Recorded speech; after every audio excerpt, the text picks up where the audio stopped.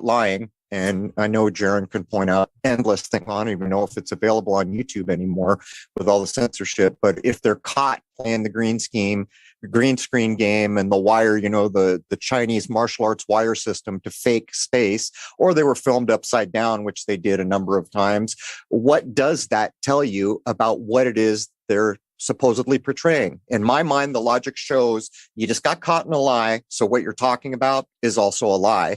But Jaron, I mean, I know when I was around way back in the day, we were showing people hanging upside down on a Chinese wire system, green screening, any number of things we showed to prove that the ISS videos were faked. Are those things still available, do you think, on YouTube at this point? I just don't know. Some of them are, but the hardest thing to find is usually what will happen is when somebody points out something brilliant like that, then they'll hide the original video. So then what you have is the debunkers asking you for the original video, right? Because they don't believe it, because no flat earther could ever come up with something. No flat earther could ever discover something. So they say, give me the original video. And then sometimes people have trouble finding that original, which seems to get hidden. But you're right about the different methods they use. It's another one is that people's debunk usually comes back and say, well, how did they fake this? How did they do this? And if you say, oh, that's a green screen, then they'll find something that would make a green screen difficult. So, well, how about this? This couldn't be green screen. You're like, no. That looks like it's wires. Well, this can't be wires. No, that looks like it's, some sort of a augmented reality. So there's all kinds of different ways, and that would be smart of them to not just choose one way to deceive you, but many, so that it's very difficult. You can never put your finger on it and say, this is exactly how they're doing it. And it's really not even the important part, right? How they're faking it.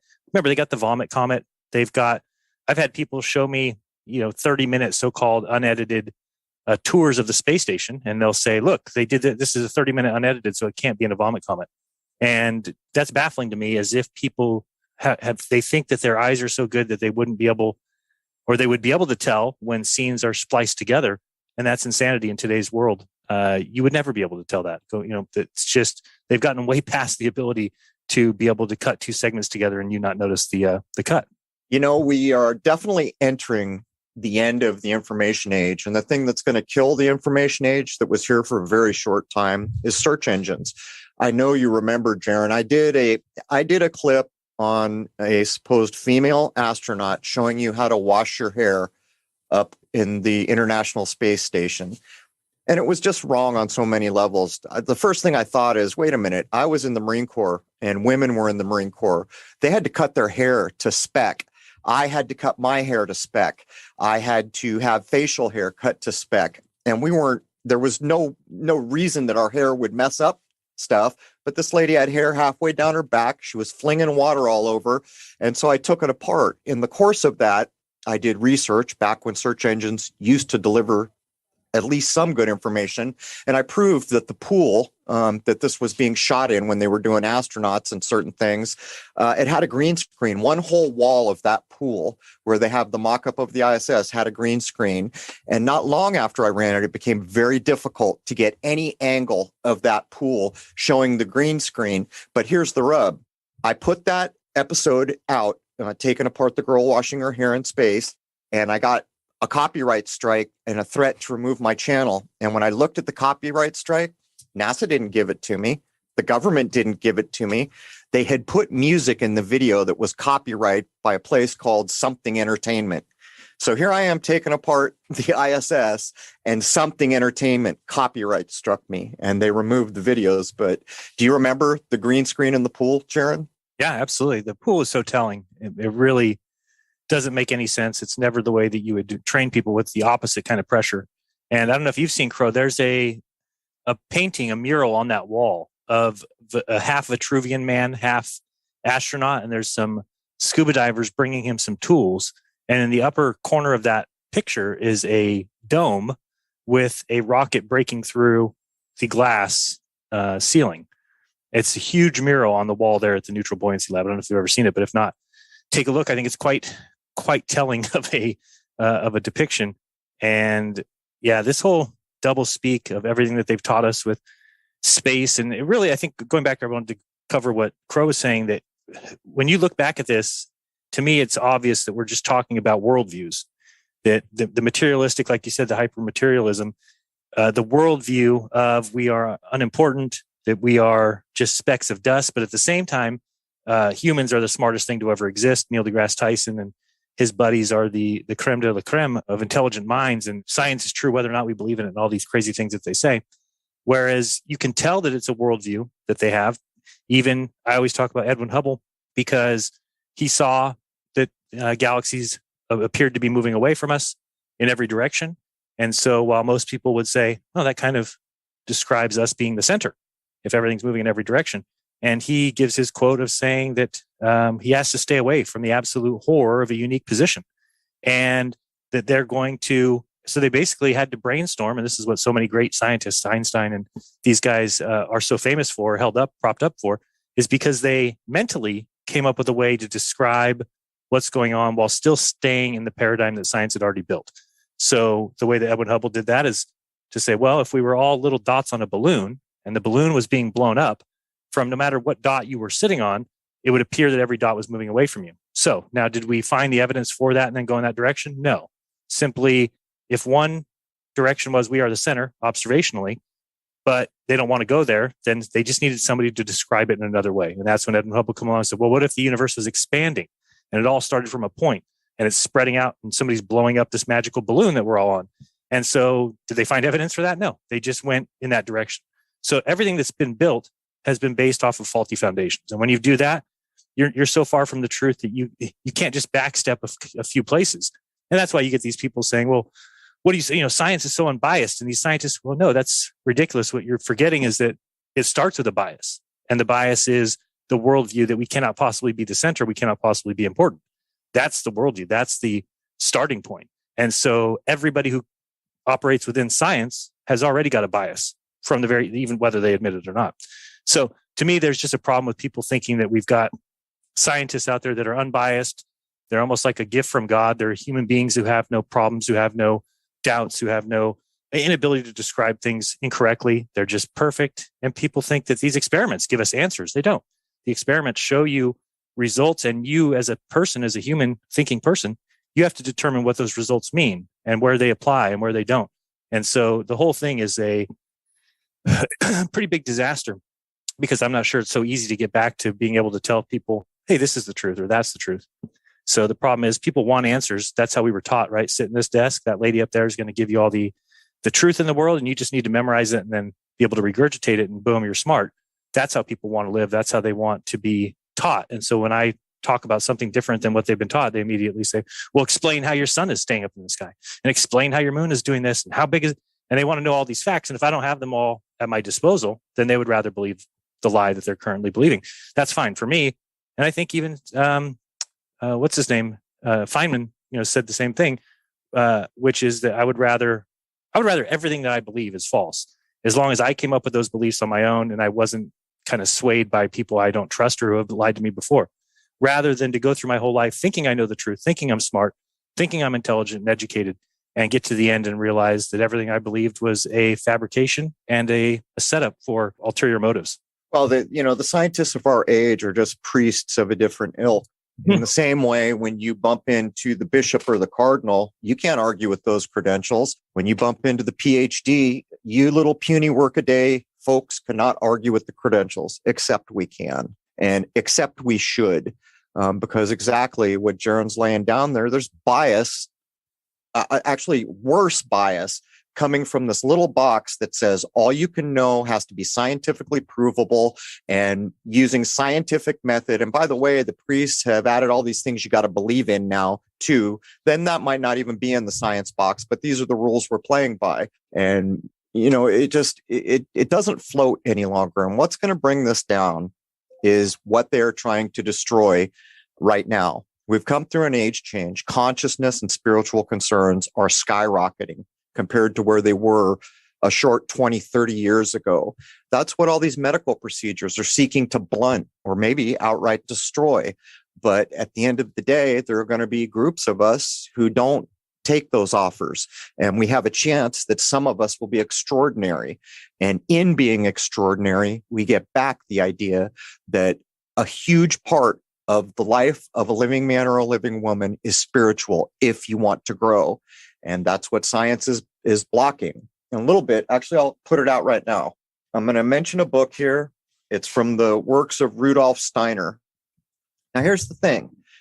If you've read The Light of Egypt, Reverend Robert Taylor, other books that I've talked about, you will have a foundation to put together what's in this book. But what's in this book is probably not going to be for a good 80 or more % of folks out there, because there's no foundation to rest it on.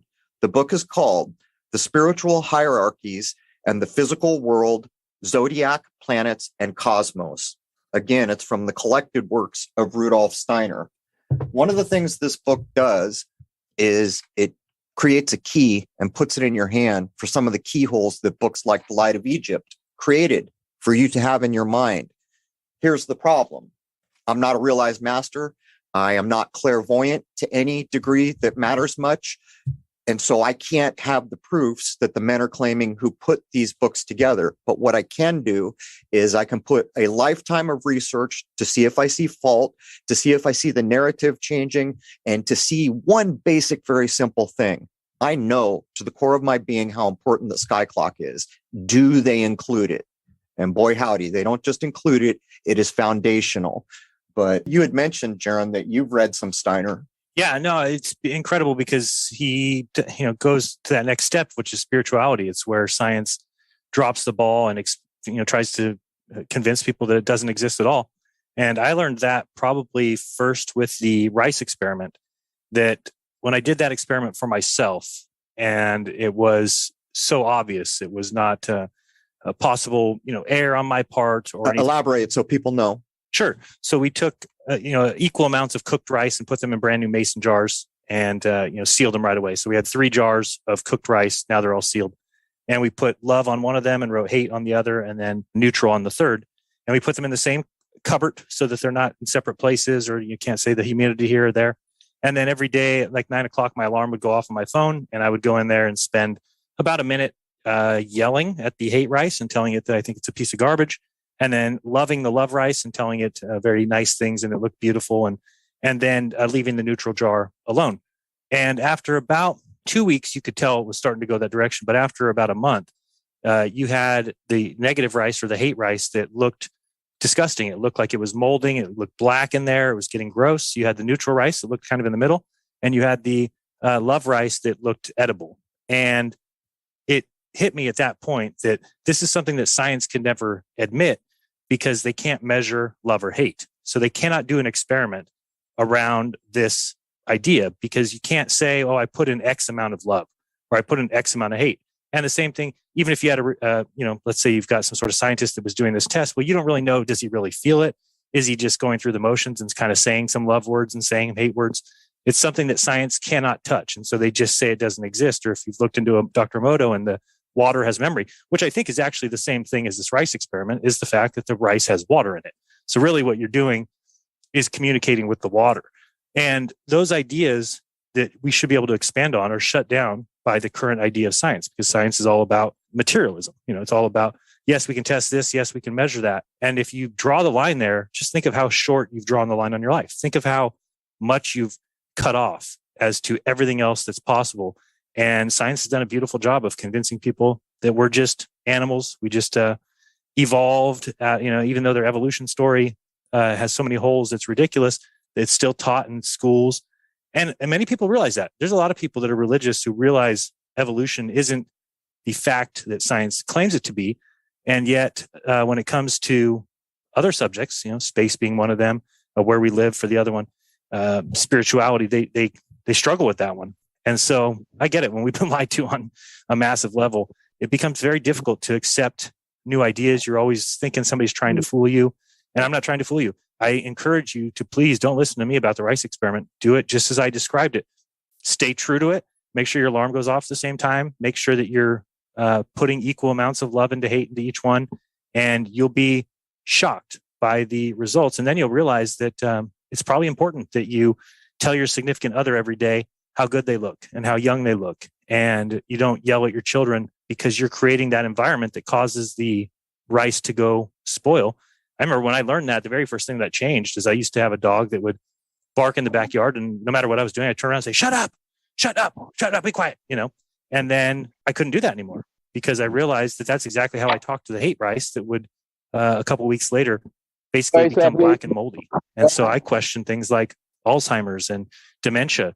Does this stem from some sort of a negative treatment by the person that they're with, where you just over time are breaking down that water or whatever gelatinous material might be in your brain, that you're breaking that down and causing it to go moldy. So there's so much to learn from that, but there's nobody who's able to replicate those results scientifically so that they're actually noticed by the world, because you can't measure love or hate. So how do you put that on paper? How do you write a paper about that? You know, what's interesting about that, Jaron, is if you did that experiment 6 times in a row, I'd bet a wooden nickel that you would get the same results.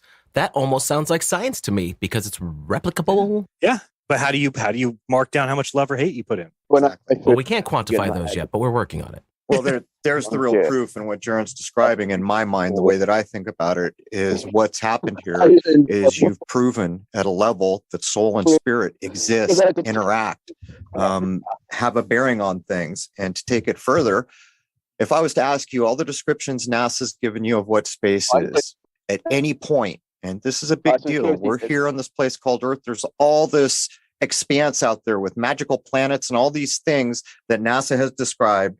Here's one line that I'm not even going to give you the whole sentence, but it indicates what's missing. This is from the Steiner book. Dear friends, here is a passage from the Bhagavad Gita telling us that our progress through successive incarnations depends on. I'm not even going to finish the sentence. Think back through your life. Has anyone tried to address what happens? Lights out, we die, are we reincarnated? These are big, big, big questions. The biggest of them, the 3 biggest that I can think of, is where do we come from? Where are we? And where can we go? And these are the things that have not been answered. So I'll give one more little whet the appetite. And just so everyone remembers, Rudolf Steiner, it's from his dialogues, The Spiritual Hierarchies and the Physical World, Zodiac, Planets, and Cosmos. See if I can read this without messing it up. One might have heard the word Mercury on the one hand and the word archangel on the other, and would have known that they are one and the same. Archai and Venus refer to the same realm, as do Sun and Powers. On hearing the word Mars, one would have the feeling of the rising of might. Mars and might are equal in meaning in the older traditions. The word dominions is from the school of Dionysus and corresponds to Jupiter. And by the way, in this book, he takes time to tell us old St. Peter, who helped found the Vatican, was a mystic of the highest level, a avowed master, and taught Dionysus. So you can see that we have access to all these things now that could be crucially important. But the problem is no one ever gave us a foundation. I was busy learning how to spell, read, and write, and regurgitate history. So this is why it's so critically important that people like Jaron, myself, Jason, we put all these ideas out. We point to the books that we've found, and you as an individual have to work out what is acceptable to you at your current level. And I'm guessing most people listening are not ascended masters, just to make a fine point. But sorry, Jason, that was a big fat mouthful. Hey, speak for yourself, ascended master. What'd you think about that? Oh, you know what I wanted to add, Jaron, is let me ask the audience, how many people out there are interested in the Bible and read the Bible? I think I saw lots and lots of hands go up. What I just said is a key. You were just told that the sun and powers are interchangeable in the older way. The Bible was written in that older way. Now, every time you come across these words, you have a key to put in that keyhole. Archangel, I'm just saying. And what's it relate to? It relates to the sky clock. It's just that the men in black never mentioned it. But what do you think about all that, Jaron? Yeah, absolutely. Great points. And I know you talked about Steiner earlier. Have you guys done a lot on what Steiner's opinion of vaccines is? Well, that's what all my life, I keep reading excerpts of Steiner, picking up the book, reading part of a chapter and saying, my God, I got to get some Steiner. This is the first time a week ago, I ordered 5 Steiner books very carefully, and I'm burning through them as quickly as I can. And the value is off the charts. And what you're referring to, I hope you know the title because I can't remember it, is in the early 1900s, Steiner told the truth about vaccines, about what masks do, any number of things. Do you remember the title, Sharon? I don't. I do have a paper. You guys, if you want to put it out as a link or something, there's a paper called Rudolf Steiner on traditional childhood illnesses or traditional vaccines and illnesses, something like that. And it goes through and it's all the quotes that he had that reference childhood illnesses and vaccines. So I'll get that for you because I know it's pulling from several different books. I'm trying to remember. There's like Soul Economy. There's a thin little wispy one that I was handed that talks all about pandemic. Not Comets to Cocaine. I'm trying to remember the other one. Yeah, I don't remember the name of it, but I do have a paper. It's it's not terribly long. It's probably 20 pages or 21 pages, whatever. And it's just amazing when you read through it because he was nailing it. And this is why I'm very excited that I've got a 1-year-old here. Well, I guess he's 16 months old now, and he's never had a vaccine or anything.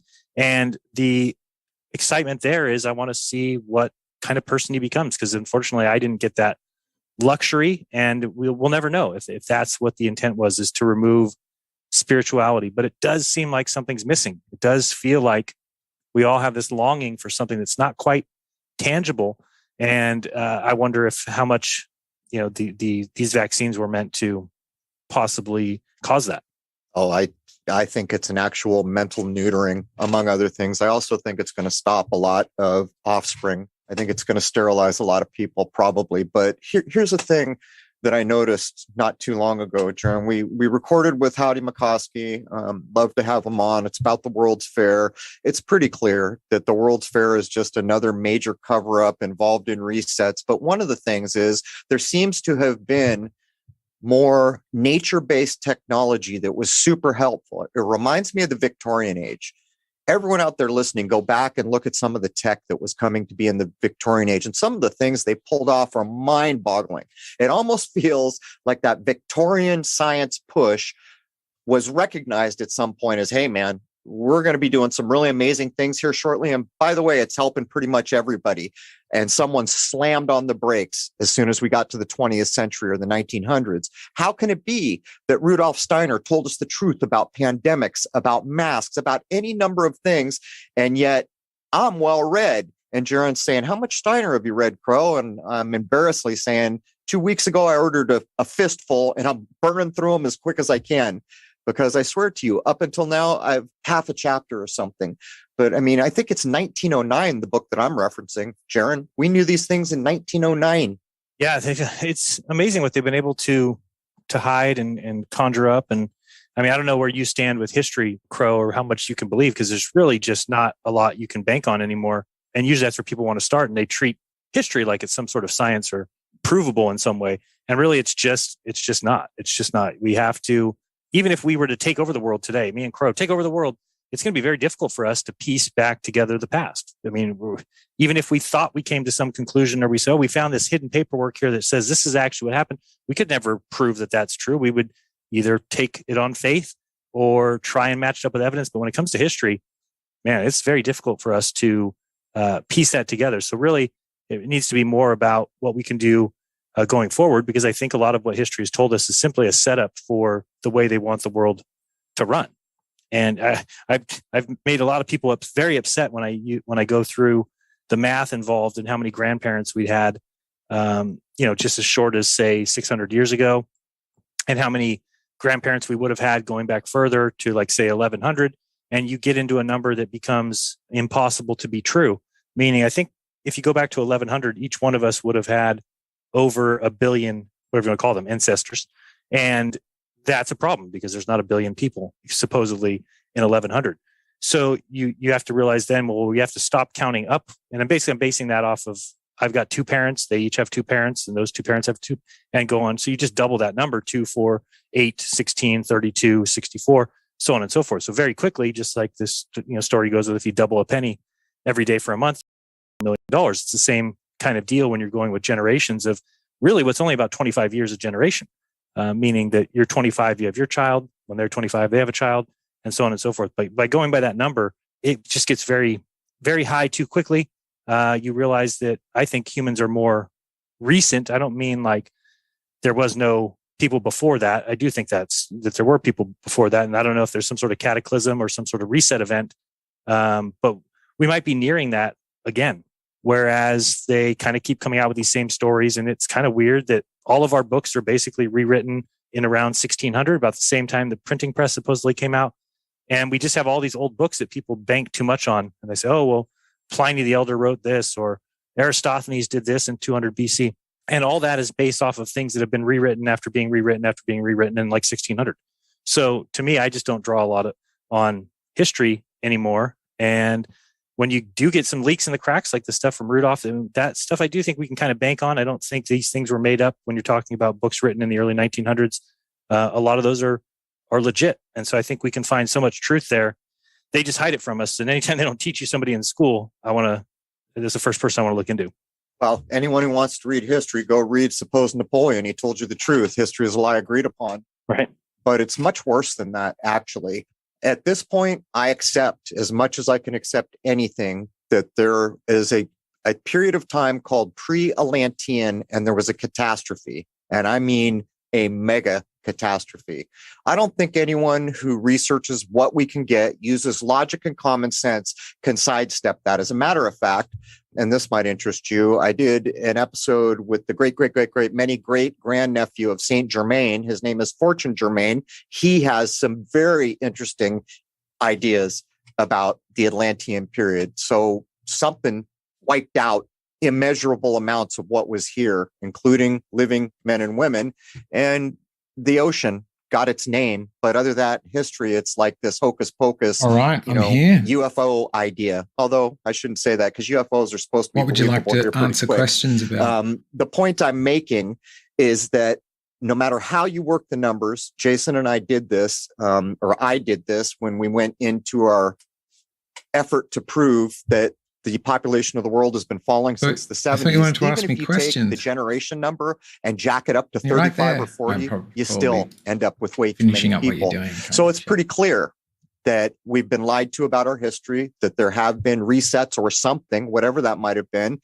And that's why I offered everyone The Worship of Augustus Caesar by an author called Belmar, because he proves beyond the shadow of argument that it's all poppycock. He even goes so far as to say it is not possible to have any history beyond the 12-month calendar, and most of that is unreliable. So there's all that. And by the way, Jason, I see the stars. It didn't work the way we were volume about to the do problem. Yeah, I can fix that. I don't know the way it goes. We go off on different tangents. And, yeah, but it's a great conversation. I love you'd talking like to you to guys hear about this stuff. old Not enough people that debates. are out there that are open enough, that aren't very Rather defensive of whatever their position is. And have it's one. probably one of the most shocking things I've seen that I didn't expect from the so-called truth community. Is when I got into it, I was very excited about, oh man, this is just, I get to have an open mind, way different things. And I quickly realized that there's people out there, well, you might want to call them gatekeepers, whatever. It's more people that tell you they know the truth about a subject. And if you come and doubt it, or you have a different opinion, all of a sudden they want to fight you, or they want to go on their channel and call you a shill because you have a different opinion than them. They're dogmatic. It's just like being part of a religion or something like that. Which is why I got out of that, right? I mean, I grew up Christian, and I remember I had the hardest time ever looking outside the Bible. Why? Because I was told that anything from outside the Bible is from Satan. And when you're told that, that's a very difficult hurdle to get over, because if you start looking outside that, well, you've already been told it's from the devil. So how do you ever research outside of the Bible? And then you're like, well, I can't. So the only thing I can look at is the Bible. It is all the truth. It is the only place I can look. And then you would find things like, I always talk about Romans 13, where weird. You like asked me to come all in governments here. are placed here by God, and if you go against Listening governments, to you go against the ordinance of lecture. God. That's well, I want to look outside the Bible at that point. Please because that join does the not seem VC to if be you want to something that would be continue written chatting by in this channel. the Wasn't creator. that you? And so once you're able to break free from that for a second and just start looking at everything and weighing your options, I'm just excited to be able to have an open mind, to be able to weigh different things, to take some things in and say, maybe, and other things say, it doesn't fit right now. But more people need to do that. And that's why, like I said, you guys have been great, because you're able to have that conversation. I wish more people could. It doesn't mean that we have to buy into what each other's saying or adopt it right away. It just is interesting to listen to these things and be open. David Avocado Wolf, somebody like that, man. I love that guy. He's come over my house a few times, and we'll just talk for 3-4 hours, and it just flies by, because we're just like this, just bouncing things back. And what do you think of this? And what about when so-and-so wrote that? And he sees it. So I just wish more people were aware of that. And I run as far as I can from anybody telling me that they know the truth. If somebody's out there telling me, doesn't matter if it's truth or anybody who says they know the truth, that screams to me that they don't.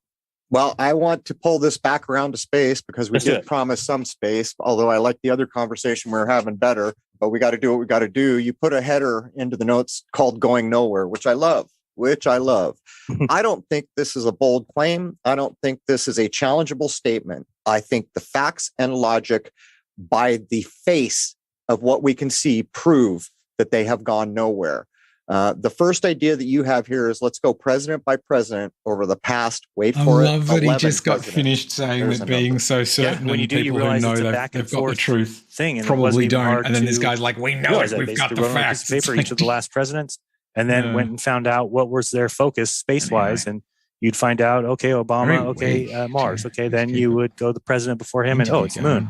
President before him, Mars. President before him, Moon.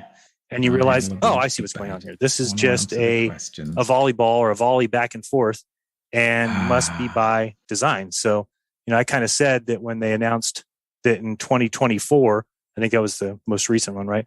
That we'd be going to the moon. And I said, well, this is, there'll definitely be a presidential change at that time. And I was able to predict that, saying that, which seems to be correct. I pretty much will guarantee that Biden will not be president in 2024. So what you can kind of discern from that is that there'll be a policy change again. So right now, as we know, 2024 is supposedly the date that they're going to go to the moon. So you watch, it's going to creep up there. Then they're going to have to kind of keep pushing it back. And then there'll be another change. And if you don't know, the head of NASA is picked usually by the president. It's an executive position. So whoever becomes president will name a new person, and the new person will come in and say, I don't like the way we're doing things, and we're going to change it up. And I mean, all you need to look what happened with the James Webb Telescope. That was supposed to be done in 2007 at a $500 million budget. And they just supposedly launched it, if you want to believe that story. And that's, basically in 2021 or 2022, you're talking about, 15 years late, and $11 billion. Any other position in the world, any other job, everybody would be fired. You were 15 years late, you were way over budget, but instead NASA gets celebrated. And this is what happens when you have the PR team that NASA does, when you're able to put out AP news stories whenever you want. Imagine if we had that capability, if Crow could just put out an AP news story that gets plastered all over the press 30 minutes later about whatever he wanted. Well, whatever Crow wanted to convince people is true would be very easy for him to do. You have an easy outlet to the entire world. And that's what NASA has. So they can find, we grew lettuce in space, and they can put that out as a press release. And hey, the James Webb Telescope just went up, and it's the greatest telescope that's ever existed.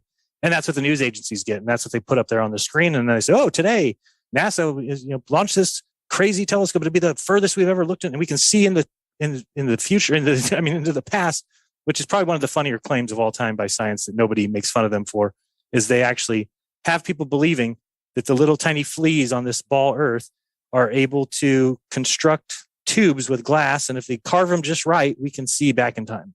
And people jump on that and say, we can see those stars. They're, this one's 10 million light years away. People don't realize now you're seeing 10 million years in the past. Give me a break. Give me a break. Which on the face of it means that those telescopes are time machines, right? Yeah, exactly. And we believe these guys, or that we live in the 50-year period of time. Think of this story they tell us of the Earth's history, 4.5 years. When you start getting billions, maybe we can grasp that, but we can't grasp trillions really. But billions, okay, maybe we can grasp that. But 4.54 billion years is the age of the Earth. And we live in the 50-year period of time that humanity is now so smart that these men of renown, these guys who basically read a book for 4 years in college, can now tell you the age of the Earth, can now tell you everything about evolution. They can rewind the sky clock and get to the beginning of time, and they know exactly the temperature and what was making up space and how everything came from nothing and just expanded and cooled and coalesced into everything we have today. And you got all the inner planets that gathered all the stones and rocks, and the gas decided to go to the outer planets. It's just a beautiful, beautiful story. Do you know what making something from nothing is called? It's called magic. Yes.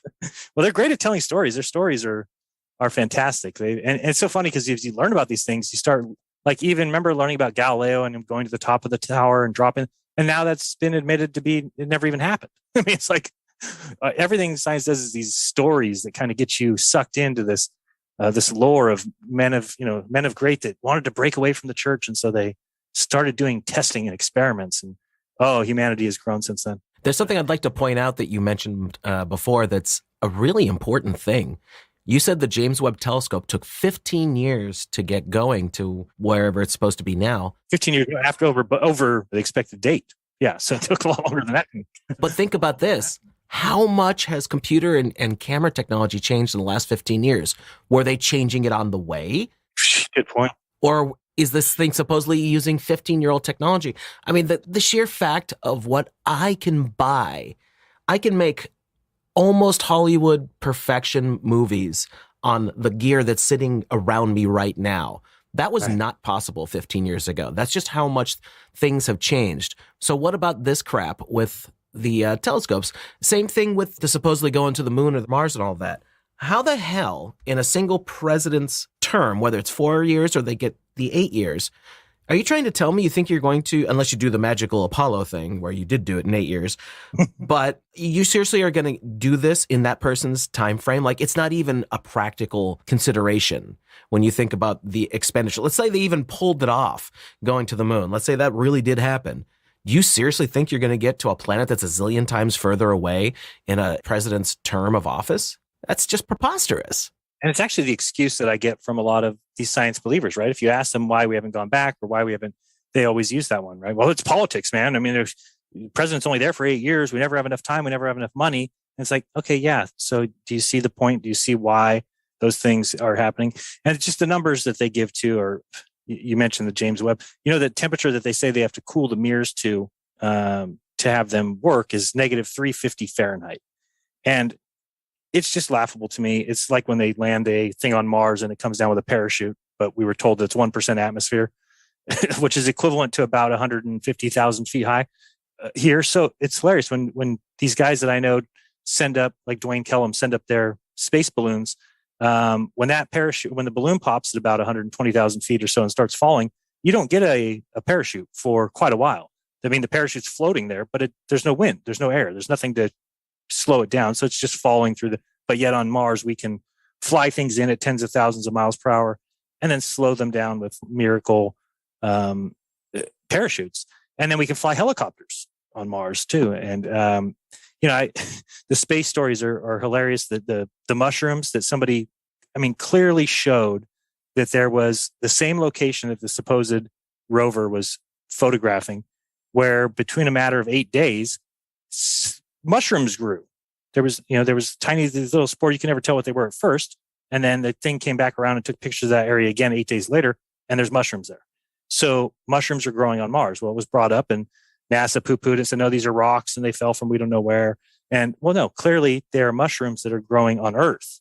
And that's where your pictures are taken from, probably Devon Island up in northern Canada. So no matter what you find about these things, then they just have answers for them. And no, the reason for that is because that's where they practice.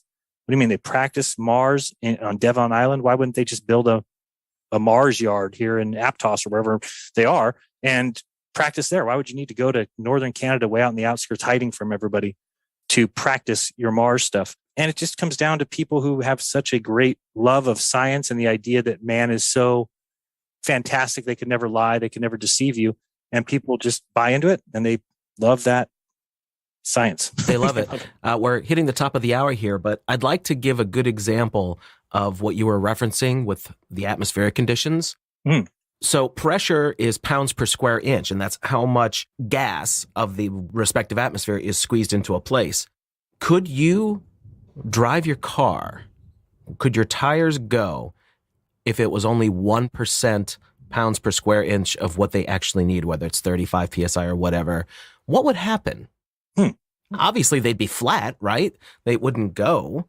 It's the same concept here. How would a parachute in a 1% atmosphere have any means of catching the pounds per square inch that would be necessary for it to function? And I'm sure they have excuses for all of this. Right. But anyway, it's just do this little thought experiment. Picture this in your mind and see what you come up with. But Crow, I think we're just about there. All right. Well, one of the biggest tells as we wrap up hour one is how in the hell can so many people give a pass to the fact that in 1968, they got really serious building stuff and they landed someone on the moon and brought them back by the end of 1969. They had no computers like we do now. And what they are telling us is it's not possible because this magic dude, Wernher von Braun, he created everything in his head and we can't replicate it. The blueprints are gone, but whatever you want to believe.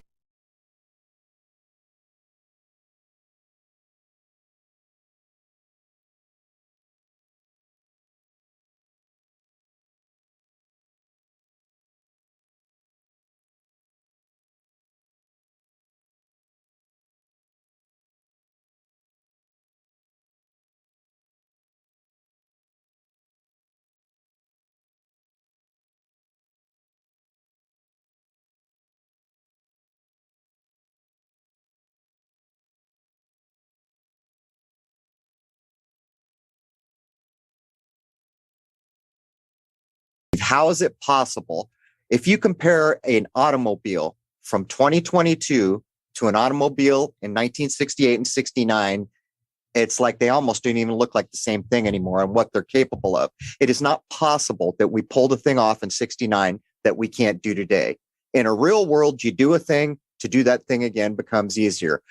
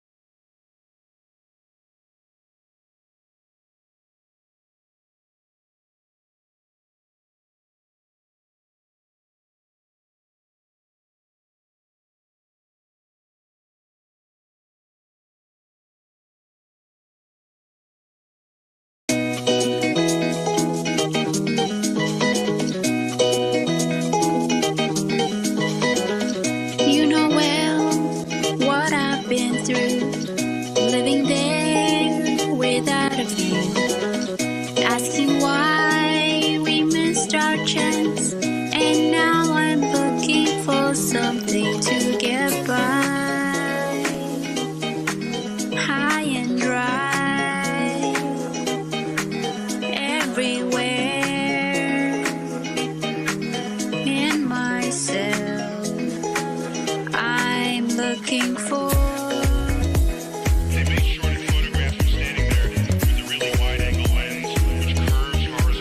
high and dry, everywhere. I'm looking for someone evermore, sunshine evermore, someone evermore, sunshine evermore. How can I even know what lies ahead if I don't go? I see a chance, I take it slow, and I know I just can't leave these things behind. Trying to feel satisfied in my world. I'm looking for Evermore, sunshine evermore, everywhere. sunshine evermore. Look into a lot of the claims that is made by the quote, and you'll find that it's either just an assumption or just straight up lies. Straight up, straight up, straight up, straight up. Lies, lies, lies.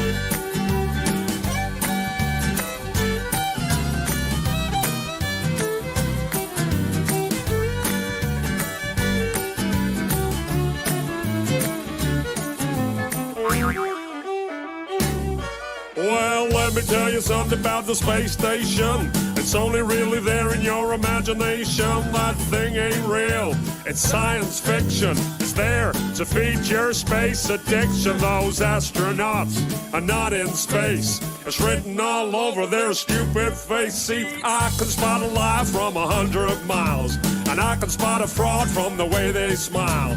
Didn't you learn nothing from the fake moon mission? That puppet show from President Nixon. Well, listen up, they're doing it again, it seems. Check out the harnesses and green screens. I used to work a lot in film and TV. I know a bit about the television trickery to create the illusion that you're somewhere that you're not. A green screen is what you're gonna use a lot. Or if you wear a harness and attach it to the ceiling, the illusion that you're floating is what they'll be believing. All you're watching is a puppet show. Yeah, the whole world's a stage. Astronauts, they're actors, of course, and yeah, they all get paid. Look at me, ma, I'm floating in space. No, you're not, you're lying to the human race.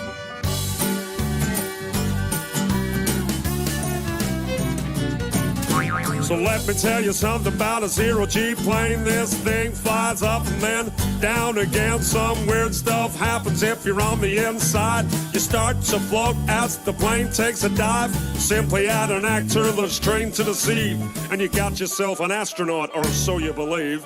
Plane flies up and that's everyone's cue. Then action, we got some deceiving to do. Plane flies down and then everyone knows to start the ISS live show. Floating in a plane with zero-G, but you only see astronauts on your TV. All you're watching is a puppet show, yeah, the whole world's a stage. Astronauts, they're actors, of course, and yeah, they all get paid. Look at me, ma, I'm floating in space. No, you're not, you're lying to the human race.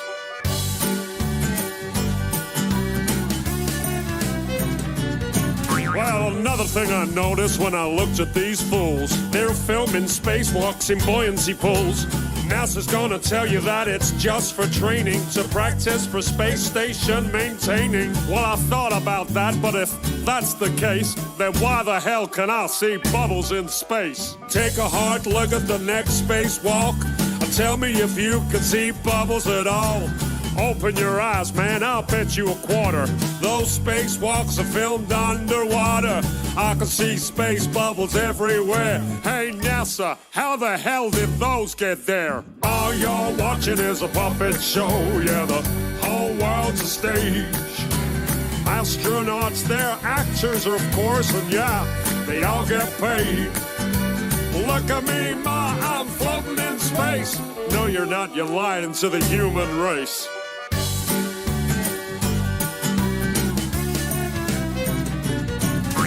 So when you see an astronaut aboard the ISS, take another look at your TV set. They're pretty good at faking, so you gotta look close. Pay some attention to the way the actor floats. If you ask me, that ain't zero gravity, but Hollywood effects that I see on my TV. Take a good look at the whole damn thing. These lying bastards are just puppets on a string. It's all a big science fiction puppet show. The game's up, assholes, cause we all know. Thanks for the show, NASA. It's been a blast. Now take your fake station and shove it up your... All you're watching is a puppet show, yeah, the whole world's a stage. Astronauts, they're actors, of course, and yeah, they all get paid. Look at me, ma, I'm floating in space. No, you're not, you're lying to the whole human race. All you're watching is a puppet show, yeah, the whole world's a stage. Astronauts, they're just actors, of course, and yeah, they all get paid. Look at me, ma, I'm floating in space. No, you're not, you're lying to the whole human race, man. All you're watching is a puppet show, yeah, the whole world's a stage. Astronauts, they're actors, of course, and yeah, they all get paid. Look at me, ma, I'm floating in space. No, you're not, you're lying to the whole human race. All you're watching is a puppet show, yeah, the whole world's a stage. Astronauts, they're just actors, of course, and yeah, they all get paid. Look at me, ma, I'm floating in space.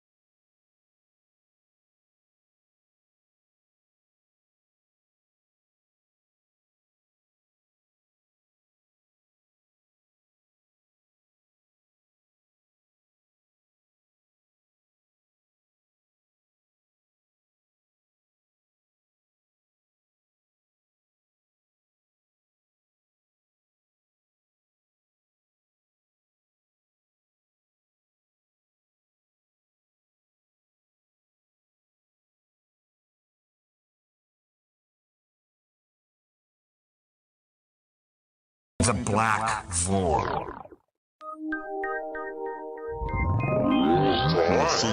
Because you can see the stars. Oh yeah. We were never able to see stars from the lunar surface or on the daylight side of the moon. It's not a black void. I mean, it's black, but there's all kinds of polka dots. Space is fake AF. Space is fake AF. There's more than stars. You can see planets. You can see moons. You see the gas. It don't matter. Say the sky was not the limit. We fly to the moon in another second, but we haven't been back since 1972. Destroyed all the papers and blew up the Challenger crew, except for the twinsies. Space is fake AF.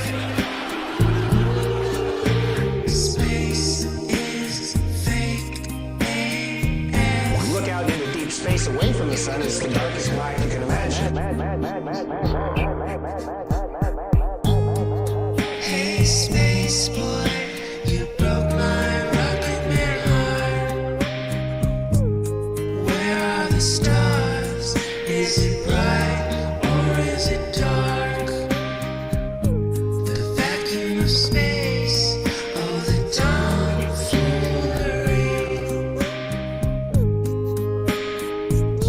What happens if you get a leak on that? You have a leak.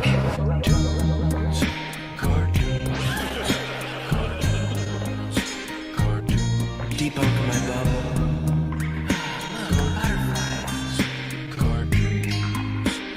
It's hard to comprehend. Space is fake AF. Two little bitty O-rings. Space is fake AF. It's not what you think, homeboy. Space is fake AF. It's all just start doing it. Space is fake AF. Research Eddie Bravo.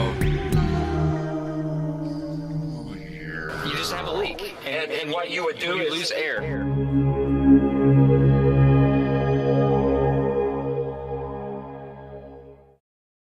Have you ever looked away from Earth into the black void? Because you can see the stars. Oh yeah. We were never able to see stars from the lunar surface or on the daylight side of the moon. It's not a black void. I mean, it's black, but there's all kinds of polka dots. Space is fake AF. Space is fake AF. There's more than stars. You can see planets. You can see moons. You see the gas. It don't matter. Say the sky was not the limit. We fly to the moon in another second, but we haven't been back since 1972. Destroyed all the papers and blew up the Challenger crew, except for the twinsies. Space is fake AF. Space is fake AF. Look out into deep space away from the sun. It's the darkest light you can imagine. Hey, space boy, you broke my rocket man heart. Where are the stars? Is it bright or is it dark? The vacuum of space, oh, the tomfoolery.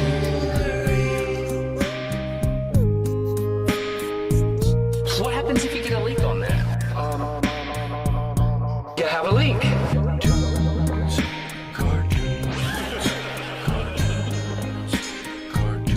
Deep under my bubble.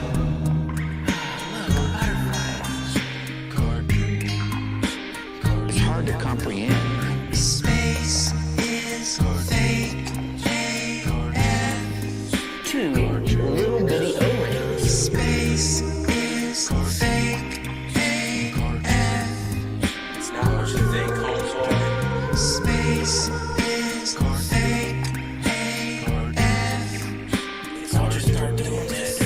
Space is fake AF. Research Eddie Bravo. You just have a leak. And what you would do is lose air.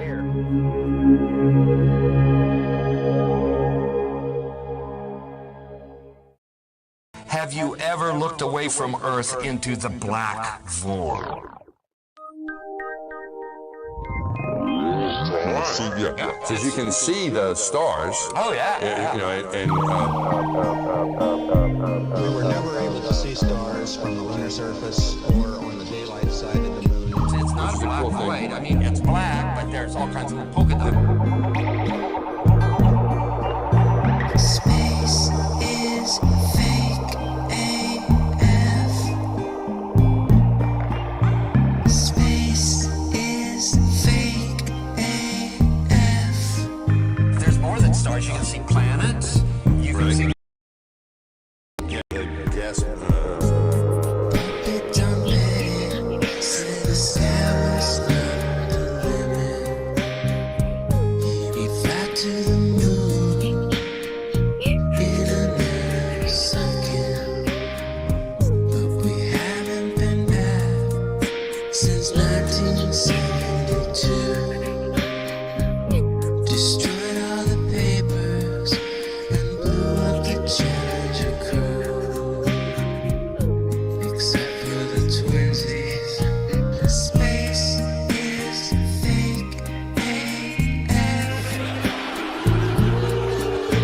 Space is fake AF. Look out into deep space away from the sun. It's the darkest light you can imagine.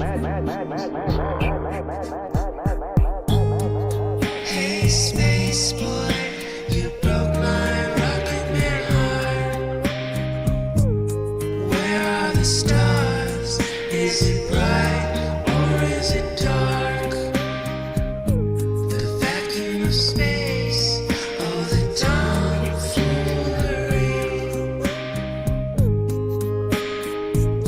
What happens if you get a leak on that? You have a leak.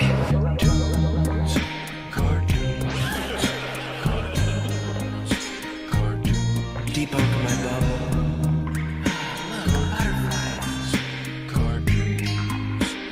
It's hard to comprehend. Space is fake AF. Two little bitty O-rings. Space is fake AF. It's not what you think, Holmes. Space is fake AF. It's all just start doing this. Space is fake AF. Research Eddie Bravo. You just have a leak. And what you would do is lose air.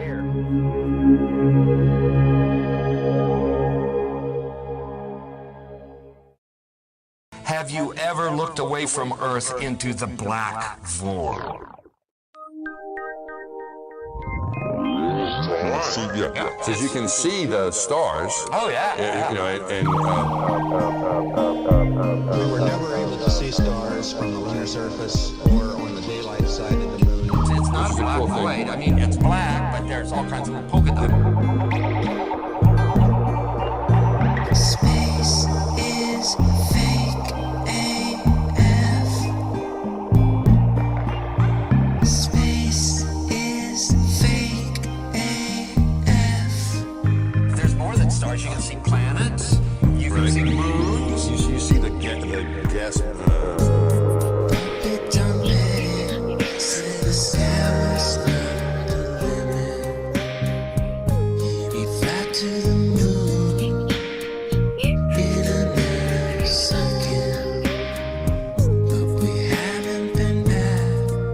Since 1972,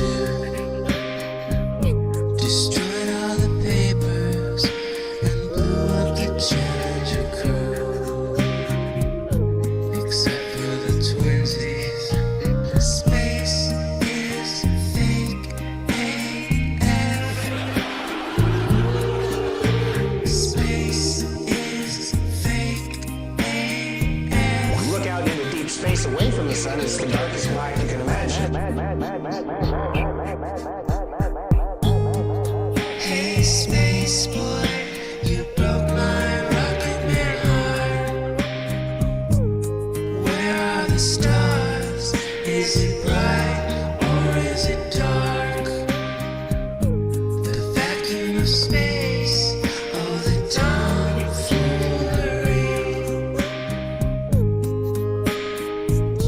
What happens if you get a leak on that? You have a leak.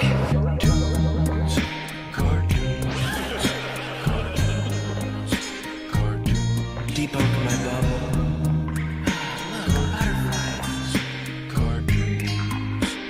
It's hard to comprehend. Space is fake AF. Two little bitty O-rings. Space is fake AF. It's not what you think, homeboy. Space is fake AF. It's all just start doing this.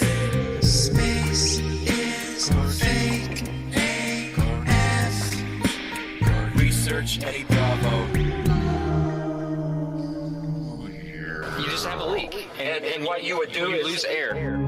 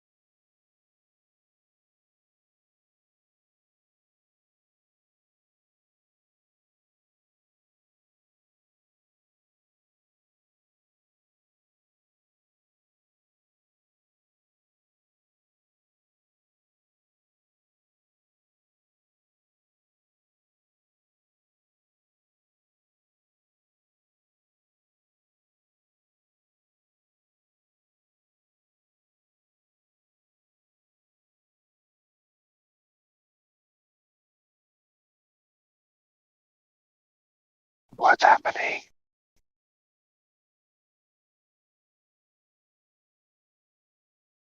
I see dead glowbirds.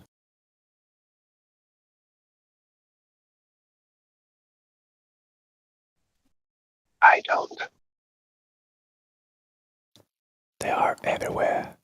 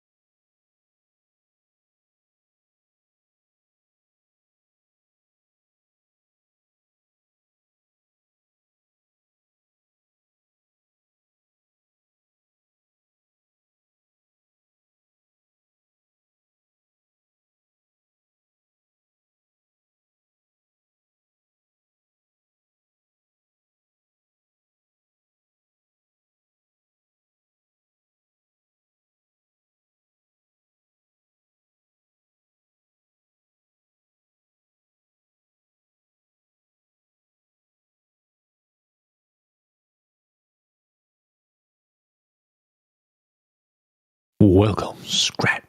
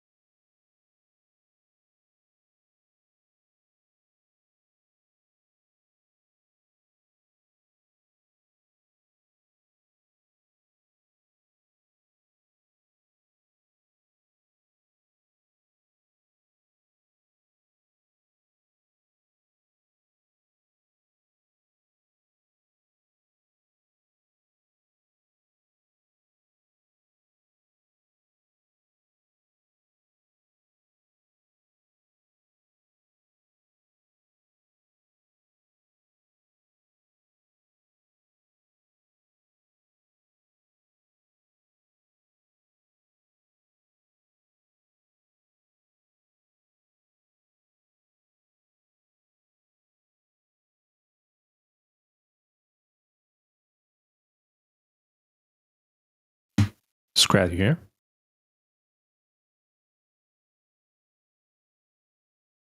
Yeah, I don't think your mic is working. I don't see you speaking at all.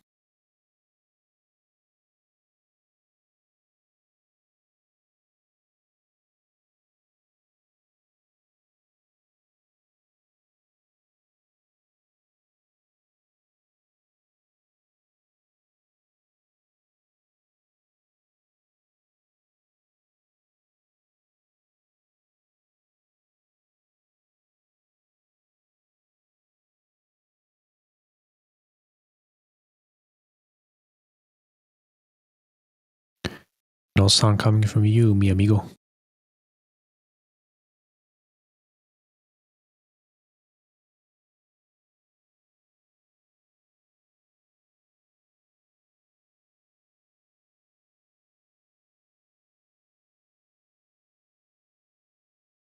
Can you hear me now?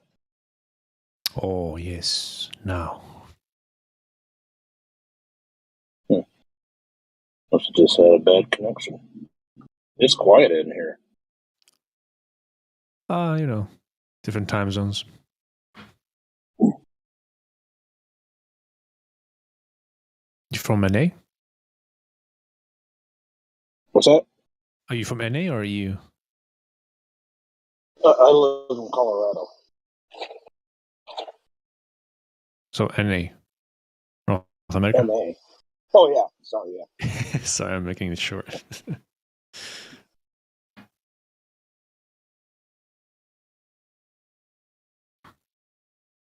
So, what brought you to Flat Earth Discord? Any anything that inspired you or triggered Oh, you? just seeing what was going on, what kind of conversation was going on. I used to come in here.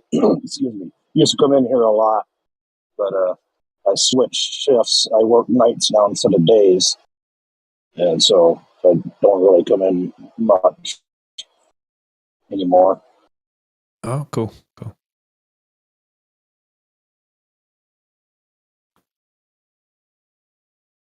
So, what is your opinion of the shape of the Earth? Have you? Oh, it's a horizontal plane. It definitely is not a ball. All right.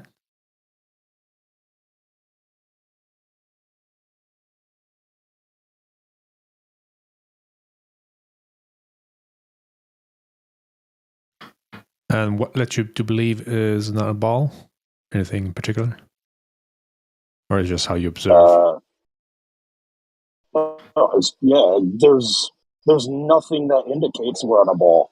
Absolutely nothing. Everything I experience, it's a stationary, flat plane with topography, obviously.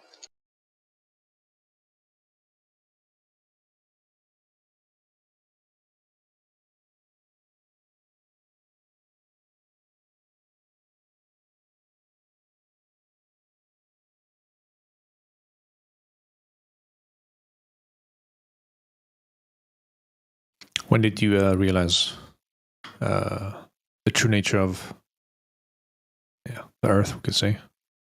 Was that a long time ago? Probably about six years ago, I think. Maybe a little longer. I think the information was quite easier to find though as well back then.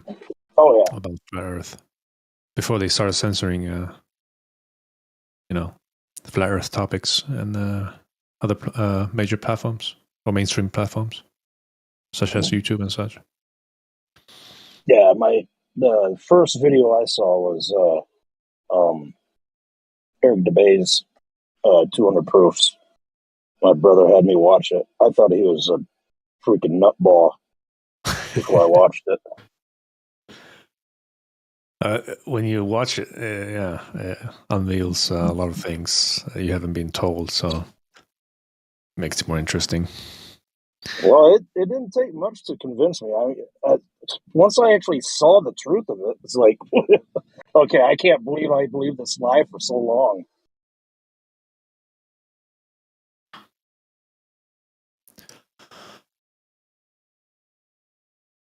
Yeah, it's insane. It's insane. I'm actually going to go on mute right now because I'm going to get in an area where I just break up all the time. So I'm going on mute for a while. All right, cool. Thanks for stopping by. We can talk more later if you come on. Another time.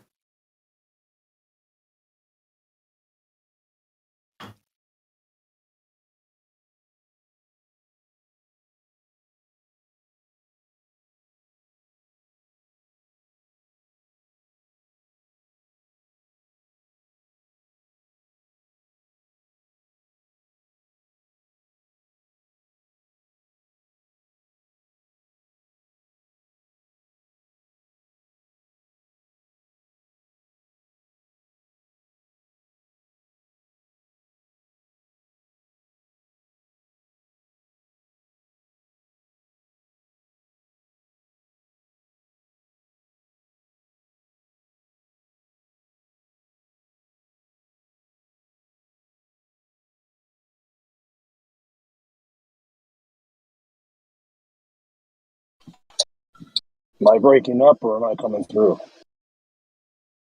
At the moment, yes, you're coming through. I didn't hear anything before that. I thought you said you were heading to. Well, I went on mute because I was in a bad area, and I'm out of that area now. So.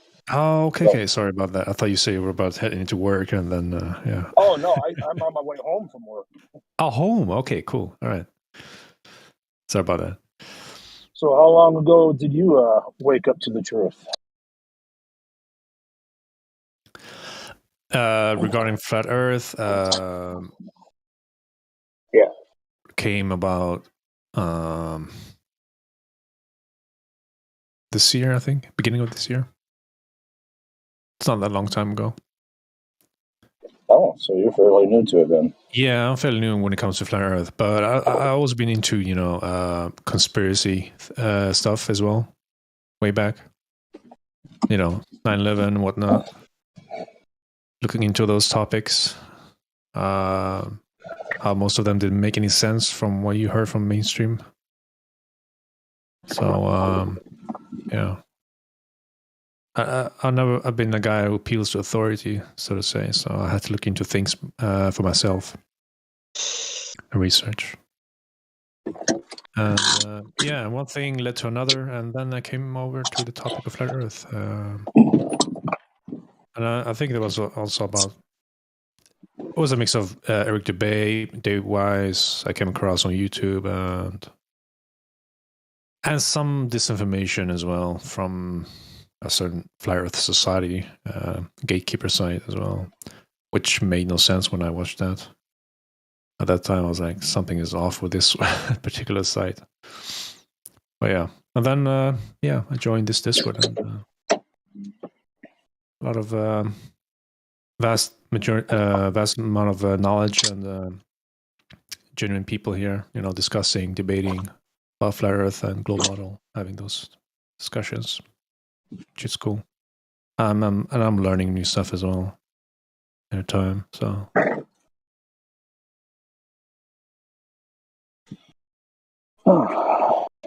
Well, I just got home. My kids are going to start bugging me, so I'm just going to go. You guys have a good one. Yeah, man. Take care. See you around.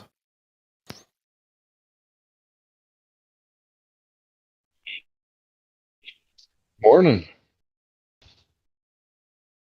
Good morning. It was like early morning. For you, yeah?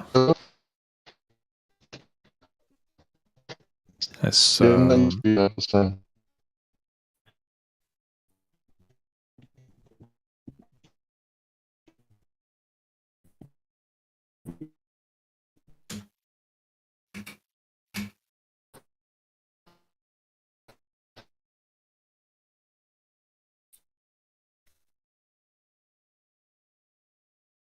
how you guys doing?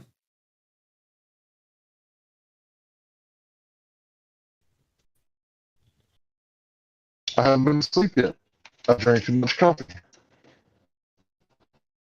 Well, you haven't been asleep yet, you said? I didn't quite catch that.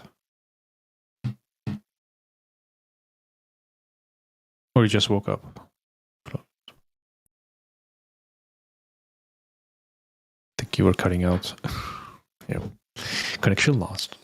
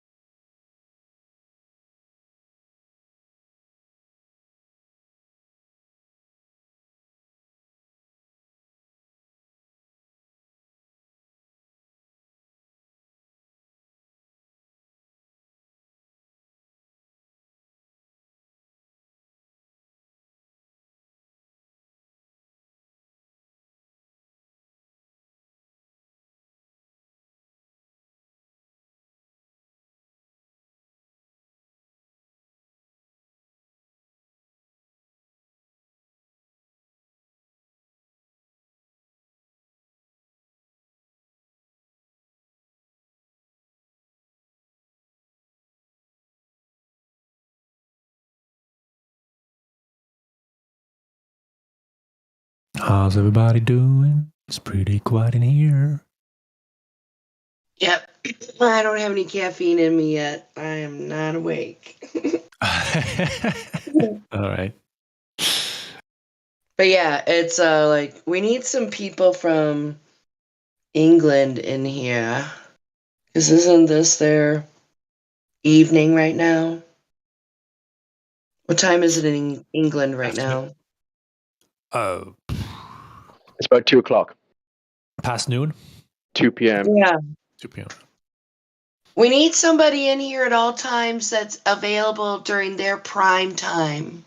Okay. You know, that would be like ideal and perfect. So that way they from can. UK or Wales was it? Sorry.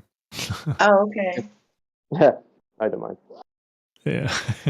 I'm happy to be here if there's someone here to talk to. I know Quetz is here a lot at this time. Oh, okay. Yeah, I'm from EU as well, Sweden. So, but yeah, but it seems pretty quiet during this time. Well, you know, when it's like this, you guys, you could like play I don't know if you have bot control permissions, but have somebody play something, or you guys could read something, you know, doesn't have to be a conversation. It just needs to be something for people who are listening on whatever platforms, not just YouTube. Something for them to digest. Yeah, bot control could be good then. I'm happy for Quetz to Yeah. have that. He's been here a lot longer than me, so if he doesn't No, mind. I don't know, I haven't been that long in here, but You could just say, "Oh, well, since nobody's talking, how about if I read this about flat Earth?" You know, I mean, it could be anything. Yeah. Just so there's some content there on the live. Mm-hmm. Yep. Sorry, I'm still food. That was an interview they played through the bot a while ago. Did you? But Okay, yeah, cool. Yeah, but I'm just researching a little bit, looking, just keeping myself in standby if someone's talking chat, live stream, whatever. Yeah, I think Adam and Salted put a good Crow 777 interview with, is it Jaranism? Okay. Yeah, that was a good. The link's up in the voice. Yeah. Let me voice see. text a little bit. If you want to have a look at that.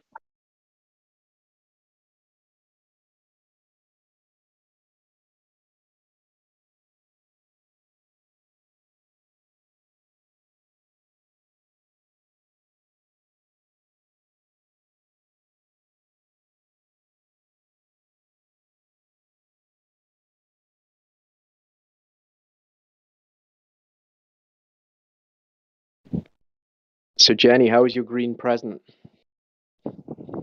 Well, it's local. Okay.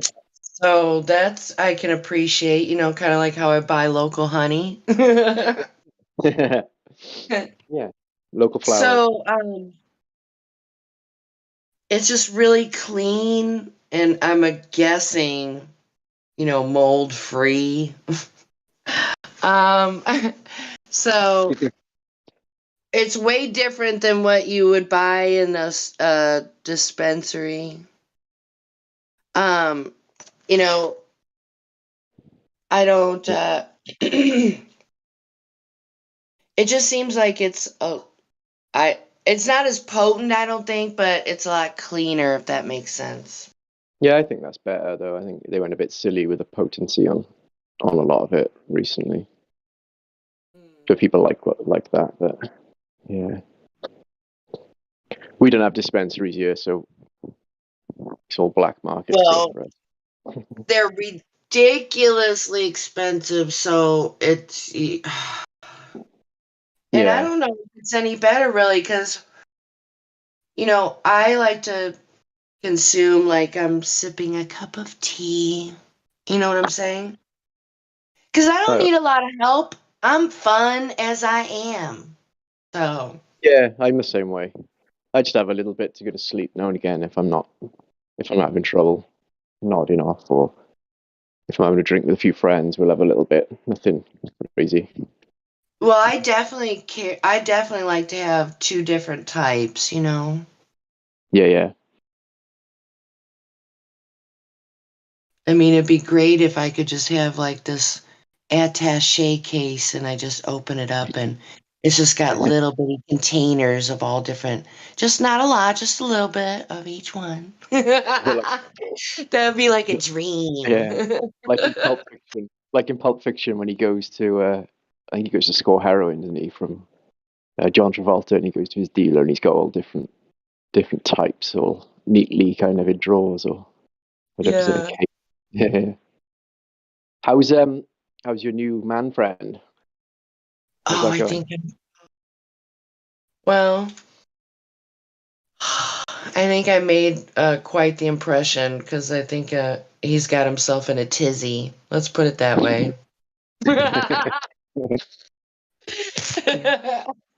It's Well, at not least you know what he's in funny, for. but I can relate to what the man's going through. But oh, it's like Is he I a was glober? thinking about, huh? Is he a glober? Uh, Or well, technically yes, but I think by the things we discussed that it wouldn't be too much for him to because he's questioning and you know accepting new information. So upon his own, I think he is, but and he doesn't want to say he is. He's just kind of putting it on hold pending his own investigation, and that's like you get like an award in here for doing that when you say that in here. Yeah. So it's kind of cool. He says he's spiritual, but I don't think. I think he's just saying that because he's not Christian. I don't know. I haven't gotten any indication of that. But and I think him as well as other people. I'm not even sure what it means. I mean, you, I you have could to be talk about it religious to for be quite spiritual? some time, Live in spirit? but. Hmm? Do you have to be religious to believe in spiritualism? Oh no, not how I see it. No, No, I don't want to be religious. Definitely not. Have you asked him about joining ladies' night tonight, or is that Oh, too soon? well, he knows that I'm on the server, and I don't think I told him I was a moderator though. Not that that's a big deal, but um, I mean it is, but it isn't. You know what I mean? Yeah, Um, yeah. but I didn't want to put too much on at once. He's got. I was thinking about taking my Facebook dating profile and that's how we connected. I was going to do a screenshot and do a red circle around what says, "What are you looking for?" And mine says friends. So Yeah. Okay. maybe to give him a nice indication to, hey, bub, tone it down a little bit. You're creeping me out. I mean, Yeah, he's not yeah. creeping me out. I'm being a little dramatic when I say that, but it's like, dude, take matters in your own hands and fix this because I don't even know you. You know? So, I mean, I guess it's not anything to be concerned about. It's just, when I don't know, I've been able to become comfortable with being alone. I can occupy myself. I don't think there's enough hours in the day to do stuff I want to do. But I don't know if he Yeah. can say that. I don't think he can say that. So I think it's, you know, I think he's an awesome person. But I just think I'm not interested in a physical relationship right Yeah, that's away fair. anyway. Yeah, I Hmm. hope he gets that message and doesn't get a bit weird with you or pushy or heavy. I don't think so. My spidey senses haven't gotten up on him at all. So, Yeah. I mean, I'm flattered, but it's like, I don't know you, dude. I don't even know if I like you yet. I mean, so far, so good. Mhm. But, yeah. I hope it I works mean, out. I've been in his position, so I can, the empathy part, that's not any kind of effort. And I don't have it all figured out. That's for damn sure either. So there's that too.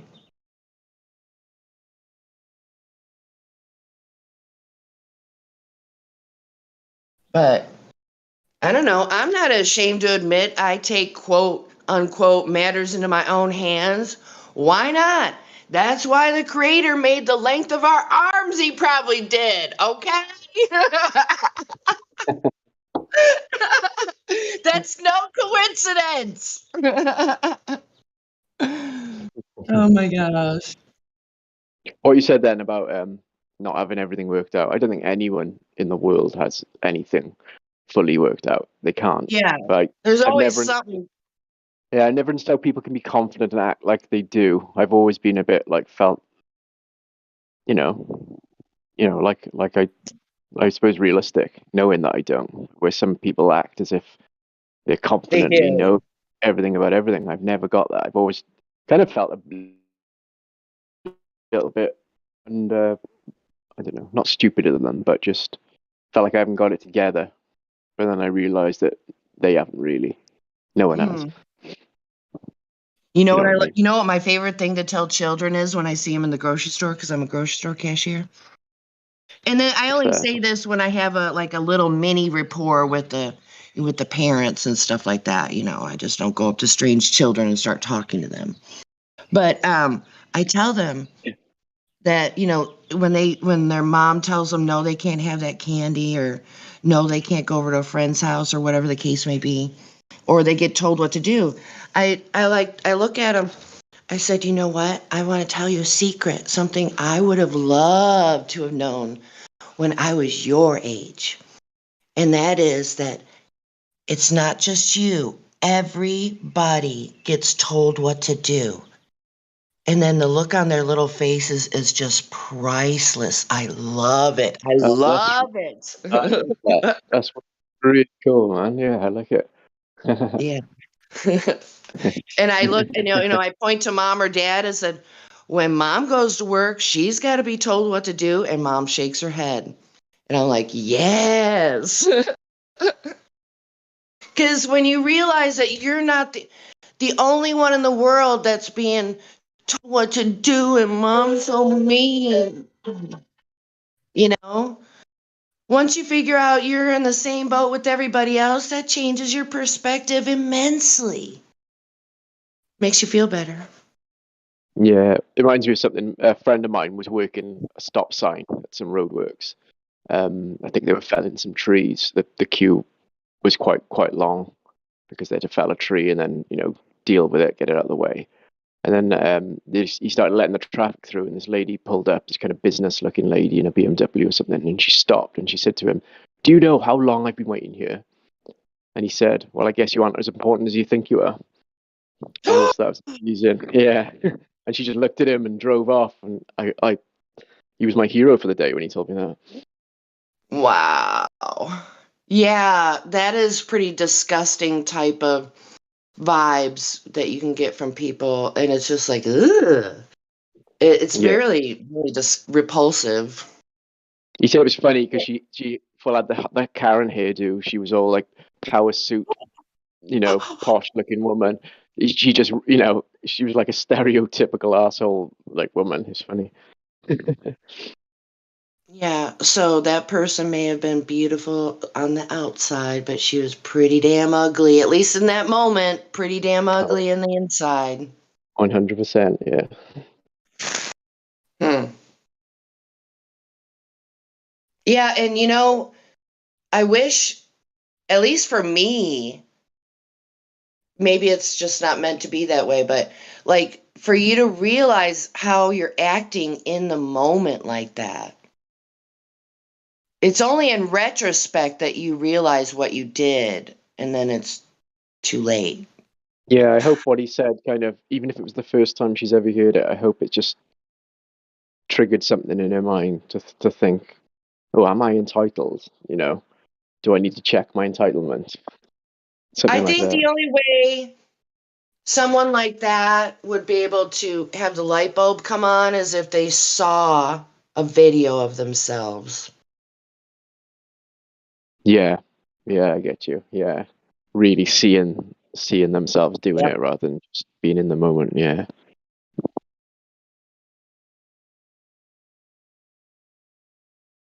I myself, I want to make necessary changes, but if I'm being ugly, I don't know if I'd want to see myself like that. I mean, I'd want to stop doing it, but because, you wouldn't be able to unsee that. Yeah, I was with my family. We were driving, and we were victims of this road rage guy. He was just, for some reason, blamed my driving for something that obviously I didn't do. I could even think what I would have done wrong for him, but he followed us all the way home, screaming and shouting. I kept it cool, didn't get out of the car, stayed in the car. He then drove into my car, scratched all the fronts. My car was brand new at the time. And luckily, my son was filming the whole thing on his phone.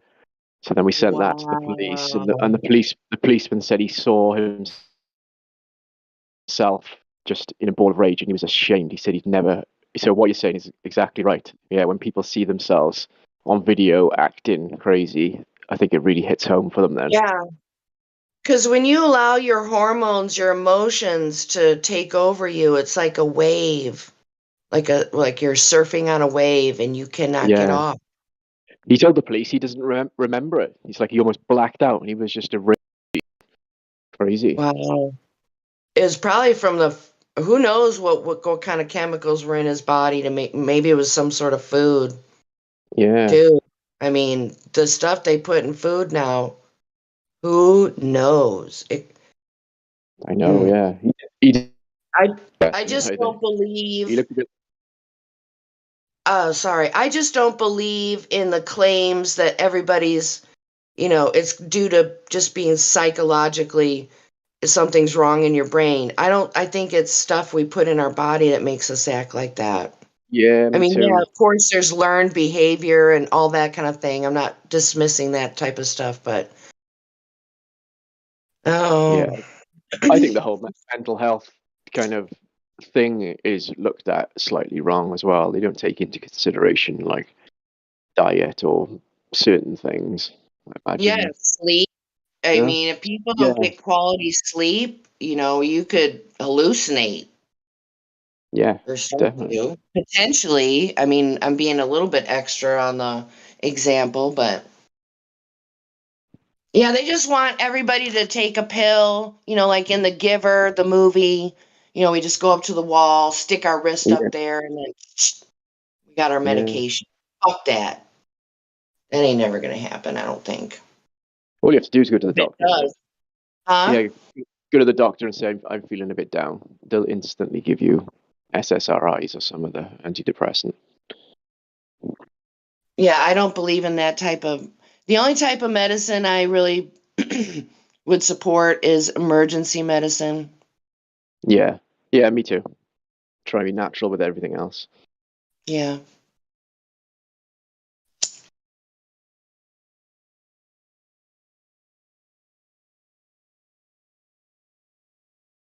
The state of the world, it's kind of unbelievable. I'm just glad that somehow,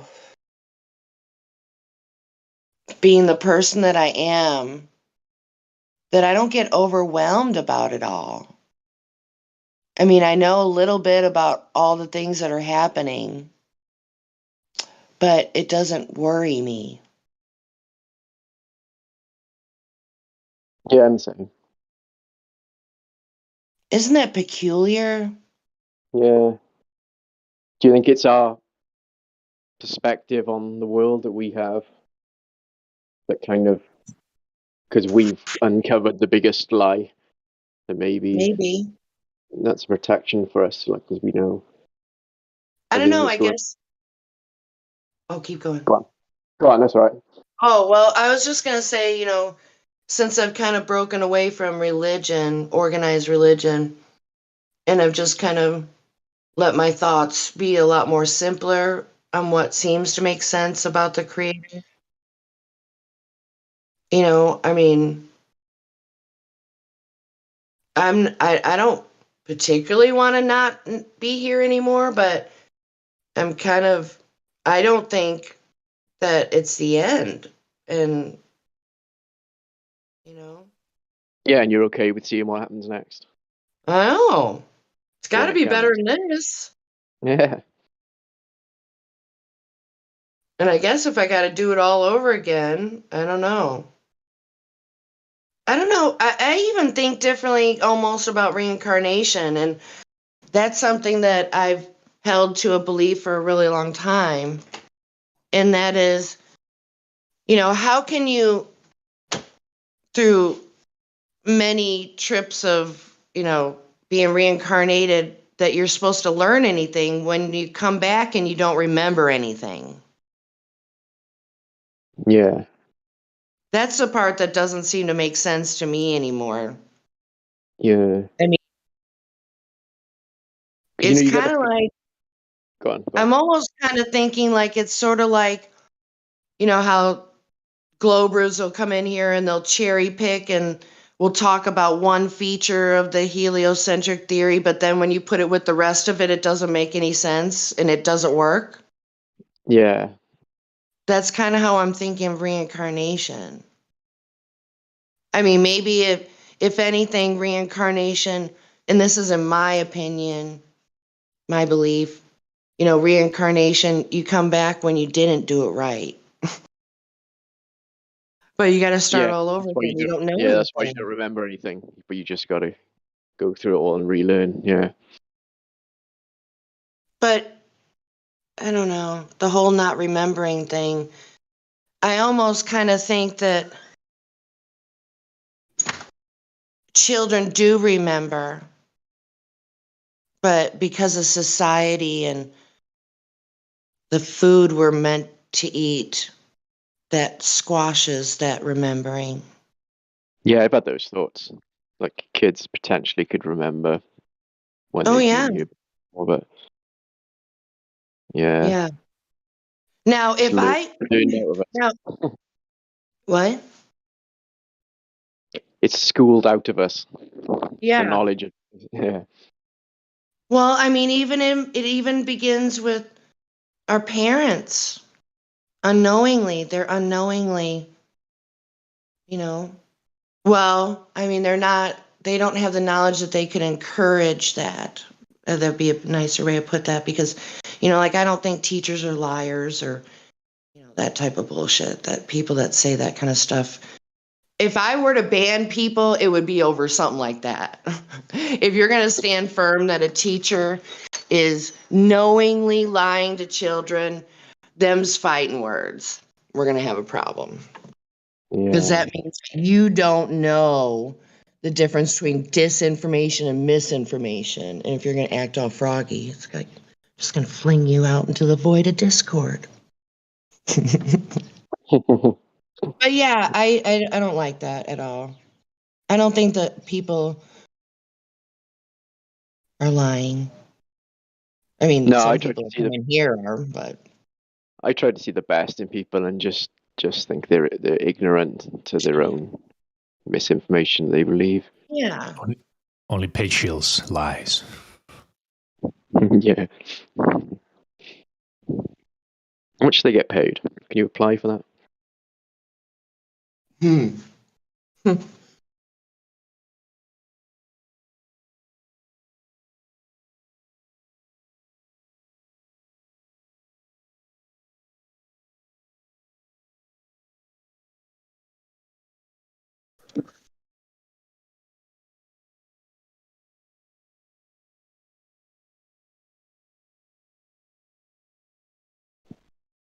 Excuse me. All right, I'm gonna go on mute, and I need to desperately make some coffee here so I can.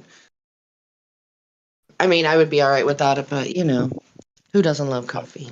I've just made one now. Nice.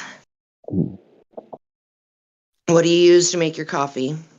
I was bought one of those Nespresso machines with the little capsules. I know that it's not ideal. Nespresso are a demon of a company, but I didn't buy it myself. So Oh, somebody at work. She said she bought one of those, and I don't know. I might have naturally crinkled up my nose, and maybe I don't know. yeah, But that's maybe partially out of jealousy too. I've But never bought the official pods though. I'll always buy some like aftermarket version Oh, with a little basket instead of a pod. Yeah, they're Yeah. kind of similar. There's not as high quality pods there, but all taste the same to me. I'm not a connoisseur by any means of What? Okay. Okay. Well, I'll just say that if you ever come across a Bialetti mocha pot, don't pass it up because it really brings out the flavor in coffee to where you're like, what have I been doing with my life?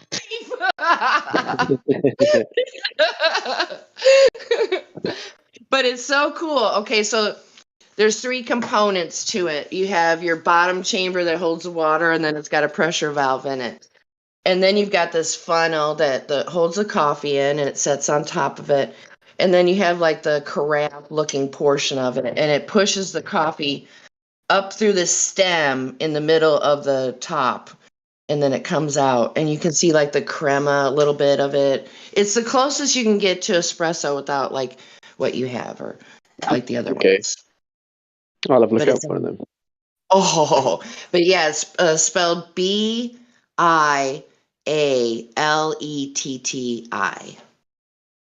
Mocha Express. It's made in Italy.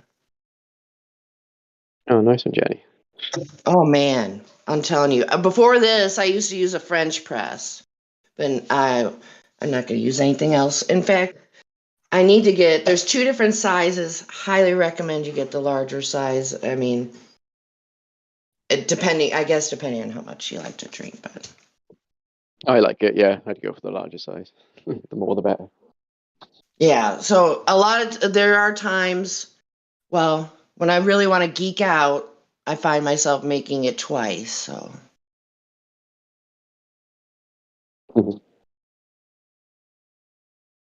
But yeah, you can, like how they say on the package, like, let me see here. A lighter, this is the one I just bought, Caldi's. Well, we're in different countries, so it doesn't matter. But anyway, so it says, a lighter roasted blend designed to maintain sweetness while being acid forward. Look for a milk chocolate finish. Now, if I would have put this in a regular coffee pot, with the paper, the drip, I probably wouldn't taste anything like that, probably. No. But in this, you can taste it. It's like, whew. Yeah, you gotta have that pressure to really get the flavor out of the thing, don't you? Oh, definitely. And the Bialetti pot, I forget which material, if it's stainless steel, I don't think it is, but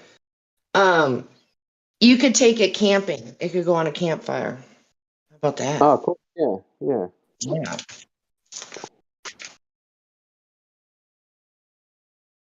Campfire. Well, I don't know about a wood. I don't know. I don't know much about cooking stuff over a wood campfire, but yeah, it's all metal, so.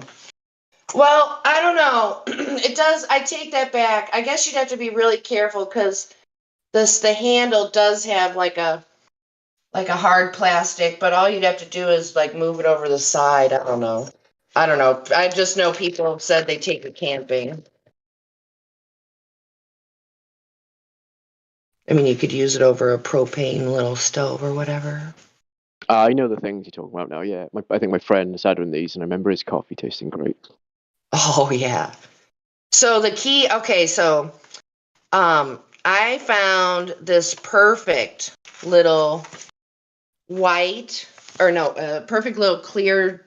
All right, it used to have, when you go to the dollar store, the containers are smaller. Well, this used to be Jif peanut butter. But I can set this little filter and set it right in it, and it's perfect. And so when I put my coffee in it, you certainly don't want to tamp it down. Absolutely not. You don't even want to tap it. You want the coffee to fall into it naturally. And I will like slightly tap it, but with my non-dominant hand so I don't do it so hard and just kind of shake it a little. And I've seen a better result from that. I was like doing it kind of wrong for a while, I think. And, I would put my own homemade caramel sauce in it. So I didn't really notice it, but I think I was drinking bitter coffee for a while. It's like, oops. Oopsie. But yeah, so you already know about coffee. It's a complete science in and of itself. Yeah.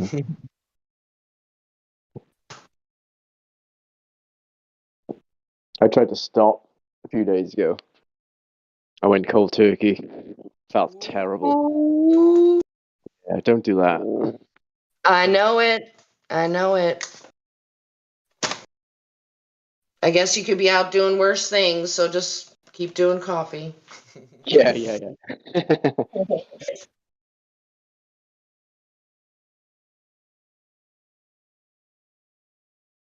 Yeah, I'm kind of due to make my caramel sauce, but I shouldn't. Because I try my best to stay away from sugar. It's hard though. Caramel sauce is so good though. You know what I found out recently? That there's more than one kind of white sugar. There's beet sugar and there's cane sugar. So when it just says sugar, that means it's beet sugar. So is cane sugar better? What's that? Is cane sugar better than beet sugar? Which is the best? That's the impression I'm getting. I didn't look into it, but when it's cane sugar, it will say as such on the package, but if it's beet sugar, it'll just say sugar. And I don't know which one is better than the other. I am not sure, but I'm pretty sure they're equal, just as equally as bad. Maybe one would be a fractional more, I don't know. You know, I've got a bag of sugar here, and it doesn't say on it. It just says granulated sugar. Yep, that I would be willing to guess that means it's beet sugar. Yeah. And now thinking about it, I think as a kid, I remember reading pure cane sugar written on the bags of sugar we used to get. I reckon they've switched them. No, you can still buy it. Like I bought both types. If it's cheap, it's probably going to be the beet sugar. But cane sugar is a little more expensive because it's harder to process. Because I think people actually have to split the plant apart. I don't think that can be done mechanically. I could be wrong though. Yeah, it's like a hard cane thing. They have machetes and things, and yeah. I don't know. I'm not 100% sure. I've never seen it in a film. Okay. So just you know this already, that just because something is more expensive doesn't mean that it's better. It just means that it could potentially just more effort and time is involved in producing the product. But I like to take a simple approach to as much as I can. So, you know, I would go with the least amount of processing would be the better option. And so you can eat a beet raw. Can you eat a cane of sugar raw, unprocessed? I don't know. I don't think so. I don't I mean, think so. maybe you could to some degree, but I would almost think that beet sugar would be better. To be honest. Thinking about it that way, yeah.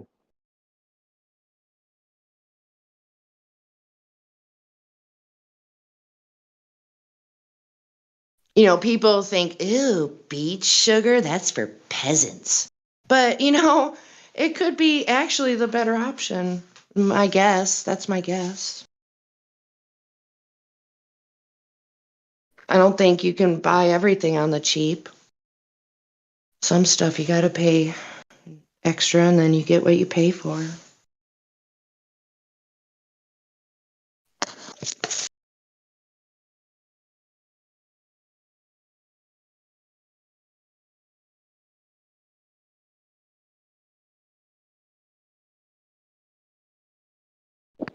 Oh, Trinity has some coffee tips for us. The cold over 24 hours strained coffee gives a boost. Eating cane.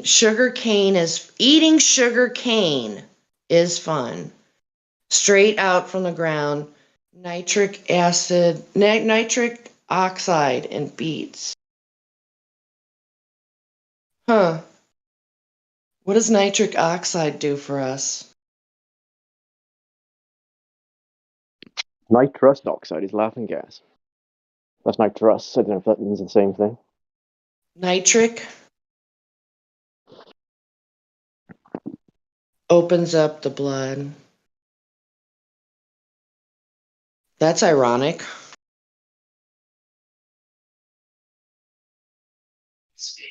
That's what happens when you breathe through your nose. Really? You get more oxygen? Believes that when you breathe through your nasal cavity, it creates nitrous oxide. I may have said it wrong because the other guy said laughing gas, but not laughing gas, but the other stuff. Nitric oxide? I might be wrong. Meditating.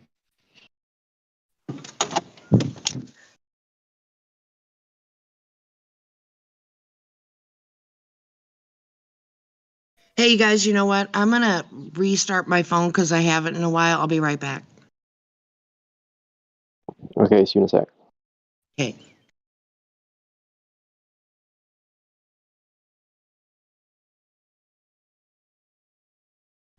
Hey, Quet, you got any new research for us?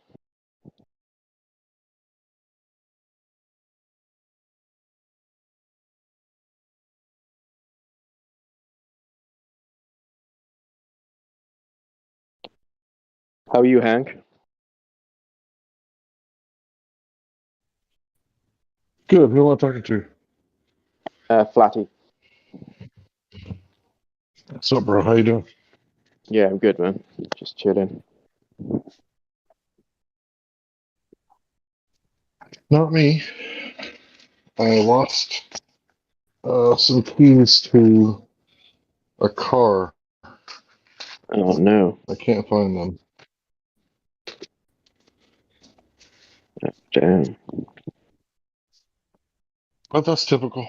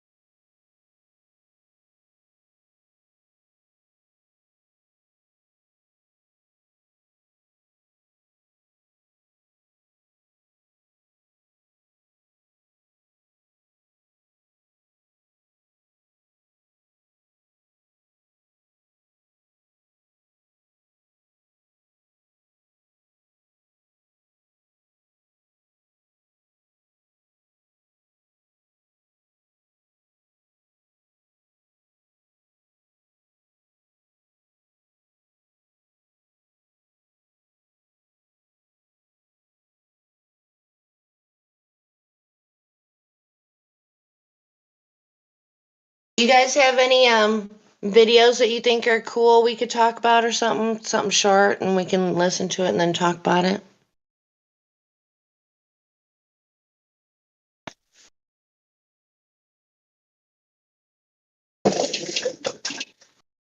It's not just us in here, the whole internet is listening.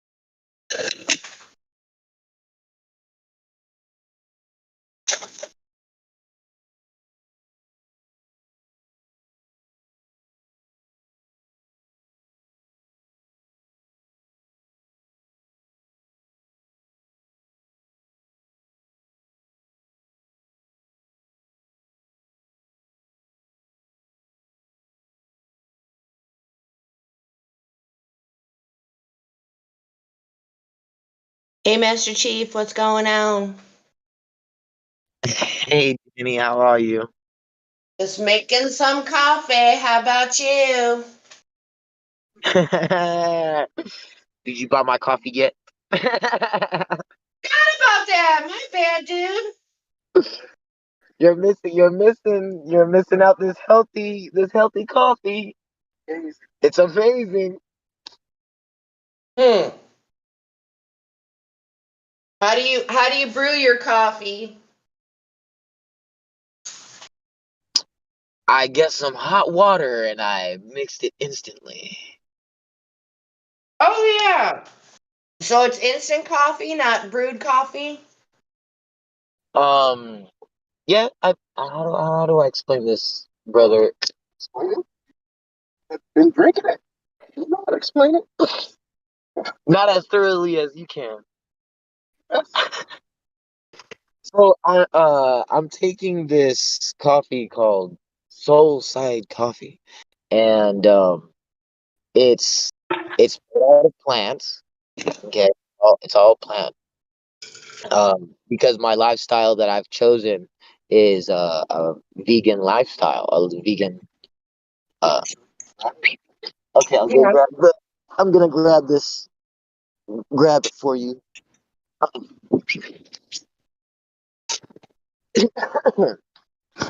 um, so it says use only as direct. Okay, hold on. Where is it? Total fat 0 grams, saturated fat 0 grams, trans fat 0 grams, cholesterol Why is that? zero. What? Okay. Sorry for What? interrupting you. Forgive me. I apologize. I had to stop you. Why are Okay. those ingredients being listed for that of coffee? That's a little weird. Right. Um, all it should say on the back of the package is coffee, right? I'm trying to. I'm All right, just I'll be reading off. quiet. I'll be quiet now. Thank you. Okay, go ahead. I'm just reading. You're I good, have a. dude. I'm dyslexic, but my comprehension, like I can read, but my comprehension's very. Dude, you're good. Keep going. I'll be quiet now. Go ahead and read the rest of the ingredients or whatever you're reading. Okay. There's a GABA. It's called proper proprietary blend. A property. Proprietary. Yes, proprietary blend. Uh, GABA, gamma amniobate. Take a picture of it and post it in the live. The Oh voice my thing. goodness, he just said that, and I am going to right now and send. I apologize for the difficulties. No apology necessary, but I appreciate that. You're good, dude. No worries.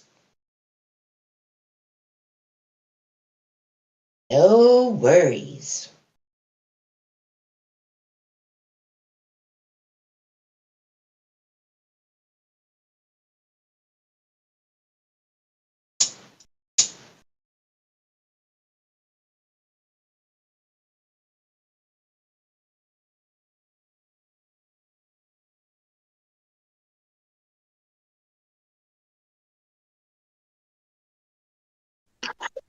Okay, I'm getting it ready right now. I just took Alrighty.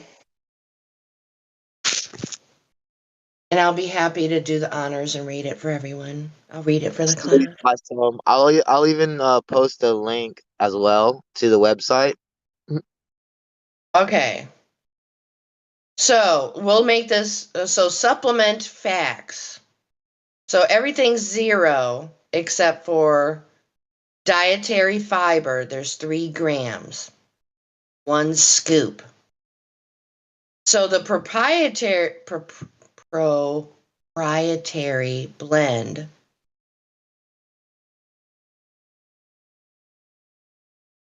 Okay, so it says GABA, which is gamma aminobutyric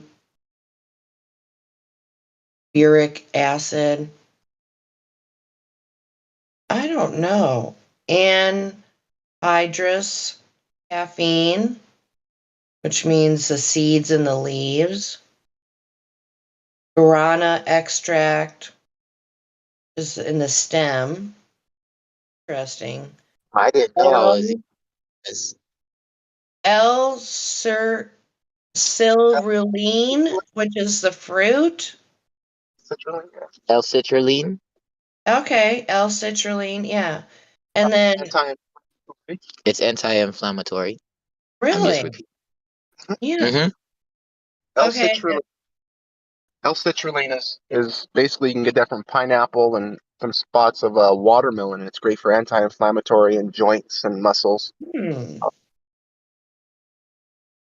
Okay, and then it says, yeah, how do you say that? Mucina. That's yeah, I can't say any of that. So it's in the leaves. Hold on.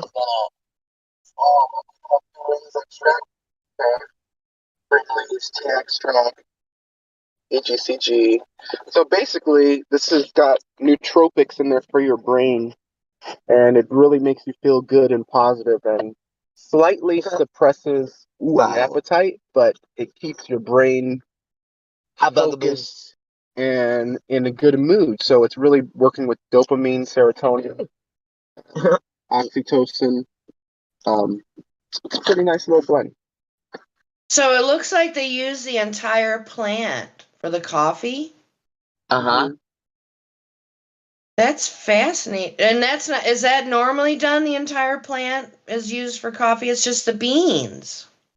Well, that's what the people normally would do, but when there's so many more phytonutrients and antioxidants in the rest of the plant that people don't know about. But of course, when you break it down, it's like, wow, look at this component, look at that component.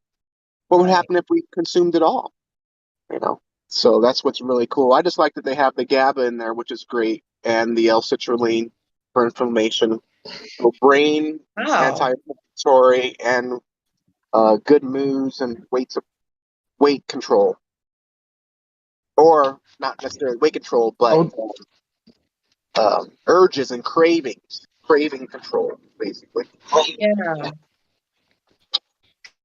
I recommend anybody doing research on sort of You're roboting, Hank. Yeah, we can't hear you. You're roboting. Uh-oh, yeah, he'll come back.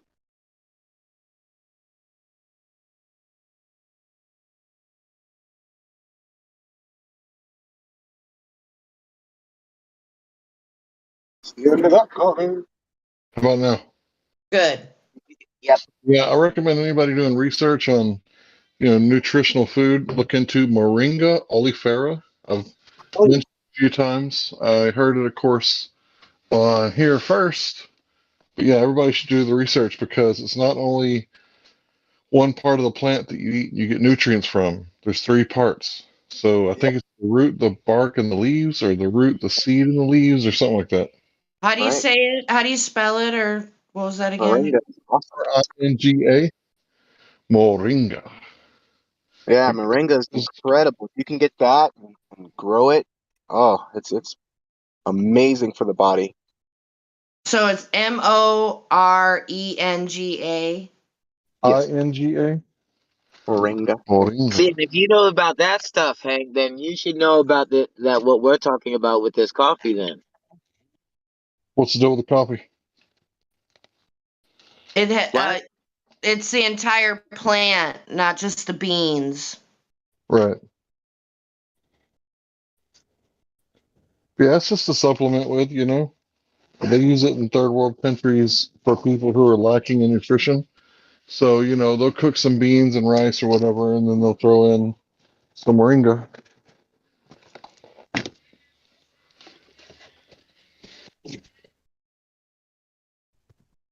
Anyway, check it out. Do research. So it's the green leaf tea. Uh-huh. Okay, You can make wow. it that way, yeah. Oh, thanks, Hank, for bringing that up. I've said it a few times, but yeah, I learned it from somebody else on here, Freely you have received, so freely you should give.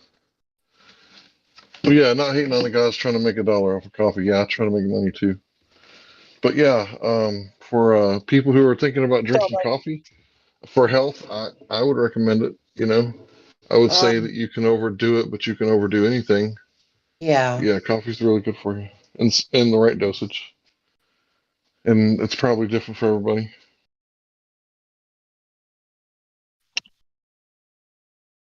Yeah, I absolutely adore coffee, but I think I'm getting in that age where I need to maybe look at other stuff. right, and start paying attention to your health, right? Well, yeah, but Like, it's just the side effects of caffeine, causes right, anxiety. right. Yeah. But this is not only just caffeine, though. Yeah. Oh no, I love the idea that it's the entire plant. I love that. Absolutely.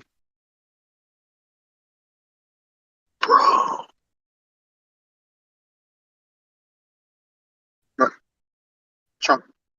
What's wrong? You rainbow. I know. See it right there. I know, but I'm taking pictures of it, like last forever.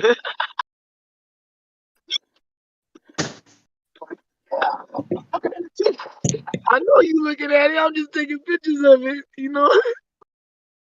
What? Oh, look at her taking pictures of what I'm taking pictures of. Sorry, guys. Uh, uh, bus. Mm.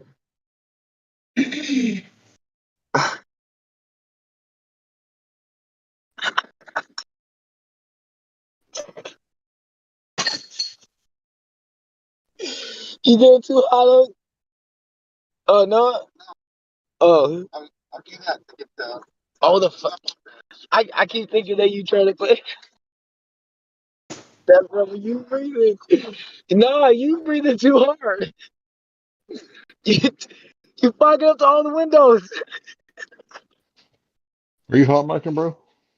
Maybe. Master Chief. Oh, I'm sorry. Don't be sorry. Be careful.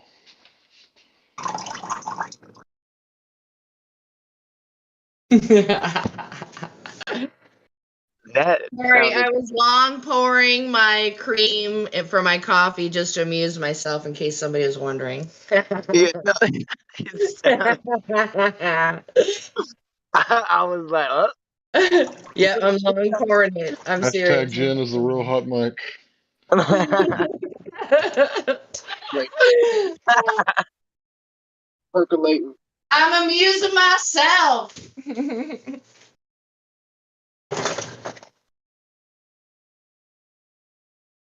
All right. Anything you guys want to talk about Flat Earth? I mean, I know it's just us and everything, but what about you, Hank? What have you been looking into lately? I've been looking for my keys because I'm an old man and I don't know how to start this car without them. Oh, well, stop thinking about it, and then you'll think of it. I've tried that. I'm over here looking into like 1990s technology. Like, this is a PlayStation 2 box, okay? This is how desperate I am looking for these keys. I got PlayStation 2 memory cards. If anybody needs those. Hey, you still got PlayStation 2 memory cards, bro? That's what he said. If you need him, he'll Yeah. probably send them to you. I'm just like, dang. Yeah, I don't sell shit. We don't do the whole GameStop thing. Yeah, I still have my N64 So, from that day. what Good for you. keys are you trying to find, Hank? Well, gas is going up to like 3 something now. Or is it 2 something? I I don't don't even look. fucking know. I don't No, bother Yeah. to look. or So like I got a 3-cylinder Mitsubishi Mirage. Yeah. And this 3-cylinder Mirage gets like 40 plus miles to Crazy. the gallon. 100? No, 40 plus Oh, miles to the gallon. okay. That's But I great. can't find the fucking keys. That's And they're insane. $500 because they're smart keys. Oh, dude. And I was that's thinking about, just hot wiring that Okay, bitch. listen to me, Hank. Okay. So, a long, long time ago, I had this book, and it was called Focusing by Eugene Gendlin. And I don't remember a lot about the book, but one thing I do remember, and that is you're in your brain, you're thinking about, oh my God, it's going to cost me this much money to get another one. And you can't think it clearly right now. You got to stop thinking about it and let your brain do what it does. And then it'll be what he called an aha moment. I know exactly what you're talking about. Yes. Yeah, this is the sort of thing that I always tell people a series of lessons in Raja Yoga, right? Mm, And of course, that book is 8.5 hours on YouTube, but that's one of the things that it teaches. It teaches you how to give space for the yes. supercomputer that is your subconscious Yes. and what's Yes. his allow it to yoga? manufacture. But the Hey, thing is that while I agree with you completely, I've been looking for these car keys for like 6 months. oh man. You should meditate about That's it. That's adding all to it. That's adding to it all. Yeah. You can't get past that part, dude. You already know. Oh my gosh. Holy cow. You might have to Oops. go to a psychic. Nope. It's my spirituality. Oh yeah. How much do they cost? Like 200 bucks? $500. Gosh, can't you just like you can't like you used to be able to steal a hot wire it? There's none of that business anymore. Well, this is a smart car, I'll be Oh, so back. it's okay. one of them keyless entries, keyless start. Yeah. Oh, So jeez. I'm thinking no. When was the That's last okay. time you drove it? Well, it's a funny story, but it was a couple years ago on the day after Thanksgiving. My uncle, he's had like 5 brain surgeries because of cancer, but he gave me a turkey, excuse me, and it wasn't thawed. So I stayed up all night smoking the turkeys, and the next day I was pretty tired, and I hit a curb going about 60. Damn. So I got all the stuff to fix the car, except now that I got everything, I can't find the keys. Oh my gosh. But that's just life, right? Okay. You got to roll with the punches. So I'm sure like a billion times you've gone over that day in your mind.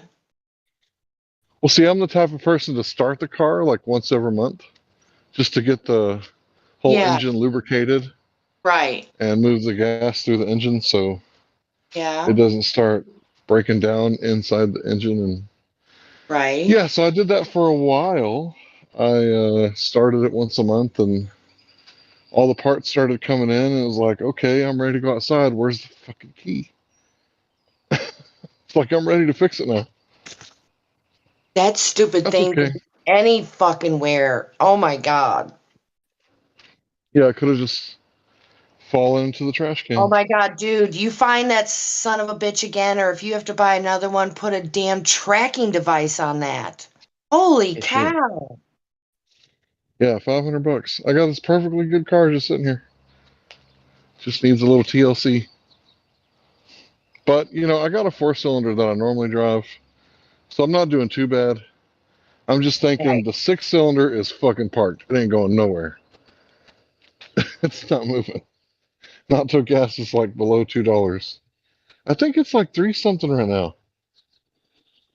So I don't look, man, because it's kind of like watching the news. It'll just make me mad. yeah. Oh, hey, gas might never go below $2 again. Let's go, Brandon. Yeah. I mean, it's not like, Did you hear his little speech, guys? the State of the Union. Yeah. No, I haven't watched it. I almost watched I think it's not Memeology, but it's some other cartoon that does political cartoons. I almost watched that, but no.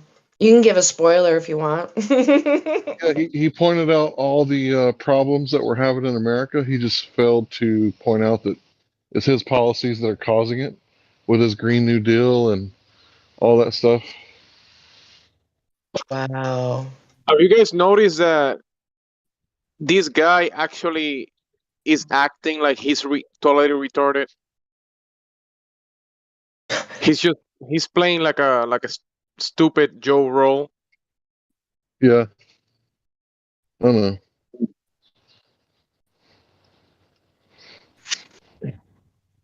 He's actually acting like he.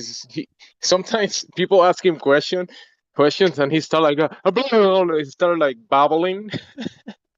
Wow. It's funny as fuck. You can't understand what he's saying. He starts saying words that have no meaning, and it's pretty obvious. He's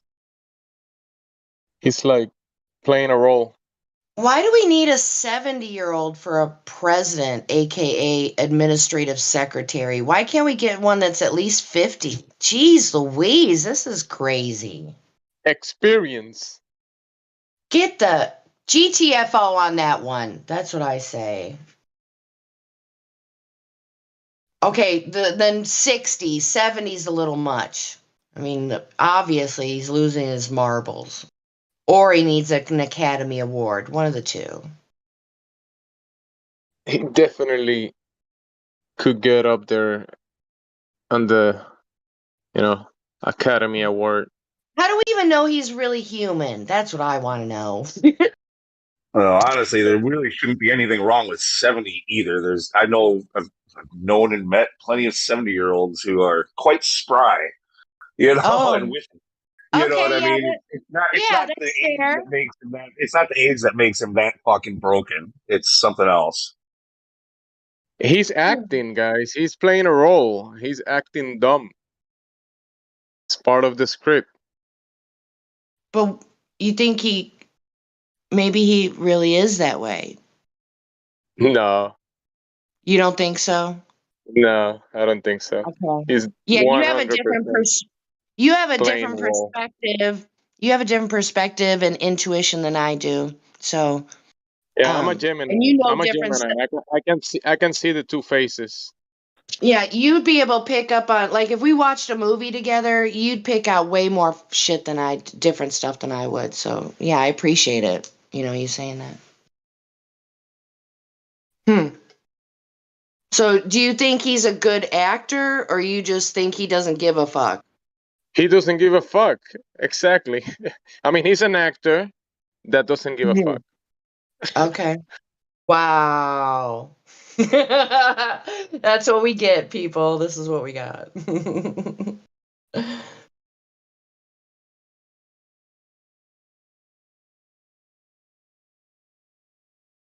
I So just know as anyway, soon as I pay for the key, I'm gonna find them. It's gonna be like, great, I got 2 sets of keys now. oh, that would be the perfect ending to your Dude, saga. Murphy's dude, Law. that's the story of my life. You know, I've had it pretty good because I've been blessed with health. But this past week, it sprained my ankle. Kind of made me think about things like I better get my shit together while I'm young. I better figure it out because Right? I don't know, man. This place is weird. It is. Shit. No shit. Why do you say it's weird, Lou? What do you say about that? What's the first thing that comes Everything's up to your fucking mind? weird. Everything's weird. Everything. The whole fucking everything around you, everything in the news, all the fucking people. This fucking server, everything is fucking weird. Everything. Yeah. You know, I gotta hand it to you, Lou. Right on the head, bro. So I watched a guy build like a Yoda's hut out of like mud and clay and sticks and shit. And I'm thinking to myself, that's starting to look pretty normal. Like everything else around here that I'm looking at's fucking weird. But a mud hut right now is looking pretty good. Dude, I want to go back to 1980. So, yeah, I could consider a mud hut.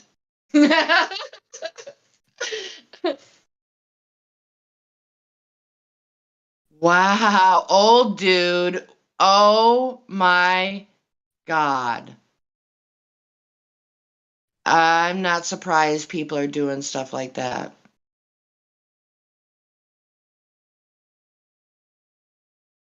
So odd.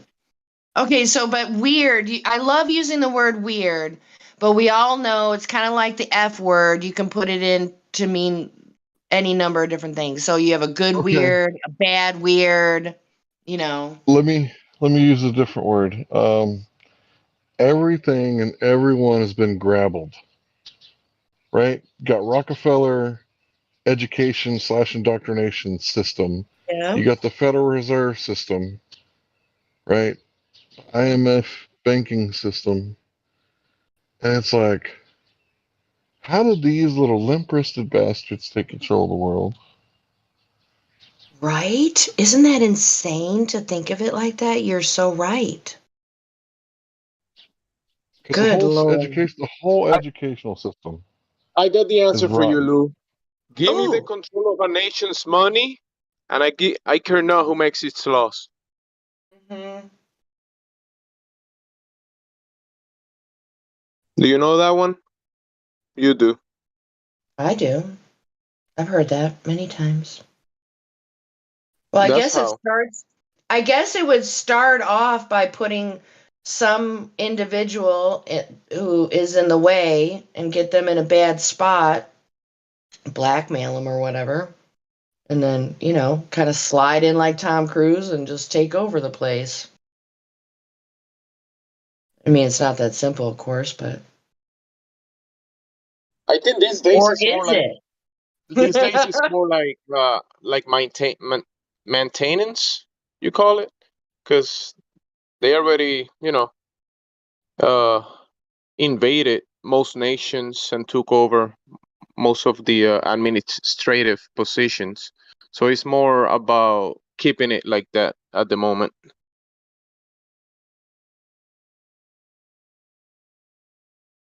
All right, so what were we supposed to get out of the State of the Union address? I mean, I know Hank put in his 2 cents a few moments ago, I believe, or somebody did, but I mean, how long was it? The whole thing? Was it like 20 minutes or was it 5? It was mostly people clapping the whole time, giving That him round of sounds applause after round of applause, and otherwise, I remember it was go get him. Talking about Putin. That was I think how he finished. really. If you were to guess about how long was it, Lou? I didn't watch the whole thing Oh, myself, okay. but yeah. Imagine addressing the union when people in the union don't want to be part of the union. Oh my gosh, more upside down clown world. Yeah, that's ironic. But did he even say anything really of substance? Lou says at the end, he says, go get No. him. Yeah, yeah, yeah. Wow. We had a whole bunch of his gaffes. I watched one of those videos. It was like the highlights of all of his gaffes that he did throughout it. Wow. Okay, I'll find the channel that I follow for the cartoon version of the State of Union address, like I mentioned that I didn't watch yet, but let me see here. Hold on.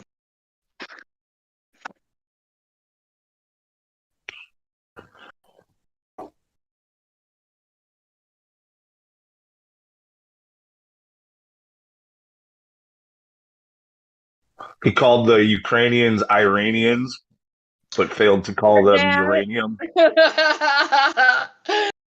Oh my god. He's such a goon. He's definitely playing the buffoon role. Yes, that is the best word I've heard said so far. A buffoon. Good lord. All right, so I'm scrolling. I'll find this here in a few moments, guys. It'll be worth the wait because you guys might already heard. Oh, here we go.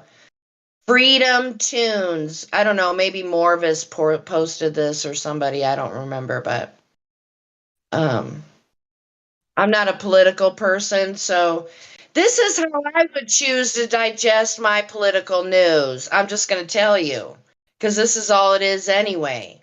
It's just a fucking car. Yeah. I haven't watched it yet. You can't afford food, but don't worry. He's going to cure cancer. See, just that little bit is pissing me off. This is why I don't like politics. Because they're just a bunch of unethical fucking liars and criminals against humanity. They're selling us all out. So what? Boy, oh boy. They're doing it for the children. Well, yeah, when they collude and conspire behind closed doors to commit treason against the peoples of their own respective countries and stuff like that, yeah, they're criminals. Yeah, they're doing it for the children. Jesus. I mean, look what Biden put on my fucking tag in here. Freaking dick.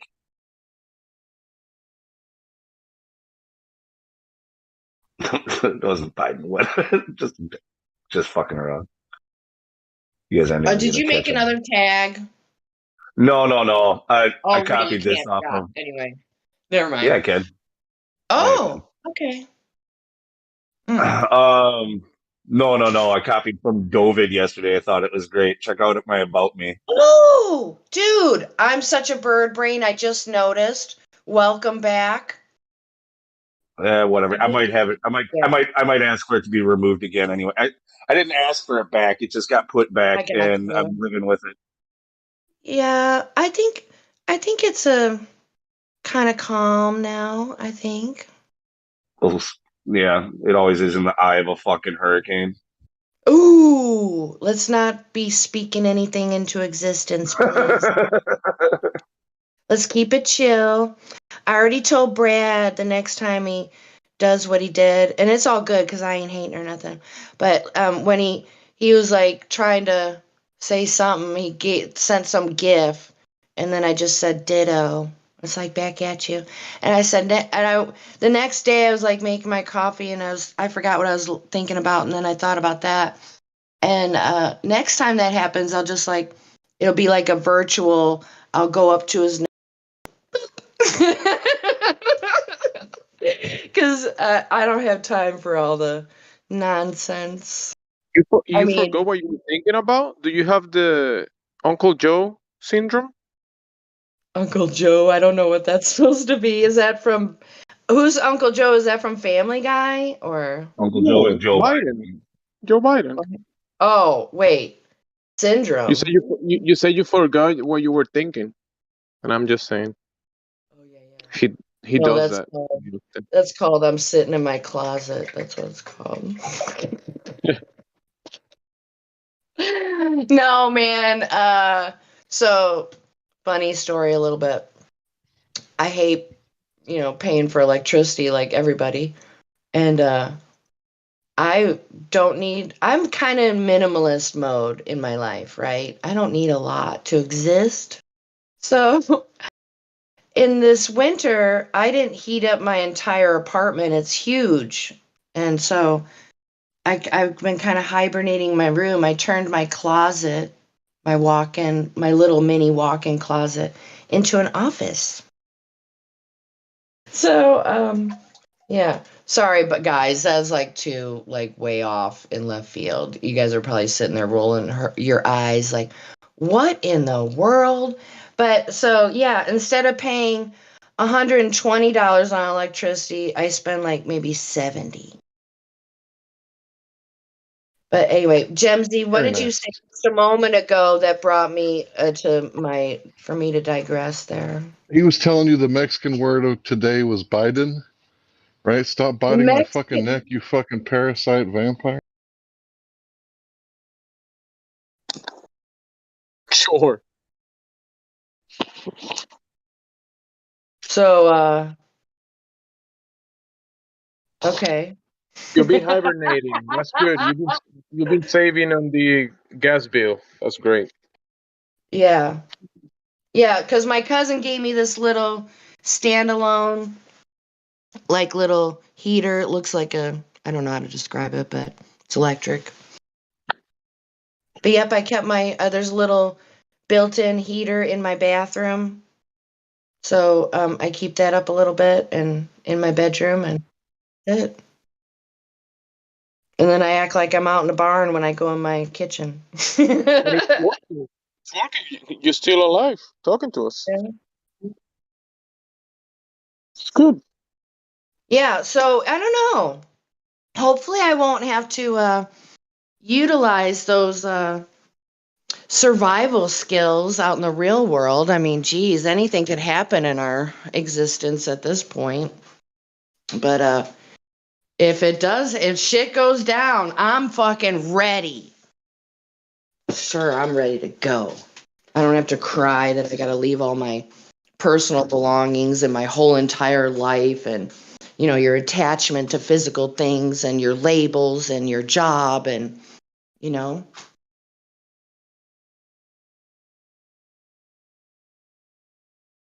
although what this just kind of reminded me of what one of my like hobbies that I would love to delve into at some point, and that would be learning how to shoot a bow.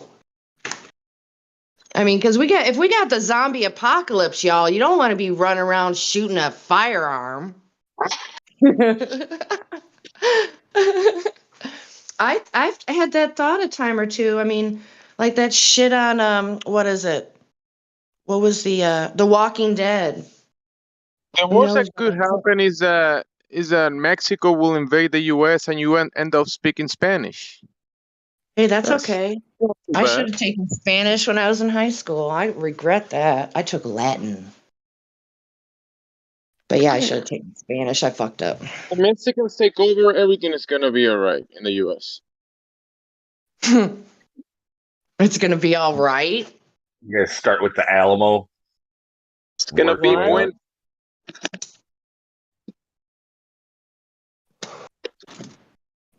I would love to be fluent in Spanish right now. That would be really awesome. you can get a Spanish-speaking boyfriend. If he was tall enough, but that probably wouldn't happen. What? I'm, You saying I'm all? 6'. I'm 6'1". Are you? Yes. It is quite the challenge to find a man that's taller than me and has his faculties about him and all that stuff. And speak Spanish at the same. Yeah, that's like a. Reminds me of ZZ Top song. She's got legs. Yep. Señorita, ¿cómo estás? Why not? Actually, I did date a Hispanic gentleman a long time ago, and he used to speak Spanish to me. Oh, I know, it was cool. It was fun. We just dated, I mean, but that was back when I used to go to the bars and act a fool and all that business. Seems like a lifetime ago. Like it wasn't even me. But I'm not the me. The me I am now is not the me I was then. That's are the cool. you guys switch places? Switch places. Mm. No. Yeah, the old you and the new you. You guys. Well, that was the old me. I don't do the things I do now is nothing like what I used to do then. And that's for that pretty much everybody says that, right? Well, I mean,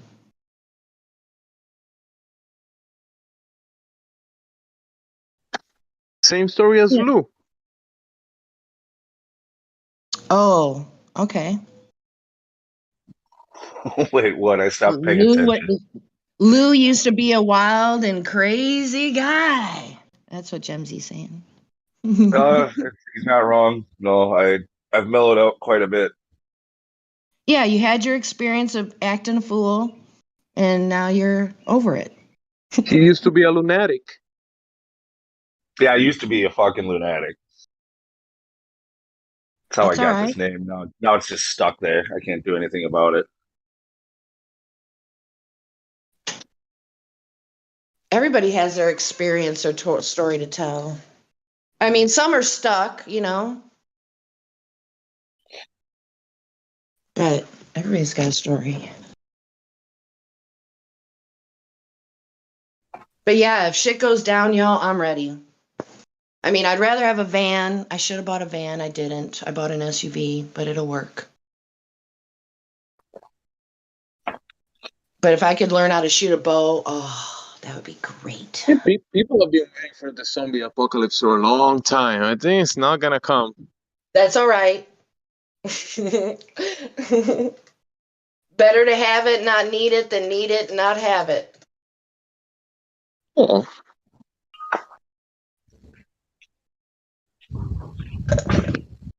Okay, it doesn't have to be a zombie apocalypse. It could be like some sort of government takeover. We could all go into hiding. If it's a government takeover, it's gonna be quick. He's gonna come, shoot people, and throw them in a hole, in a ditch, throw soil over it. That's it. Probably. Oh my God.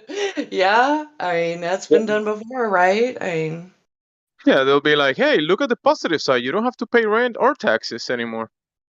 oh my God. Oh my God. That's so dark. Oh, jeez. It's true. It is.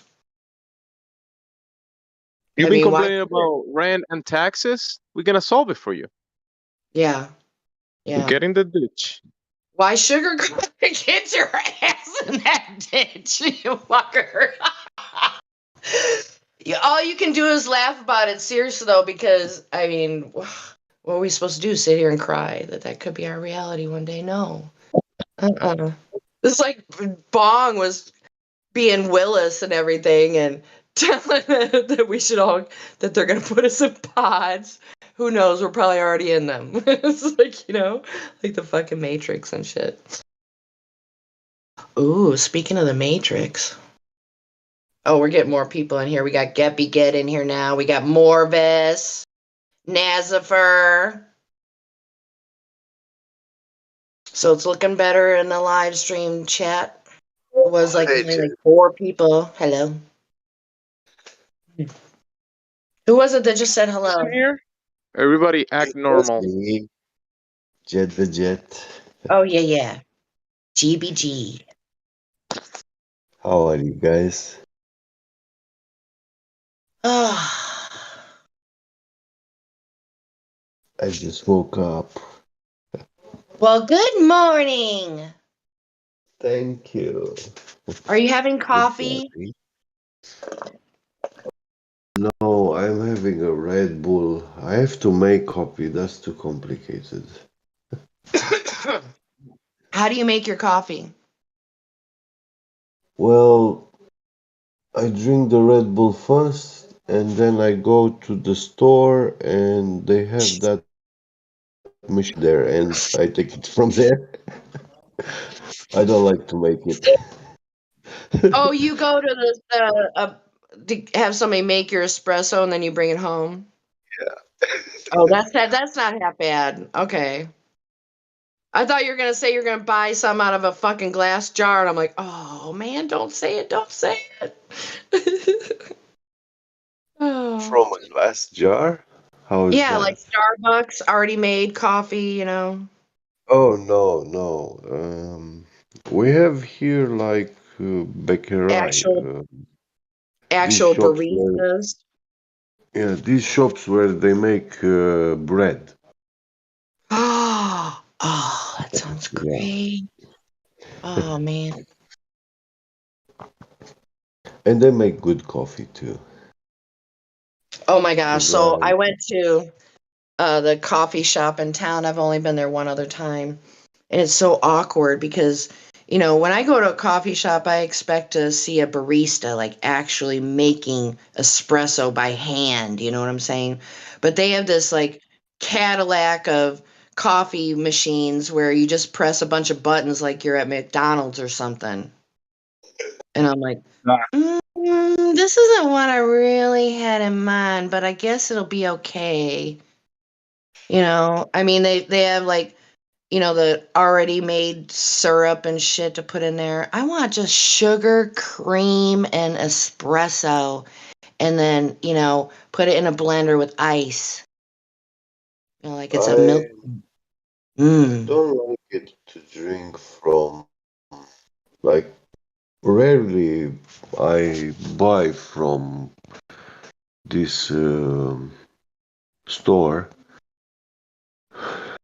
but coffee from the machine is not hygienic. What's not hygienic?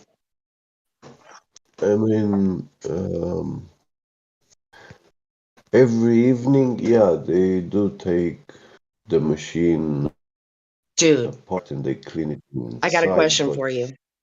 yeah. You Sorry gotta to let interrupt. him get his coffee and the Yeah, sentence yeah, out. that's exactly what I was gonna say, Lou. Thank you. And the That's sentence. exactly. Have you finished your Red Bull Get Be Get? No, not yet. You need to do that. We love you, bro, but dude, finish your Red Bull, please. Oh my gosh. I wish I could give you a big hug. I'm just playing. Get me get in the mornings before the Red Bull is like, get me, give me just a second. We get that Red Bull. Oh my goodness. Wow, that was good. Thank you, Lou. You know, here's my. I was like really skeptical about it, but for ease, like just the whatever the freaking instant coffee. It's actually pretty good. I like never thought I would. I was like, ew, I don't want instant, but Right. it's pretty good. And you know, you just make what you want when you want it. It's clean, hygienic. You know, like, and that's how the Cowboys all did it. Like, I didn't realize that like the freeze dried like instant coffee, like how old that was. That's no new invention. That's how No, that's man. it's cowboy coffee, Listen, man. listen. Really? I Wait, didn't know wait, that. wait. I happen once to go in the evening, and they were not serving coffee anymore because they took the machine apart. and I happened to see inside of it. Man, it was scary what was inside. Like dead mouse and stuff like that, you know? Or, Well, yeah, there's you know, that a lot of over-boiled and cooked coffee everywhere Well, there's inside a the. lot of oil in a yeah, coffee like bean. you go to a gas station and their coffee machine, yeah, it's hot and moist and dark like 24 hours a day. Yeah, what could that breed? Yeah. Well, you Fungus. see, these automated machines, when they take when they make once coffee, then you have to take it apart and wash it, and then make new coffee.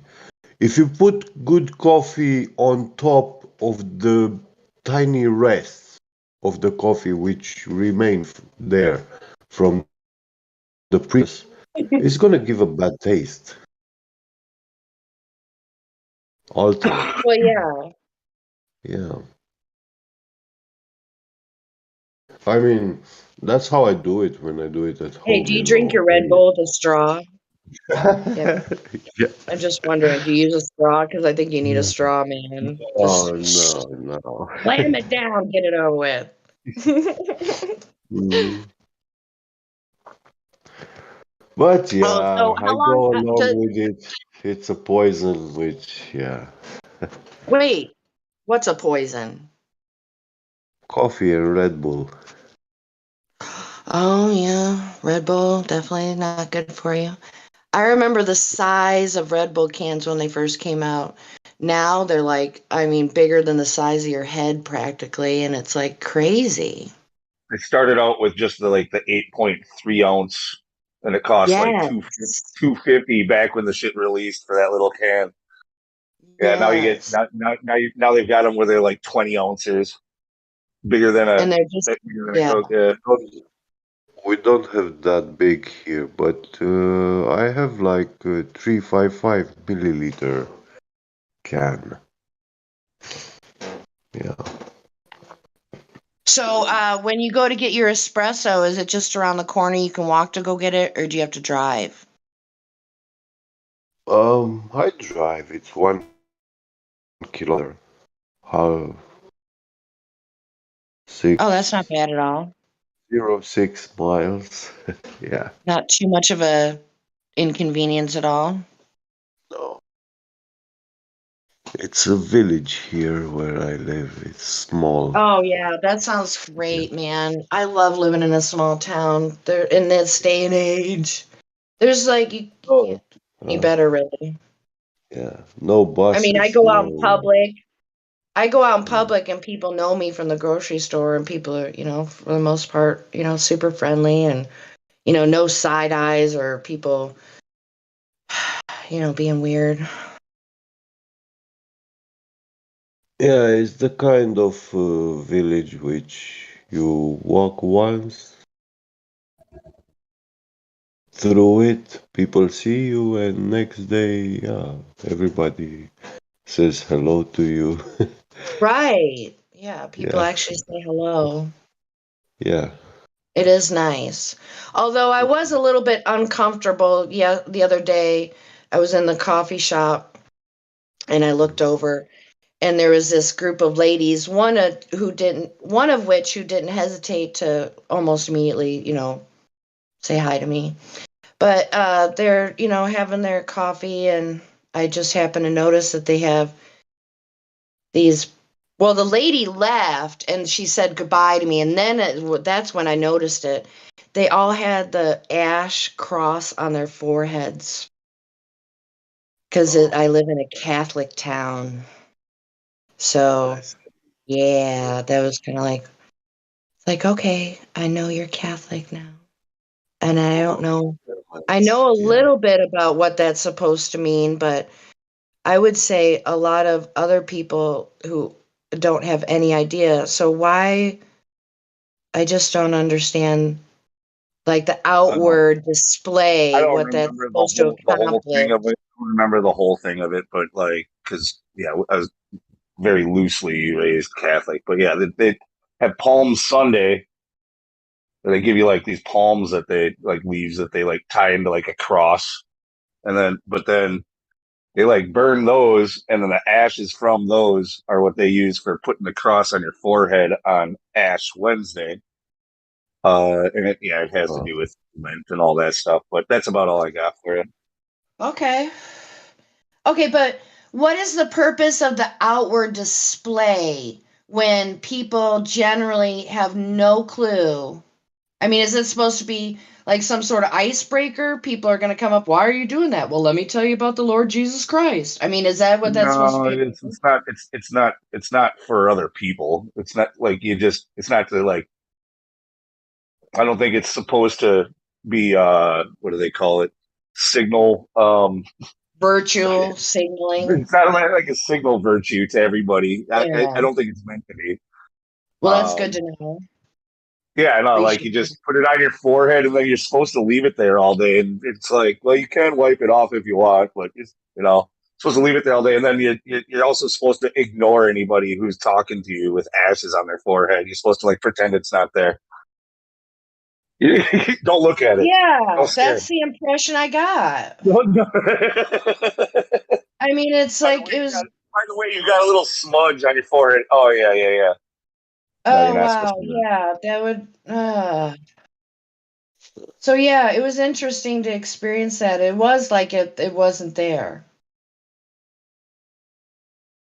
Man, I could probably talk another good half an hour on that, but yeah, we're not going to be going down that rabbit hole. And yeah, I think somebody just came into the chat.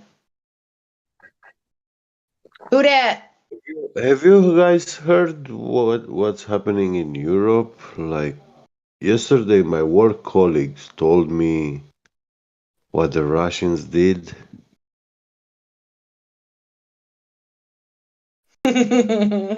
Morvis. Oh man. What was that?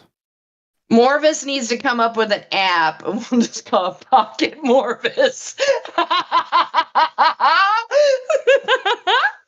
Oh, geez, that would be amazing. Morvis quotes like a soundboard. Oh. Yeah, it was really weird how I just so happened to be in the middle of town and, in the middle of a Catholic town on Ash Wednesday, and I saw those ladies. I mean, I don't pay attention to that stuff. I just looked over and I'm kind of like, what the? And I knew right away what it was. I didn't know to call it Ash Wednesday, but I knew it was something that they did around the time of Easter and stuff like that. But that's all. That's all I know, But that's cool. You explained that. I liked what Lou had to say about it, so cool. What's the I ash? didn't do it. I didn't do it. It's from the palms, but Yeah. what's the significance of Okay, this stuff? okay, I Lou. couldn't tell you. Lou, you're gonna get a big time effing giggle out of this one, okay? Because you know me, so far as here goes and everything, and that I love to wildly speculate, right? So I'm sitting there with my date, if you will, and he's been into conspiracy for a long time, and so I can pretty much talk freely like I am now in here. So I said to him, I kind of was like, kind of mumbling a little bit to be, considerate. There's barely anybody in there, and I said, how do we know where those ashes came from? And this is before, I did Palm Sunday. I didn't know about all that's where the ashes came from. I said, what about if they came from something else? And I don't want to say it on What if here. they come from the crematorium? Yes. See, Lou knows me. And I'm like, how would we know? I mean, so basically I was kind of putting out my opinion that, it's not an opinion, that Catholicism is not Christianity and that there are a bunch of creepy people at the top of that whole deal. And, we've heard some pretty weird stuff. I don't know if I want to go along with something like that. I mean, so just to be fair to those that do participate in this type of thing, so do they see the palms being burnt?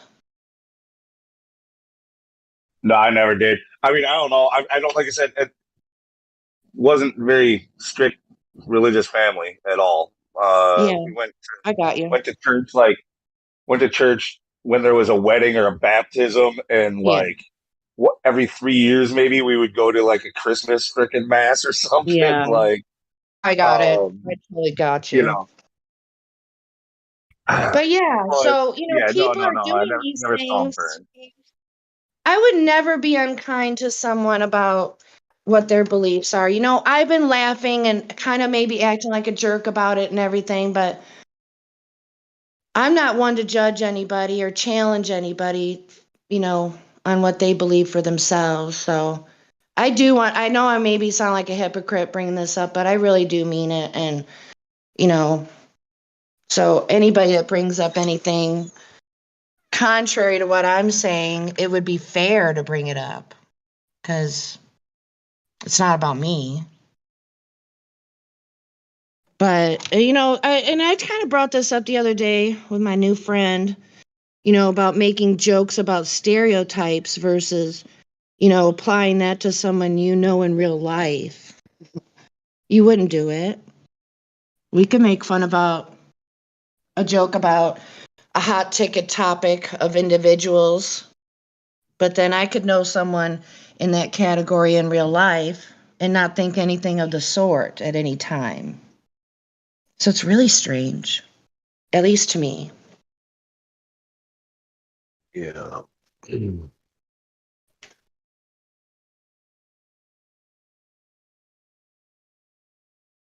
I mean, I really choose not to I meet people in real life with any kind of label. I don't think we're naturally designed to do that. So I think that's what allows me to really make a joke or participate in, joking around about stereotypes because they're kind of not real. Really, if you think about it, because an individual is not a product of one thing. There's many, many, many Actors, different things that well, brings a person to where they are. An infinite actors, amount of things. Wait, actors are not individuals. right? Yeah. Okay. They look like human Oh, I and know they where you're going, behave. man. I'm right along with you. So, They are yeah. not. Yeah. Well, They look same I inside and think you outside. gathered. Mm. I think you gathered without saying that those would be the hard exceptions to what I was referring to. You said actors? Actors are not human? Yeah. They are Do you not think human. Biden Okay, is like human? I mean, at what point do they stop being human? Because I mean, let's say you put your kid into drama class, right? Like When play at the school, moment are they when yeah, I tell you, it starts in the moment when they start acting being human. That's when they lose their humanity state. okay? Oh, So try to like they're both falsely human, but they relate to lose the masses? Is that what you mean? Sorry? Are you referring to when they try to act like they Yeah. care about us or like they try to relate to us or bullshit like that? Is that what you're kind of going towards? Skin of a character from a story. Yeah. That's the moment when they lose their state of being human.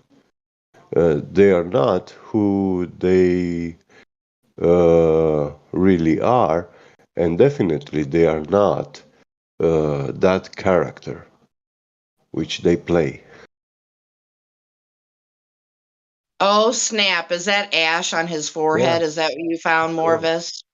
Yeah, that's his smudge. That was his smudge photo op. Yeah. Wow. Hmm. Well, has there ever been a picture of Biden with a black eye? Does anybody know?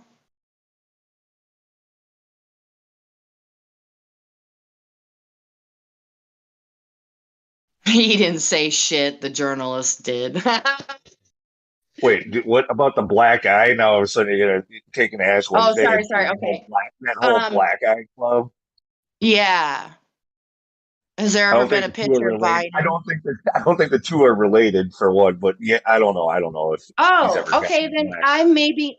I need to be corrected. What do you mean when you say that, Lou? Well, When I'm you just say saying this thing with when we see politicians and stuff coming up with black eyes because they fell off their lawnmower or whatever else it was, it has nothing to do with Catholicism or Lent or Ash Wednesday or anything of that. yeah, I did a hard turn. Yeah, you're right. Yeah. But I was trying to make a connection as what the attempt was, so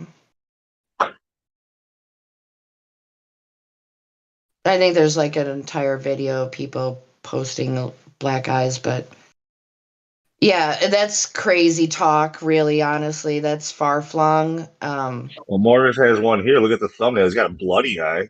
It's not black. It's just bloody. Is that a clone? Ew. I don't know. I just, vaguely heard about it, with people in the pictures and everything. And I'm like, wait, what's going on with that? So just curiosity, really. Nothing like anything I can really spout out about. Just like a coincidence. It's like, what's going on with these people? Everybody's falling off their lawnmowers. So yeah. Hmm.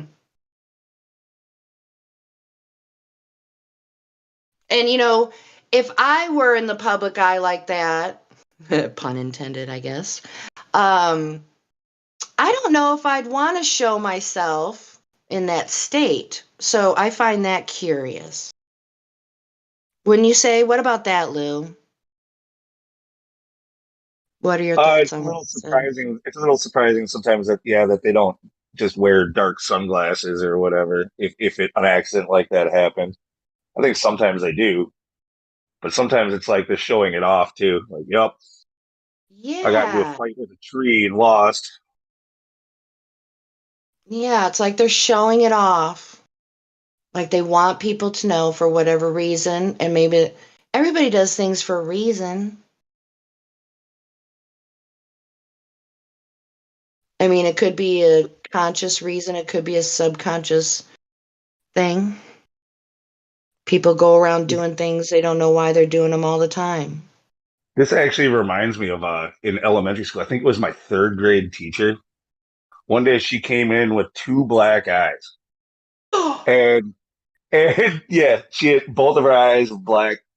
And she said that was her story, was that she was actually mowing the lawn and riding lawnmower, and there was a branch that she must have been distracted or whatever, and she turned, she ran face first into this branch while on the lawnmower and broke her nose, which gave her two black eyes. Oh yeah, that's legit. Yeah. Thinking back, I'm like, nah, your husband beat the shit out of you. You think? I'm like, Yeah. like Yeah. maybe. I mean, what is a teacher supposed to say? Oh my God. Wow. Yeah. I mean, you probably took her for her word back then because you were a child, but in retrospect, I mean. Well, stuff Oh, like wait, that can Morvis happen. posted something. Okay, so Morvis says the black eye thing is an adrenochrome connection said to be some treatment for the buildup of something up around their eye or something. I forgot. It's been a few years since I saw. Yeah, about that. I get that, man. Interesting. Yeah, that's really far-fetched stuff, and I love hearing about it. I'd rather spend my time listening to that than the news or I mean, it's such a double-edged sword. You don't want to be naive to things going on in the world or politics or what have you, but you know what I mean, you guys? Yeah. They do this stuff. Back in the days, they were doing alpha fetoproteins. one of which those cost around $900,000. One dose.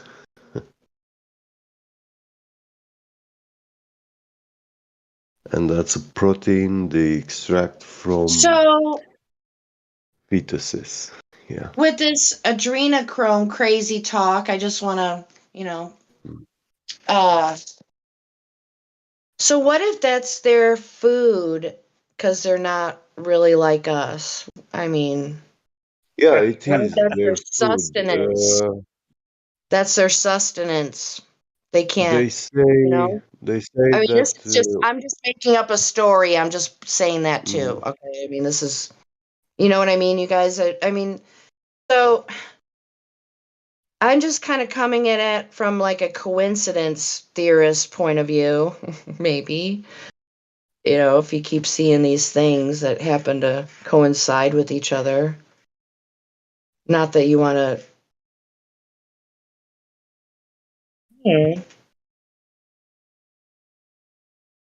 Anyway, sorry, Geppy Get. I interrupted you. Did you finish your Red Bull? I would say you have, but yet. No. not yet? No, I Dude, isn't drink it it like slowly. 4 in the isn't it like 4 in the afternoon? Like there? Did you like just wake up? Yeah, he Yeah, did. yeah. I work night shift.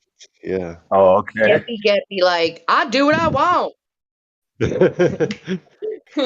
Not all the time. That's very rare when I do what I want. Right? Yeah. Don't have to don't have much time to spoil myself.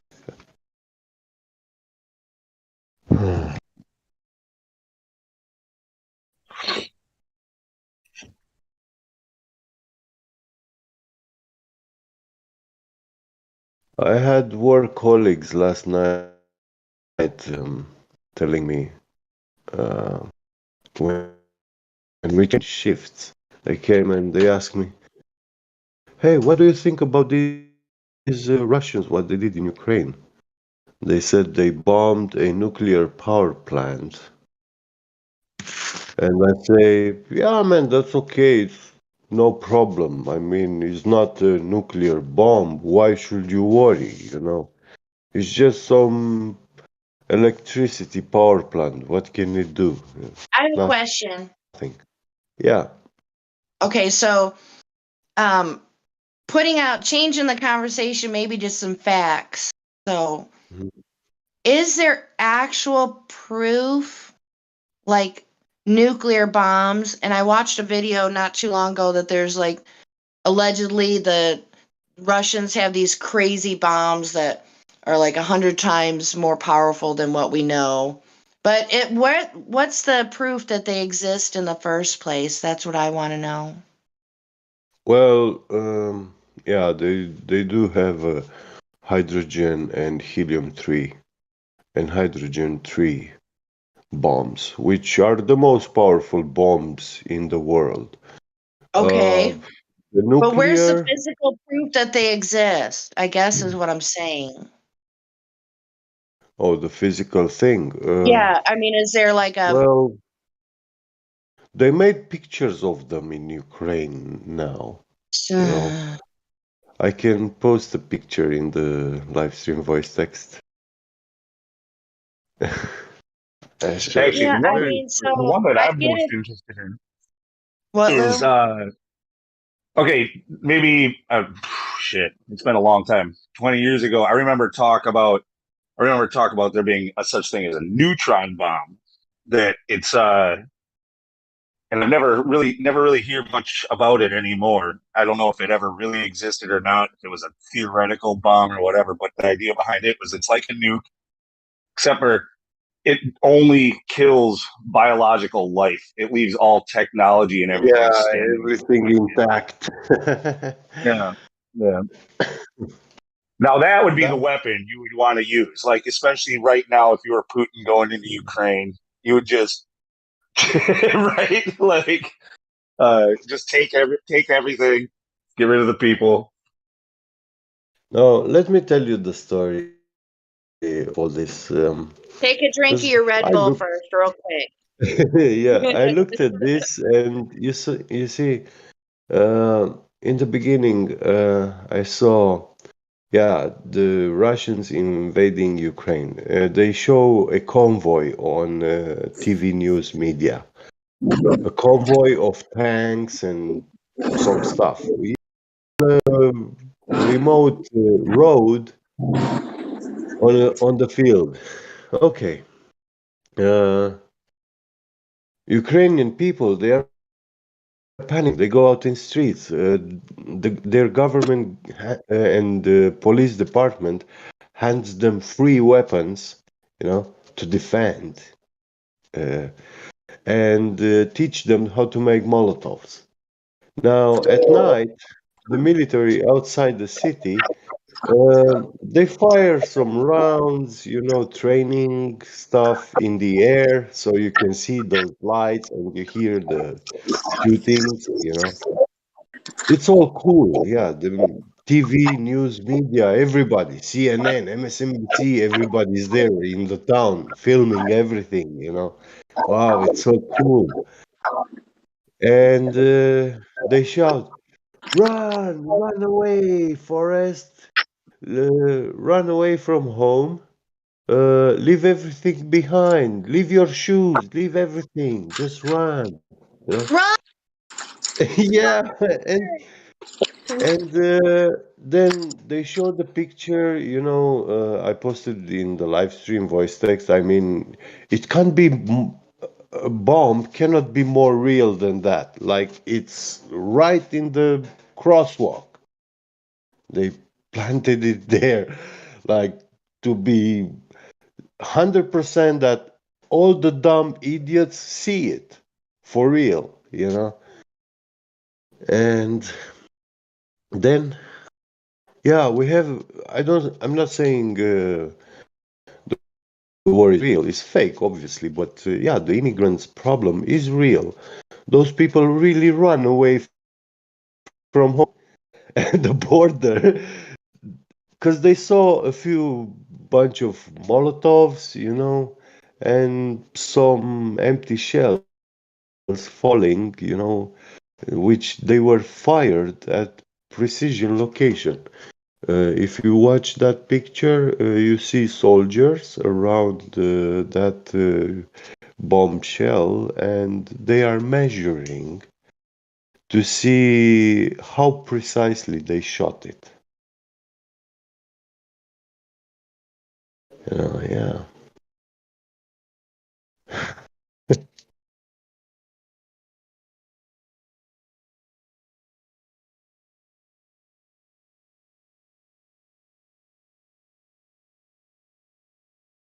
All right, so how about that espresso, Geppy? You ready? Come on, man. What you doing? Yeah, I Can you have tell to he's already get tripled his undressed. rate of, he's already tripled his speed. Like, what do you want from him? Kind of hoping Yeah. for extra Get, like the used car salesman version of Geppy Get. That'd be fun. We'll get Geppy Get all geeked out on caffeine and see what happens. Red Bull is the best that wakes me up. Uh,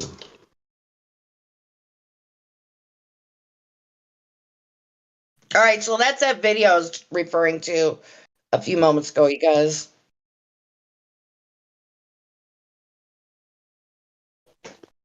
So I haven't looked anything into it beyond the video, so I'm taking it for a grain of salt, and that's why I asked you guys that question. about the bombs. Yeah. Yeah, I'm not 100% about nuclear bombs, but it seems that these hydrogen or helium-3 bombs, they are so powerful and hot when they explode that it generates something, Well, some sort of electromagnetic pulse, And this electromagnetic pulse, um, on a certain radius area, it makes all the metals like instantly evaporate into hot What? metallic gases. Yeah. So metals are like What? Oh exploding. my gosh, Yeah, okay. it makes the That's metals crazy explode. talk. I love Yeah. that. Oh, So okay. You know what I thought of right away when you said that? yeah. Is this whole crazy, far flung speculation about how the buildings melted. Yeah, yeah, You know, yeah. that crazy documentary when the buildings cried? I don't Yeah. like that documentary, but what you just said, I don't know. That's just the first thing that popped up, you guys. I don't know what you think. Say Well, what you said just I'm again, sure. Gabby.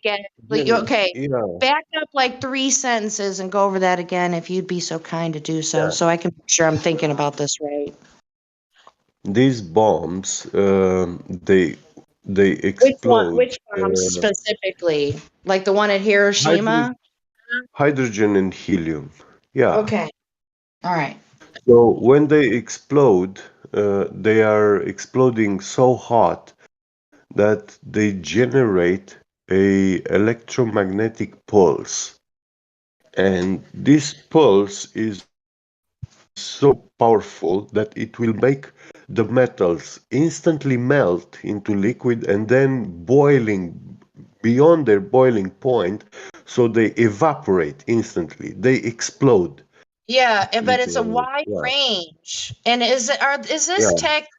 anything similar to like stuff that's directed from the sky, like in California? Has it ever happened? Like, is it anything similar to that, you guys? And I'm trying to be really elusive and not get us into trouble talking about stuff. Well, Starts with a D, ends with a W. I'm not sure we're right Lou, do there you with this. know? I don't think we are I don't know like much about it. Star Wars with this technology, but yeah. Well, um, yeah. We maybe have to be on and chill chat for where we're going. We might want to bring it back a bit, and that's probably once again my. Do we have any? Who's in here? I haven't looked recently. Glober check. Nope.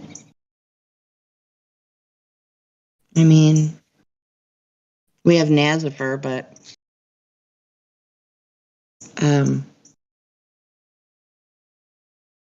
I think he knows by now. He can jump in with questions. About flat Earth. Hey, what's the name of that song by Drace where the part of the chorus goes, "No matter what you do, it measures flat." And then I forget the name of that song. Do you guys? It's one of it. Not I think it's remember. his newest one. Yeah.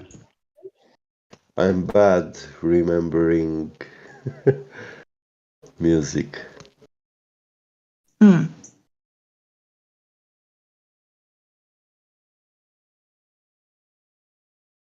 But yeah, I think Drace is like, how do you guys know how old Drace is?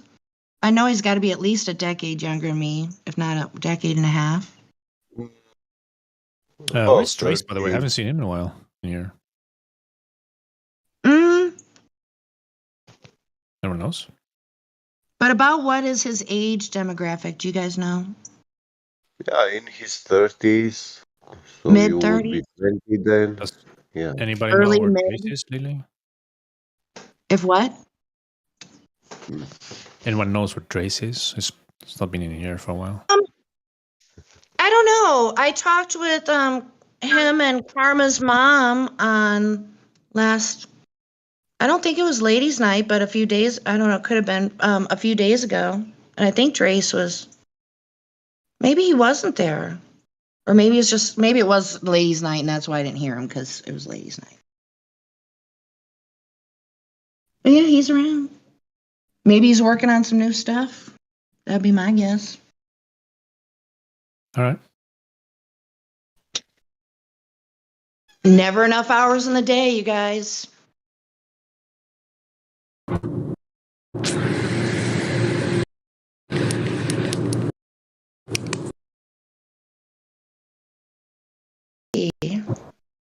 Hello? Song. Hello? Not, sorry. Can Who y'all hear me? dis? Who did? Who called me? Who dis? Let's see, who is it? It's Okay, how do you Varyag. say your name? Vargay?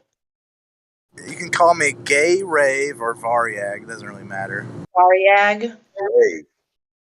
Gay Rave is it backwards, so We'll you can just say call Gay you we'll just call you Yag. How about that? Does that work? Yag or Var works. I don't know, Yag might be pushing it. Yag or Var. Most people call me Var. All right, we'll go with Var. Like a variable in programming, Var, you know. So. Oh, nice. We like variables too. Yeah.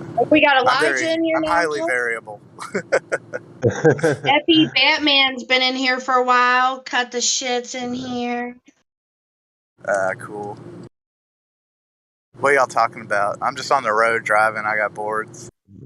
Well, I was Oh. talking about what is the proof for these bombs. What kind of bombs? Like nuclear bombs, thermobaric bombs, Any vacuum bombs. vacuum bombs. Okay. What kind of bombs? Are we talking about literal bombs or figurative bombs? Literal. The most controversial are the nuclear. I guess my objective is I'm trying to evaluate the threat. I guess. Like Russia, the threat Like of Russia. what's a story and what's real here? What's what's the what would be the right terminology to use in this? 100%, in my opinion, 100% of everything that we get on our media here is fabricated. Yeah, there's something going on over there, but we're not getting the actual news here. All right. So, what is the threat? What have you heard? And Okay, so I'm not getting all bunged up about it or anything, but I watched this video that I posted in voice text by Zinadris. And so he's putting it out there that there's these unfathomably powerful bombs out there. And I just am not, just doesn't seem like that's something that's happening. And I'm just are wanting they to know more powerful than nuclear weapons or less powerful? that they're more Or are they powerful nuclear than more like hundreds times more powerful than Hiroshima is the claim of these bombs that allegedly exist. Yeah, of course. Of course they exist, yeah. Okay, now how do we know they exist is my question. Well, we have a lot of evidence for that. I mean, Which would be? of course, a lot of it is classified, right? So we have not that everyone has access to it, but So you're so not we have that allowed to issue. see verified. Now, of course, I'm not saying 100% they exist, but I think there's enough evidence to go with that we can Well, say so far I haven't heard any. with a 90% confidence interval that they Okay, do I exist. respect that. I respect that, but so far I haven't heard anything yet about all this evidence Well, have you looked? there is. I mean, there's about as much evidence as there is for we went to space. So take that for what you About will. that, man. So can you name one or two? Well, look up the Tsar Bomba. That's TSAR. That's fine. It exists. Okay, people are saying that it exists, but I want a little more to go on. The Tsar Bomba is a hydrogen bomb. Okay. Yes. So how do we differentiate between theoretical bombs and actual bombs that really physically exist? I mean, aren't there videos of Tsar Bomba? I guess a theoretical Go bomb on would be one that hasn't been dropped on you yet, and then a real one is one that just dropped on your backyard, I guess. So, like, very. No, I wouldn't classify it quite like that. If we want to split hairs, in that instance, they both physically exist. One just hasn't been deployed. I don't know what you meant by that. Well, how do you know it exists till you see it, right? That was kind of my Well, I point. mean, we talk about this type of question all the time, right? So how do we know that these things really exist? So, like, very AG or very ag, however you pronounce your name, said there's about as much evidence as there is evidence that people have gone to space. So, what he's saying is essentially there's no evidence. Okay, thank you for that you, translation. you, Thank or you. you could say there's a decent amount, So take that for what it is, It just Dude, depends on I your mean, perspective.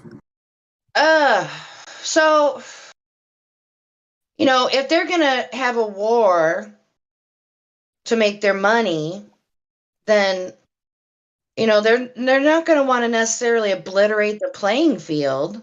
It just seems ridiculous, the whole idea of it.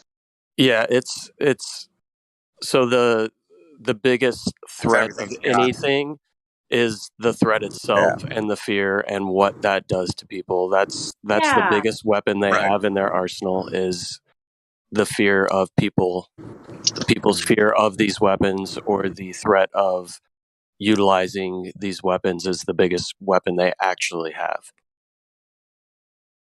Right. That's a good point. I mean, that's the biggest impact that nuclear weapons have is that they Well, if you scare look at people. the videos that are trending at the moment, is how many nuclear weapons the U.S. versus Russia they have, and what let's will not forget happen? China. And what will happen if they release their bombs on each other? That's one of the biggest trending topics at the moment. Well, the answer to that question is 0 plus 0 equals 0. So Yeah, they talking about the winter, they call it Nuclear post winter. nuclear world, Right. and they're saying everything will be destroyed and the atmospheres will be destroyed and there'll be no life. Whoa! Someone almost got in a wreck right in front of me. Shit. Sorry about Watch that. yourself. They almost merged right into this fucking Corvette. But you hear the Look descriptions. crazy. It's like movie like descriptions. It's nothing that we ever seen, nothing that we ever experienced. It's just like movie like pic visualization of what will happen if these No, nukes Jamesy, were to fall Okay, everywhere. I tell you what will happen, Jamesy. wait, before you go into We that, can, Gabby, yeah, I sure, just go want I ahead. just want to reiterate one last time that I just think the simplest way to think about this is they need a playing field to do their little war games and make their money. It doesn't make any sense that they're going to obliterate the playing field. That's all I I got. agree with you Okay, there. go ahead. I agree Go with you ahead, there. Gabby. Go ahead, Gabby. With this imaginary war, they created a lot of immigrants. The Ukrainian immigrants are real.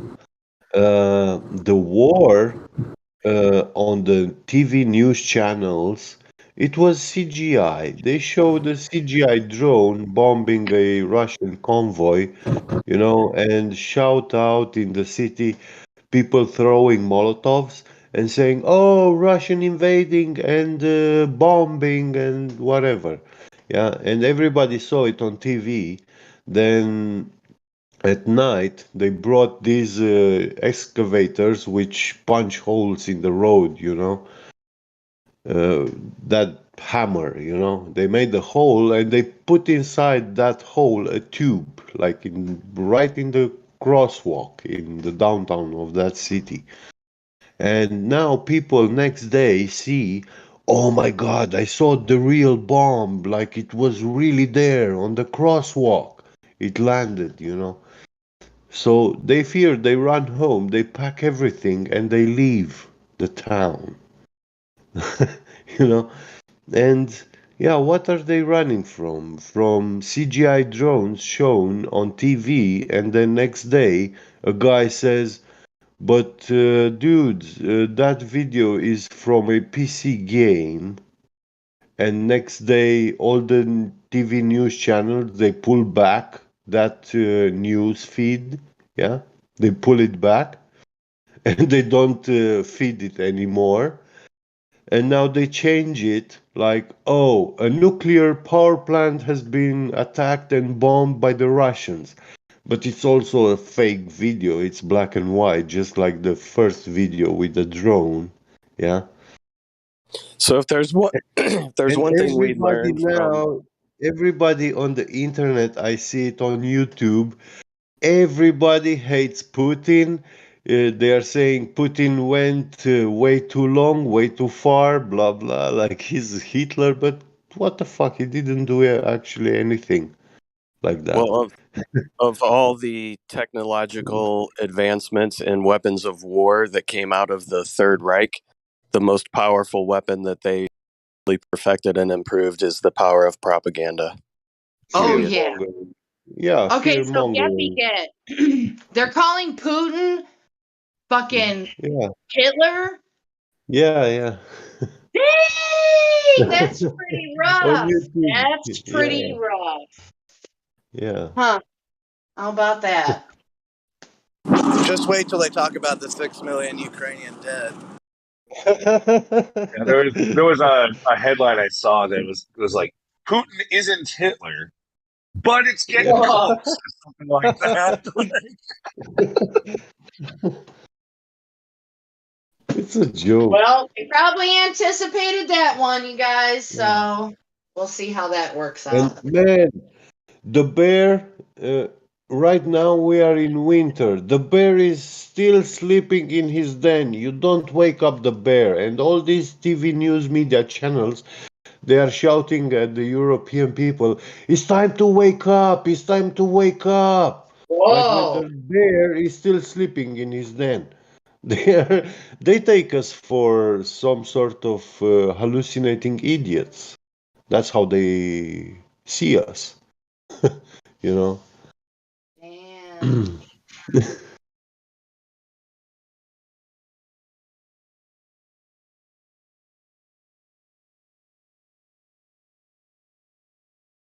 Well, it's partially true, right?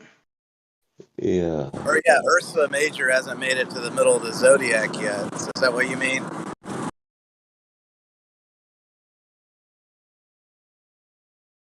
Yeah, if people see it on TV, they're gonna run from their homes, they will leave everything behind.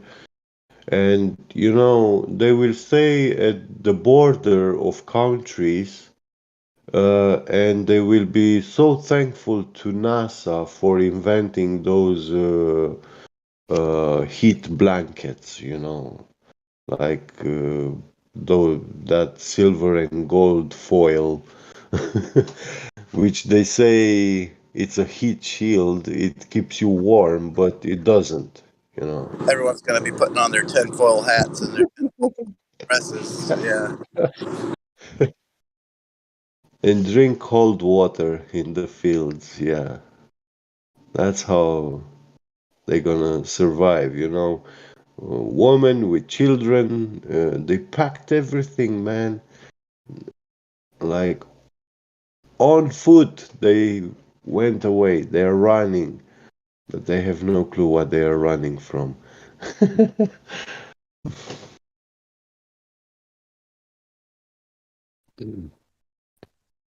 So I haven't checked the last day or two. What's the status on Kiev and Kharkov? What? It's almost deserted. Yeah, but Who was left behind? Who was left what's the battle? behind? Oh, I no, tell what's you the who's battle? left behind. It's these strong men, you know, with the will and power to fight, you know, and also a lot of the mobsters, yeah, mafia, which they don't want anymore any longer. People, people who We're can, done with who you. really can take action in your life, you know, have an Go impact. Are away. you over there? Are you over there? Yeah, they give them free weapons. Yeah, they call them to war to fight with. I mean, those Kalashnikovs they give them.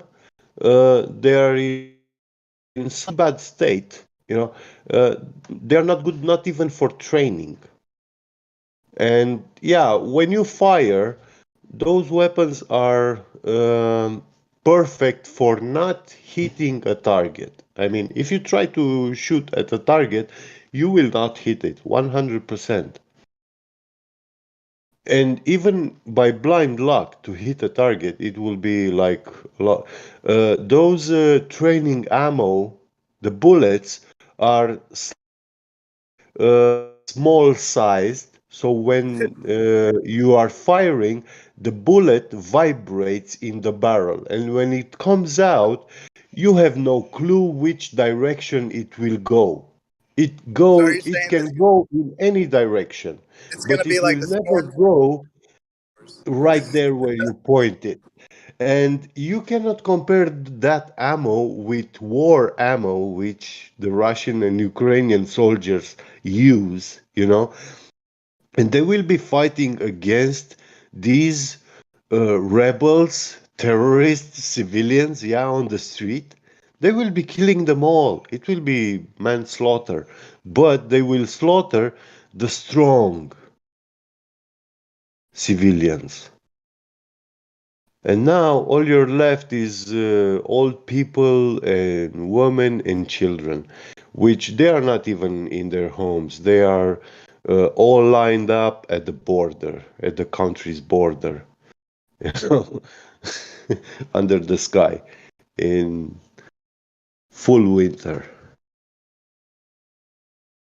So yeah, they destroyed this nation. Are the Russians going for the gold standard? Gold standard. You know, as currency. Well, they use the Chinese CISP, which is also like Yeah, but there've been connected to talks about they're going SWIFT. to be legislating So gold they back still to gold can standard. access the SWIFT system through the Chinese CISP. So No, I know Russia has a lot of gold reserves in. Hey, shout out to Jose's here, you guys. What's up? Oh, El Baba Yaga. that gold, nobody Jose. touches it. What's up? What's up? He must be AFK doing stuff. Well, I'm asking because there's some talks about they're going to legislate the back to gold standard, the Russians, and that's the same thing Gaddafi wanted to do back then when they invaded Libya. No, they can't. You see, that gold that they have, it's actually ancient artifacts. It's not gold which you trade with. Ancient Can I get a quick mic check? Yeah. You're good, Baba Yaga. All right, because I was talking earlier, but I guess you guys couldn't hear me. I was saying Now I it's hear interesting that you brought up about Russia and the gold standard because I was seeing some videos how supposedly Russia is like one of the last places that doesn't have like a centralized banking system owned by a Rothschild. I don't know if that's true or not. I was curious if you guys knew that. Sounds pretty sus to me. Yep. Well, I by heard the that looks of it, too. I don't think Russia likes. I mean, Putin doesn't like the West at all. He didn't invite any of the elites. Good for them. So That'd be nice if that was true. yeah, that's the thing. If it's true or not, if it's just for show, I don't know. If it's part of the play, I don't know. But what Jose said, I find that very fascinating. The possibilities of discussion on that. Yeah, if they remove the VAT fees and then go back to gold standard, they can and make the West suffer for it with the US petrodollar. That's what's happening right now. Like, if you think about it, like this is like the first time where like, well, not the first time, but this is probably one of the like times where like a country could go to war and they actually profit from the war instead of losing money. You know, like they're gonna make so much money off oil right now because Russia has like the most reserves of oil.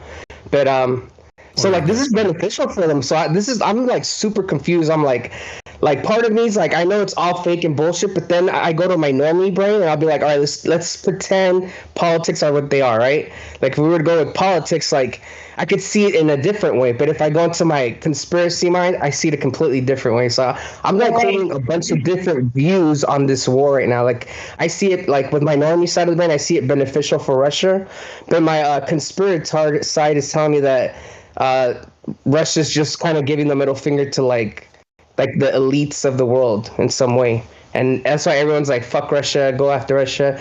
But then part of me is like, maybe this is just a plan and they're all in together. And this is just like another way to depopulate things if it gets worse, which I don't see it. I don't really think it's getting there yet. Even though the news is saying like all these people are fucking getting bombed and dying. I mean, you guys were just talking about this right now, right? Like half of that footage is bullshit. Yeah. Like the majority, actually all of it. Like it's all fucking theater. You know, when it comes to like the shit we're seeing. Dude, I appreciate that so much. Thank you, Jose. I couldn't have said it better myself, really. I'm in the same camp as you. I mean, so yeah. Who was gonna say something right when I was said something? People are running away from being scared. They saw a PC game on TV. Yeah, I remember an old quote from a movie with Will Smith. What was it? Something Earth. And he talks about fear and the concept behind fear. I might have it saved somewhere. Give me a second. But yeah, Jose, if you want to talk more about what you were talking about, I loved every bit of what you were saying, dude. Really. Yeah, well, to be honest, it's just like a lot of it is speculation because I don't think no one knows what the fuck is even going on over there. So, like, I'm just kind of giving my 2 cents on speculation. But what I do know is that gas prices fucking suck in California right now. I just checked this morning because I saw online saying that gas just went up like another $1 for the liter. So I checked it, and so I pumped gas just like a couple days ago at Costco, which Costco has the cheapest gas, like where I live. At Costco, I pumped at $4.19, but everywhere else it was already $4.70 something. So it's like 60 cents cheaper at Costco. But today I just checked online. You know how you can check like gas prices near you, dude? They're all at $5.30, $5.45. They're close to $6 already a gallon. $1, more than $1 in 2 days, in 1 day. Yes, it's crazy. Yeah, it's a lot. I found it. Fear is a choice. I'm gonna post it here in a second. But yeah, a psychological weapon, maybe, that is way more effective than a nuclear bomb because there's no evidence of it. You know, when because we definitely they use the fear and the propaganda, all that kind of stuff, and the politics. They polarize people into bands or groups. Yeah. But when bombs are falling and the children are around and people are dying, that fear is real. It's not like just propaganda. Right. Because they do drop bombs and do. Yes. When your neighbor is bombed, that fear is real. Well, have you guys seen the tower What up, bombed India? in Ukraine? The tower building? What's up? Hello, India. Spitball and conspiracies. We were talking about. Just act normal. Ignore the Indio is here. Just act normal. Yeah. So we were talking about the psychological manipulation they're posing upon the masses. Is that more effective than a nuclear bomb? And, what's the proof of these nuclear bombs? My take on it is what I said a little bit ago is, they need to go to war to make their money. Why would they want to obliterate the playing field? That doesn't seem like very logical to me, from a real simple standpoint. I mean, I guess it could get more jobs. I'll give you a different take. I'll give you a different take on it, Jenny. Look, for example, like I'm with the idea that nukes aren't real either, right? So if they're not gonna be dropping nukes, things that are gonna give like fuck up the land with radiation for years to come, they're probably gonna do similar things like how they did with when they bombed Japan, right? When they claimed those were nukes. Just look, people are still living in those locations like a couple like right after it happened. You know, vegetation came back right away. So the way I look at it, man, I think this Earth could handle a lot. So I wouldn't Yeah. put it past them. I wouldn't put it past them to try to fuck up the home because what if this isn't their home? What if this is our home and they have other homes? If you know what I mean, like you know, what if Yes, I do. like you know how we kind of think that there's more land, dude? I'm still with the idea that those motherfuckers are ruling us from a distance. I don't think they would even Yeah. want to live near us. Dude, have you seen the series um called Raised by Wolves? There's a No, I haven't. mixture of whether something's religious, like from God, or if it's from an alien from a far off distant place. So there's 2 seasons, or maybe it's 1.5 seasons. I don't know if there's going to be a part 2 to the second season, but it's pretty interesting. I forget who recommended it to me, probably Helio, but so yeah, they travel to this planet, and these androids raise these human children. So they're trying to repopulate other places in the universe. But pretty cool stuff. Sorry if I went way off on that, but I do No, like no, where we were. that does ring a bell. I haven't seen that episode, but there is another movie that does something very similar. Have you guys ever seen Knowing with Nicolas Cage? Knowing. Cage. Yeah, I see dead people Yeah, everywhere. yeah. The world is being destroyed by a solar flare, practically. The Earth, the globe, the heliocentric globe that we all believe in, it gets destroyed by some type of apocalyptic solar flare where everything just overheats, and the aliens come and they see a few of the chosen kids that can hear them, and they take them to a new a new world, and it looks like fucking Eden.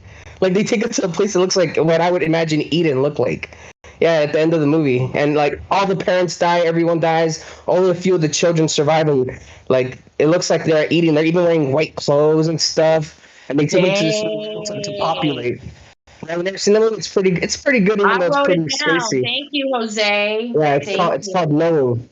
Actually, what these movies show that they are showing that running away means saving your life, and this is what actually the Ukrainian people did. Also, they saw bullshit PC CGI game videos on your news channel, yeah, just like in the 1930s when that US famous radio show guy, Orwell or who, announced, "Oh, there is a war. We have aliens in us." Everybody run desperately on the streets. They fled away the city. Yeah, and yeah, we experience the same thing now. Like these people are running away, leaving everything behind, and in the winter, full winter, when the bear is still sleeping in his den, the TV media shouts, wake up, run!" you know, and they're running.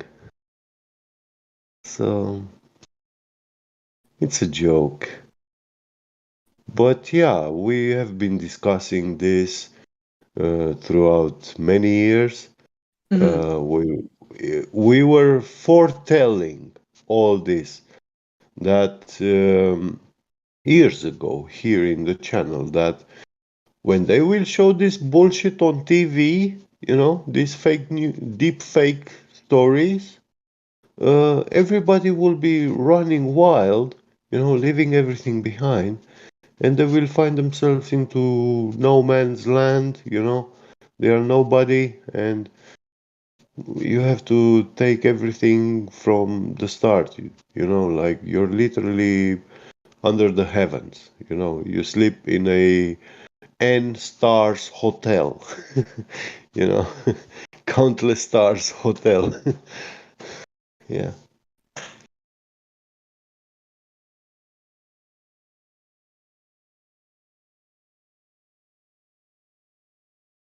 And yeah, if you look at the videos, about Hiroshima and Nagasaki. Those are black and white videos. They are the easiest to fake. Then the Ukrainian famous drone attack on the military convoy was a black and white video. One dude then tweeted, "Oh, but that video is from a PC game," and all the news media pulled back that story. You know, they didn't feed it anymore because they Right. saw, oh, they know it's fake, you know, and it is fake. And then Another video get bet is now, I don't know if you saw the one where the yesterday, planes. yeah, Did you see the planes were flying like in uniform? That huh? video was actually real, but it was from an air show in Russia, like 2 years or Yeah, 3 years yeah, ago. 2 years ago. Yeah, Yeah, yeah. yeah. Yeah, and also this nuclear power plant bombing attack, it's from a CCTV camera. They say uh, it's also black and white. It's not color picture. So, and what do you see? You see some light moving in this picture, you know, but you don't see any bloody explosion, nothing. And there are some street lights, but their light is being, I don't know, elongated. You have that, I don't know. It's not a clear picture. It's like there was something in front of the camera lens, and it created a glare or something. It distorted the image. So that's also a fake video. It's That's black why and white. I love that meme, bro. There's a meme where like it'll show like a burglar at like Walmart, and it's all grainy footage. You can't even tell what the fuck it is. But then on the bottom part of the meme, it shows like pictures of space, and it's like perfect. You can see everything. Yeah. CGIs are perfect. Yeah, those are real. Yeah.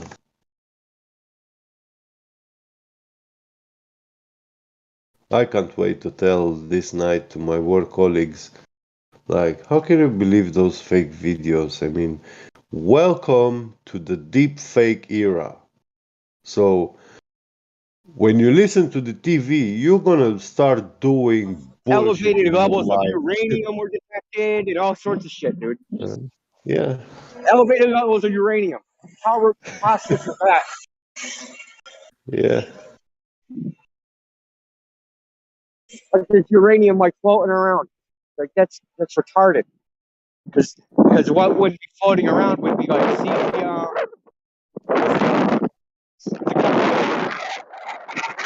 Right. Dude. Mike, you're blowing in the mic.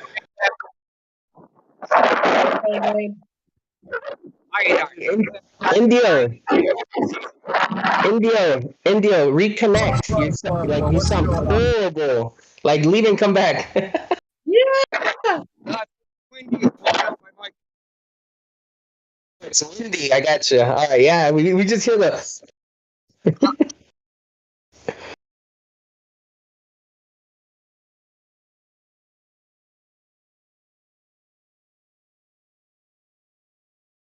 Yeah. He must be going around Boston on foot right now with that wind. One.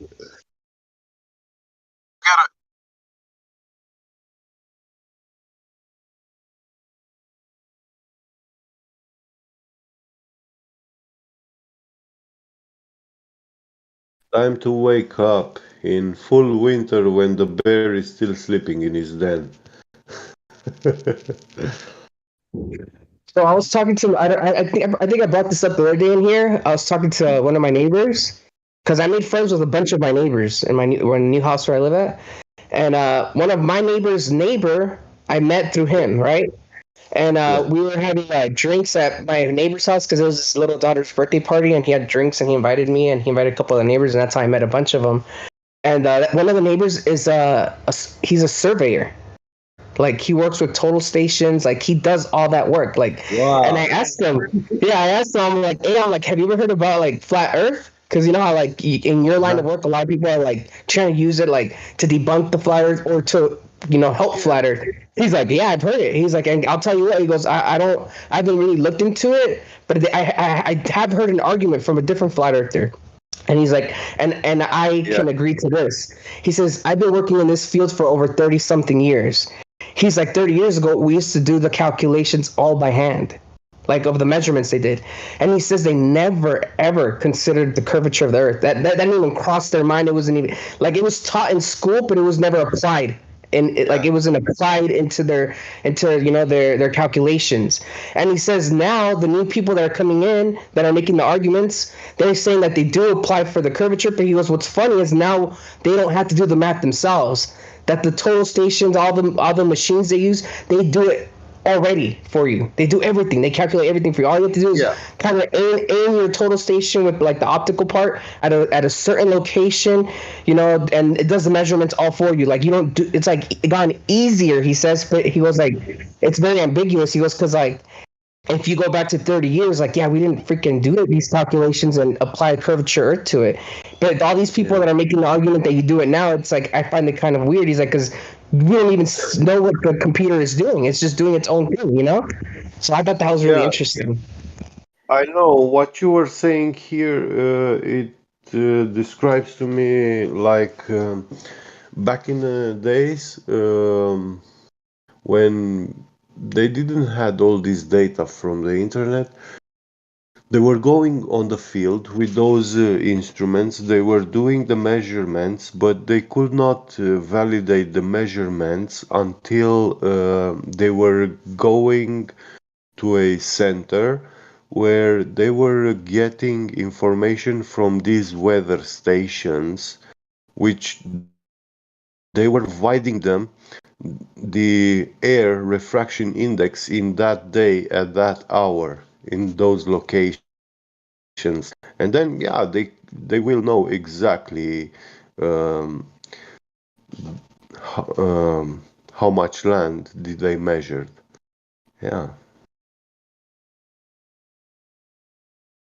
Because I've seen those surveyors. They come with those tripods, tools, instruments, optical stuff.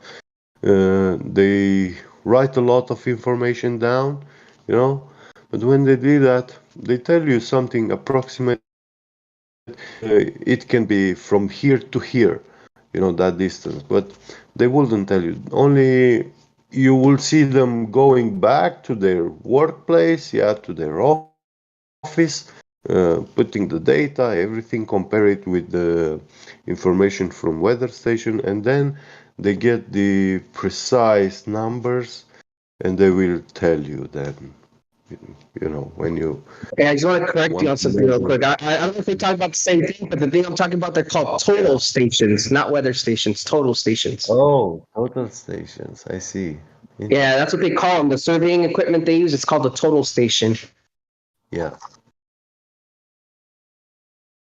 But nowadays there are these tools which they have a atmospheric refractometer, and they can measure that index like straight away.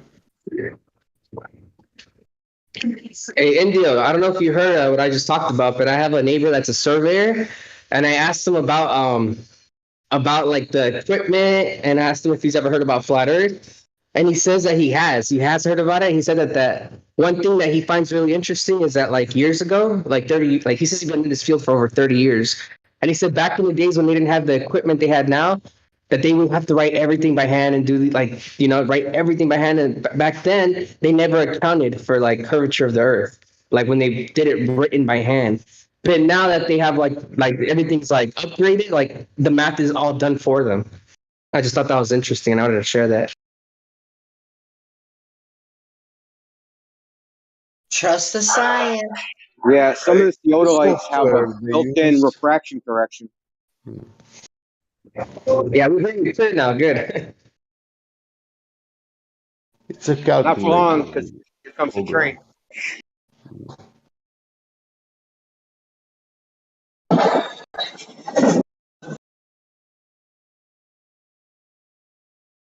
You can verify that software calculator they use to see if it's got any Euclidean formulas, like to calculate the radius, arc curvature. None of them include that. Hey, I don't know if you guys noticed this, but on Facebook, if you guys have Facebook, dude, there's either a bunch of brand new flat earthers that just like heard about flat earth like 2 weeks ago, or they're Goobers. Like I'm still trying to figure it out. Like I'm literally like messaging these people like on DMs, like in Facebook, trying to figure out if they're legit or not. Because there's like I found this group of just like new flat earthers where they're like posting like the memes that are easily debunked, like the footprint, like does it match the boot type of thing, I'm sure you guys all seen that one.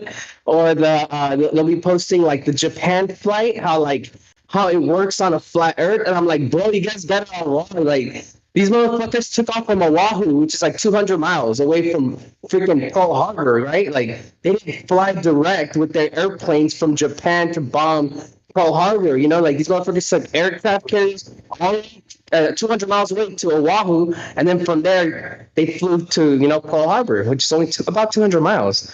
But like I'm trying to figure out, they're just like misinformed flat earthers, like the ones that like when Goldbergs give you a straw man and they don't look into the argument and they kind of try to refute the argument, but without even wondering if the argument is valid.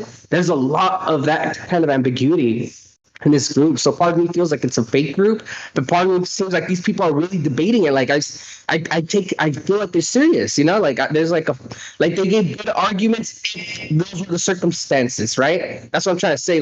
But I think they're just like not looking at the argument, Like one thing that someone's always got to do is when an argument is presented to you, don't take it as fact.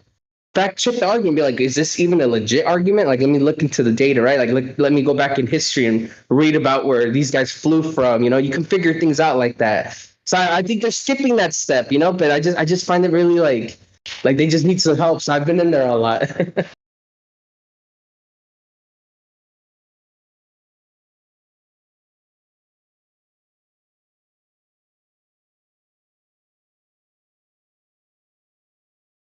Yeah, do you still go on Facebook all the time? I never go on there anymore. I love it. I love Facebook. I hate it and I love it. I love it because it's a different crowd of people. They're worse than people in here. Because here, you can always make them join like a voice chat and talk to them, which is the best part about this place.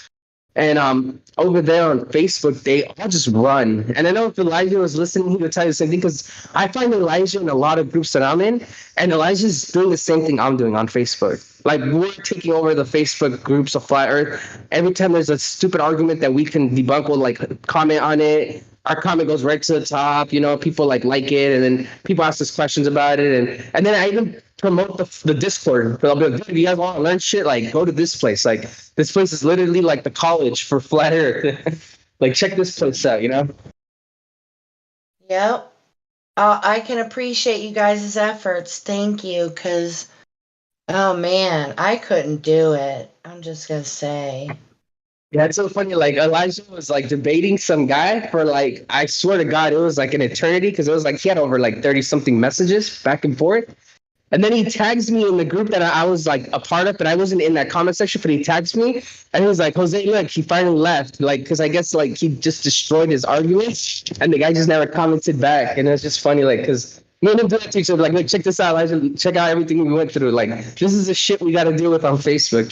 It's pretty funny, but we both enjoy it. I don't know why we enjoy it. I and enjoy you it. guys, could you guys potentially do like a screen recording of you guys going through those comments to share with those of us that don't care to go to Facebook and such? That would be I'm so. sure I can. I just have to. I don't know how to do that. Other than taking like snaps, I don't know how to do screen recordings, but I can look into it, I guess. Yes, that would be amazing. This is how to obliterate a glober, and then scroll through the comments. That'd be cool. Palm swipe your screen and then share that image. So Jose, look at the my last post to Livestream voice text. I don't know who created this, but this is badass. Talk to that person, Jose. Find out who made that.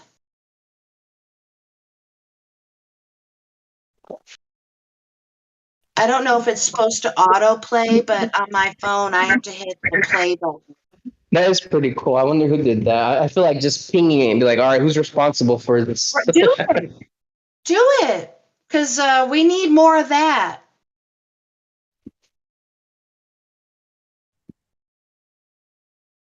But yeah, I think it's a Jose. What I was referring to was like kind of like an app for your phone that would record it, and I would imagine put it in an acceptable file format to do other stuff with it. Yeah, I'm aware of what you're asking. I even know what you're talking about. I just never have like it's intended to do it, so I would have to like look it up and see how it works. I'm sure I could do it. It's not a big deal. Yeah. It might be ridiculously simple, and maybe I might look into it myself. Yeah. But I don't go on like comments like you guys do. You guys are warriors, I'll tell you. High five, bros. But I know that's something that you've always loved to do, Jose. So I think that's awesome. Yeah, that's how I started. I literally wanted to talk about like flat Earth. Wasn't Discord. It wasn't even YouTube. I didn't make my YouTube channel until like 2016, 2017. I don't even remember. I did it so late because the only reason I did my YouTube channel is because I wanted to comment on stuff. And I used to watch all the flat Earth stuff without ever commenting, getting involved with the people flat Earth, just posting, just watching the videos, right, itself. And it got to a point where I was like, I remember I was like on ODD's channel and he had like a chat party.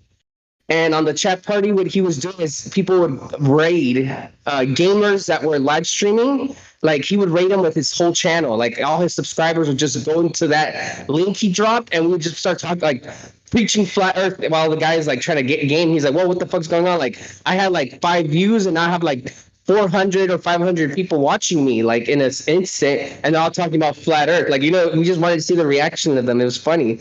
So I wanted to get involved with that. So I made a YouTube channel just to do that. And then after that, I started realizing, I can comment now. I could because I didn't even know how YouTube worked. I used it forever, but I never cared about the comment aspect of it. I just cared about like watching the stuff on there. So the first place I went to was Facebook.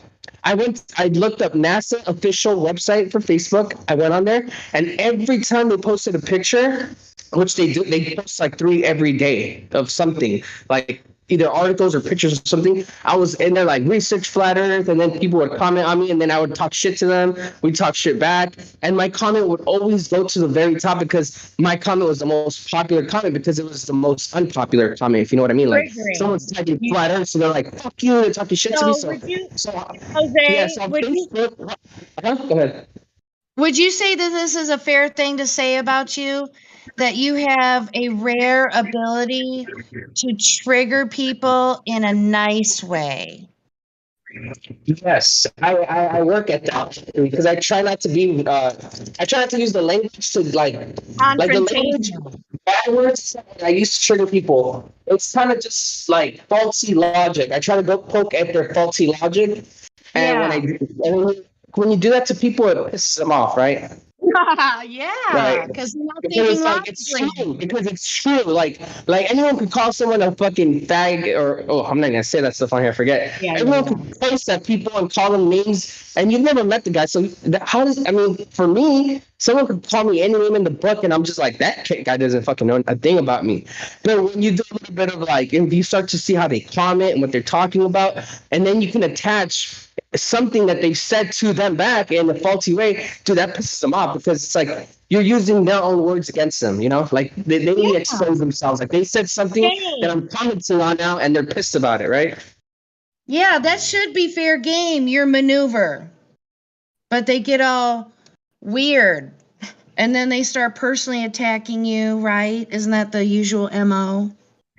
Yeah, I used to love it because my goal was to get my comment to the #1 comment. So when people would go click on the NASA photo, they'd be like, "Oh, let's read the comments." You know how people like to do that. The first comment was always like, "Research flat Earth," and I thought that was glorious in 2015. I thought it was, Yeah. and it was funny because there was another guy in there that was with me. He was also a flat earther. His name is I'm still friends with him now on Facebook. His name's Sean Gettings. I remember me and him were the only flat earthers on that official NASA Facebook page that were posting similar things like research flat Earth or look into flat Earth or talking to Nice. Globers about flat Earth. And dude, it's funny because I go there every now and then and I'll tag him. I'm like, hey, do you remember in 2015 how it was just me and you? Look at it now. Like now it's like half of the comments are like research flat Earth from like random ass people. It's pretty cool, huh? It's progressed. Awesome. Yeah, dude, I think what you pointed out is something we all need to keep in mind, that social change, you're looking at a decade or more. And, you just described something 5 years ago. So, it's got to be sure but steady kind of movement, and it's nice to see it. It's cool when you look back. That's a great story, man. Thanks. Haha. Yep. Using someone's own faulty logic against them. Yeah, because you got to take the emotion out of it. You can't think logically if your emotions are all No, against the, you. the, the best way is I look at it is just take the personal attacks out of the argument. Like if Right. I never give a personal attack. I try not to online because that gives them an excuse to just throw personal attacks because I know that's all they had. So this is what I think about. I don't even care about the debate with the guy because I know I'm going to crush him right online. What I think about is always the people that are reading the comments. Like to me, it's like they're my audience. So like I portray myself as like a very I talk very normal. Like I'm not gonna curse at them. I'm very polite, right? So Yeah, if you people always read are. those comments, gonna be like, okay, I don't believe in flat Earth, but at least the flat Earth guy wasn't being a fucking douche, right? Like he was being polite. Right. And he was actually making arguments, and maybe that might sway them to be like, "Hey, I'll look into." That's how I kind of think of it. Because the way I look at it is like when you're in this, you're just being like a dick to people. That gives them an excuse to not even read what you're posting anymore, or Dude. discredit you completely. I try to give them anything. I'm just going to tell you that in the 5 years, I'm pretty sure it's coming up on a 5 solid years I've known you on Discord and, before that, ODD. But I don't ever recall hearing your voice elevate into any kind of confrontational anything. I've never heard you get mad on here ever. So, props to you. That's just Hats my off to you, personality, sir. though. That's my Yeah. personality. Like my girlfriend, when we first started dating, and when you get serious with a partner, they start to try to poke like little things at you to see where your levels are at, what gets you pissed off. She got to the point where she was getting mad because I was never upset when things. She's like, "You should be upset about this." I'm like, "Why?" I'm just I'm too happy about everything. Like I don't get mad. I just learn from it, and that's it. And I'm never upset, and that triggers her, but she's used to it now. Now she's like, she comes to me, she's like, "How do you not get mad about shit like this? Because this shit's pissing me off." And I'm just like, "Well, just fucking learn from it. Don't do the same mistake again." Like it's simple things, It's like why let it bother you? It already happened, right? I don't know. I'm just Right. very positive about everything. Yeah, you got it. I'm with you, right along with you. But the trick of it all is to remember that knowledge and apply it when you really need it. That's for me.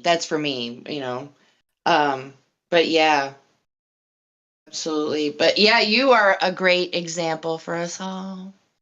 And I know you just said that it's just your personality, but I'm sure you have to give some credit to yourself.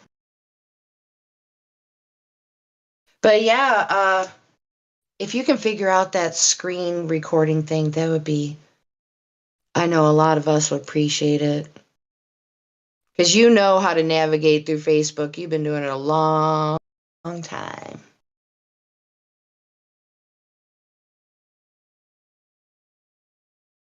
What do you think? Do you remember like when you first started using Facebook? Because I do. Yeah, it was pretty much as soon as MySpace was being touted as like for kids, that was like Yeah. the lie. They told us to hop on Facebook like, you're still on MySpace, MySpace for little kids. And I'm like, all right, I'm gonna get a fucking Facebook. It was around that time when Facebook had just came out and it was like the new thing. Yeah. I jumped on board and I still kept my MySpace, but I forgot my password because it has been so long that I haven't been on it, and I wish I could still go on it because I heard you can still log into your account even though it's like, you know. Dude, they wiped out all the HTML everybody put on their profile, so you ain't missing nothing. But anyway, remember when you would send your friends a drink on Facebook? That's what I remember. That's my first memory. No, I don't remember doing that. Oh yeah, it would be like a it wasn't like what we can now choose your own image. It like came from inside the Facebook whatever framework. You just clicked a button and then you clicked a friend and then it showed on their Facebook feed that you sent them a drink. It was like for college kids. I think it was when I joined was probably about the time when the college kids figured out the Facebook and they're all connecting together, and then they kind of put it out more for other people. Cuz I remember, you had to attach your college to your profile, and the profile wasn't as elaborate as it is now. It was really simple, and I'm sure somebody has a video on the history of Facebook, how it looked. That'd be cool to reminisce. But anyway, so like when you first started going on Facebook, anything more to add about that, Jose? No, that's pretty much it. But I do miss MySpace because I'll tell you why. If MySpace was still what it used to be and it was still a thing, imagine our pages. Our pages would be so fucking red pill. Like we could do like a background. It's like conspiracy stuff obviously, or like a flat earth. It's like almost like how on this Discord we have like the little pictures of the flat earth and stuff like that. You could do a lot of that stuff on MySpace, right? Where your background, your music, it could have been like a simple song. It would have been Yes, lit. I did my own custom profile. I had a tight MySpace, man. I had music on there, a standalone player, that I backed up and everything. I forget how it all. But yeah, oh man, that would be glorious. You are absolutely right. I would 100% agree with you. We would blow people away left and right all over the place if each one of us had a MySpace page. Dude, I spent hours and hours and hours teaching myself HTML to do all Just that think stuff. about this for a second. Why has it not? I mean, not that I'm aware of. Maybe there's something out there that exists exactly like MySpace. But why aren't we using something like MySpace again? Like, dude, it's perfect. Like, it's. I could see it like as a way to reach more people, like a Yeah, MySpace and Facebook. well, Like because of your page and the way you set it up. the closest thing I've seen so far without me even looking like along those lines, and that's Buplup. You can make a role, which is essentially your own web page. Have you seen my FE starter pack I made up? I haven't seen it, but I've heard all about it. Okay. Well, if anybody, just for the record, I'm putting it out there. If anybody has any feedback, please feel free to DM me. But let me send it to you. And I came up with the name from when Mitty used to hang out with us, and I think he coined that. But that's it right there, Jose. You can compile your own, and I'm sure there's some sort of hacking HTML maybe I could do. I don't know. I used to do that kind of stuff in a real Sesame Street kind of way, but there's always simple hacks out there. So I'll definitely take a look at it. Yeah. But it's not anything I'm claiming that I came up with. It's just a collaboration of everything we've been talking about in here for years on end. But everybody can do this for themselves to present their information in an easy, digestible format that people can just read and scroll. But I miss MySpace, dude. I really do. You remember Chris Crocker from MySpace?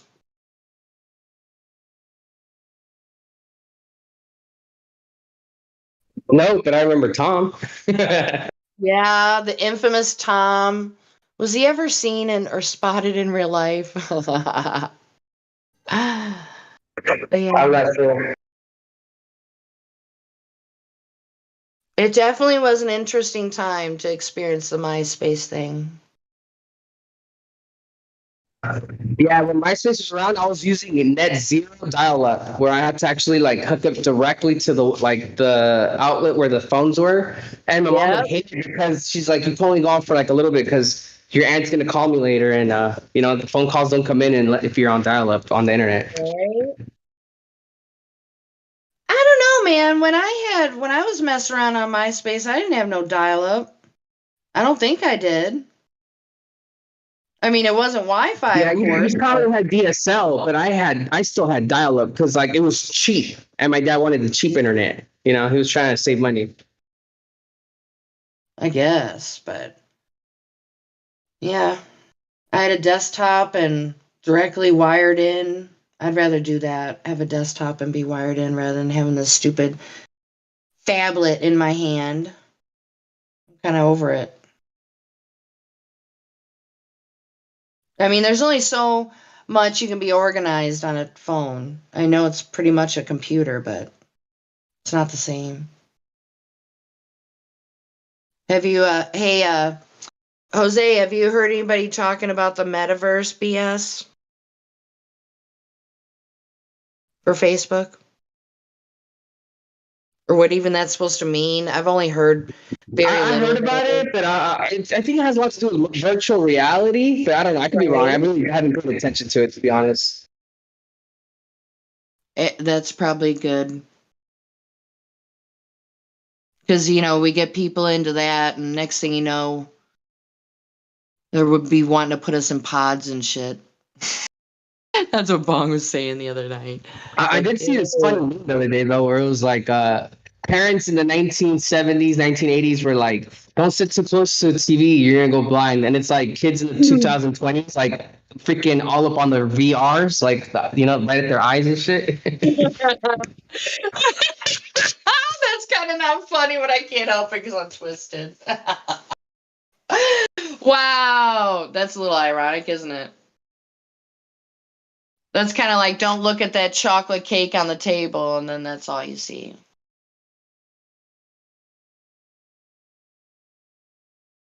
Yeah, don't raise your entire population on Counter-Strike, then send them to war either.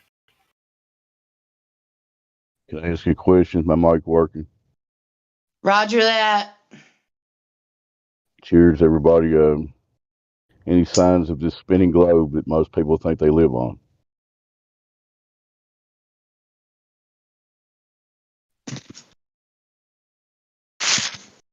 Signs that you're on a spinning globe. What could those possibly be? Said the person that just walked out of a cave or under a rock.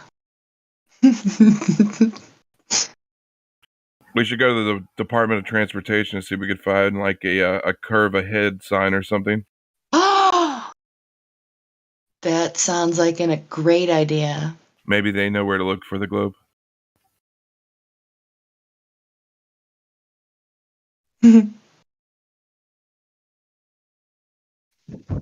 I keep hearing about all this, global stuff, and pictures of globes, but nobody ever shows me their actual globes. So I guess that's just me. I don't know. Y'all continue.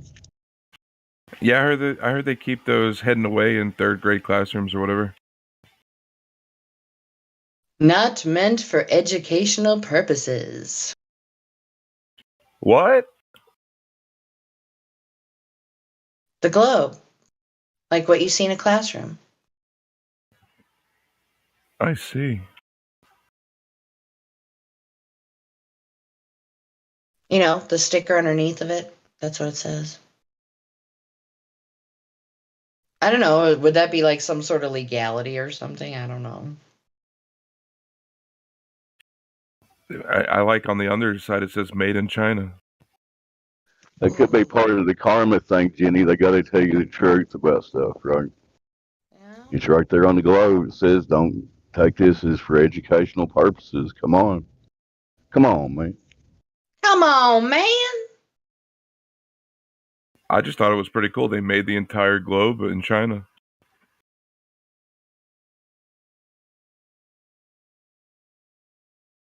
All right, so you guys, I got our new well, not our, but I think Indio is doing it. 24/7 Flat Earth Discord animated. So I posted it the other day. Cool. Is it original characters or animated from known characters? The latter, I do believe. Well, I think this is Indio's commentary on a actual recorded observation and measured, like, what is the Earth survey, I guess. I don't know what the right word would be, you guys. Well, let's see. 4-in-1 measurement on a frozen, just a measurement. 4-in-1 measurement on a frozen lake proves a flat Earth. So it's pretty cool. They did like road cones and put different color lights on each one. And they measured the distance in between with the odometer. I need to watch it again. It's really good. I like it. That's from a But you guy guys oh, sorry. Go ahead. I was just gonna say I've seen that one. It's a great one because it's right there on the frozen water, and it's a guy up in Canada, Grout01, I think was his channel. Go ahead, Jenny. So it's only 1 minute and 48 seconds. And let me see what he has on the description of the video. Oh, and of course we have the little content tag on YouTube, that makes reference to Wikipedia. The flat earth model is an archaic and scientifically disproven concept of the earth's shape as a plane or disc. Assholes. All right, so But they recently added that scientifically mistaken part. I could be wrong though. But if it's in a Wikipedia box, it must be true. So you're wasting your time. That flat Earth's stupid, Jenny. oh my gosh. Okay, so there are several links in the description of the video that I posted. One being the 24/7 wiki page. I'll share that too, even though it's down below the video. But it's called the Ice Swan. That's awesome. I did not know that.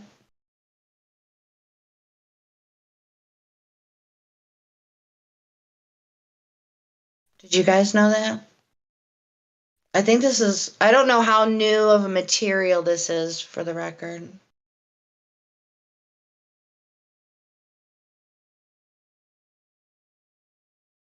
We have the black swan, and now we have the ice swan. I like it.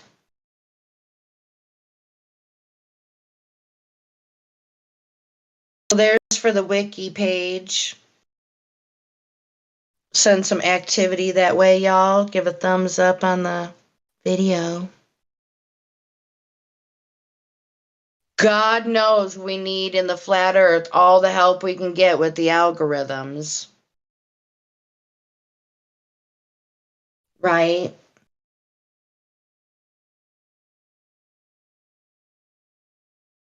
Yeah, I'll get Johnny from IT on that real quick. I mean, you guys know what happens when you put in a search. Like if I do 24/7 Flat Earth Discord, I mean, probably only because I've selected this many times in the past does it come up like this, but so there's just the channel and then one video, the video that's live right now, and then one other, and then it says show more. But directly under that is one Discord mod versus Flat Earther, and it's not our Discord. So that was kind of a little bit disappointing. And then we have the infamous, so the second one, the infamous Memulous video that caused a lot of chaos for us. And then one by Mr. Beast, Flat Earth Proven by Independent Research. Is that okay? Wasn't expecting that, but have you guys watched that one? Let me share it.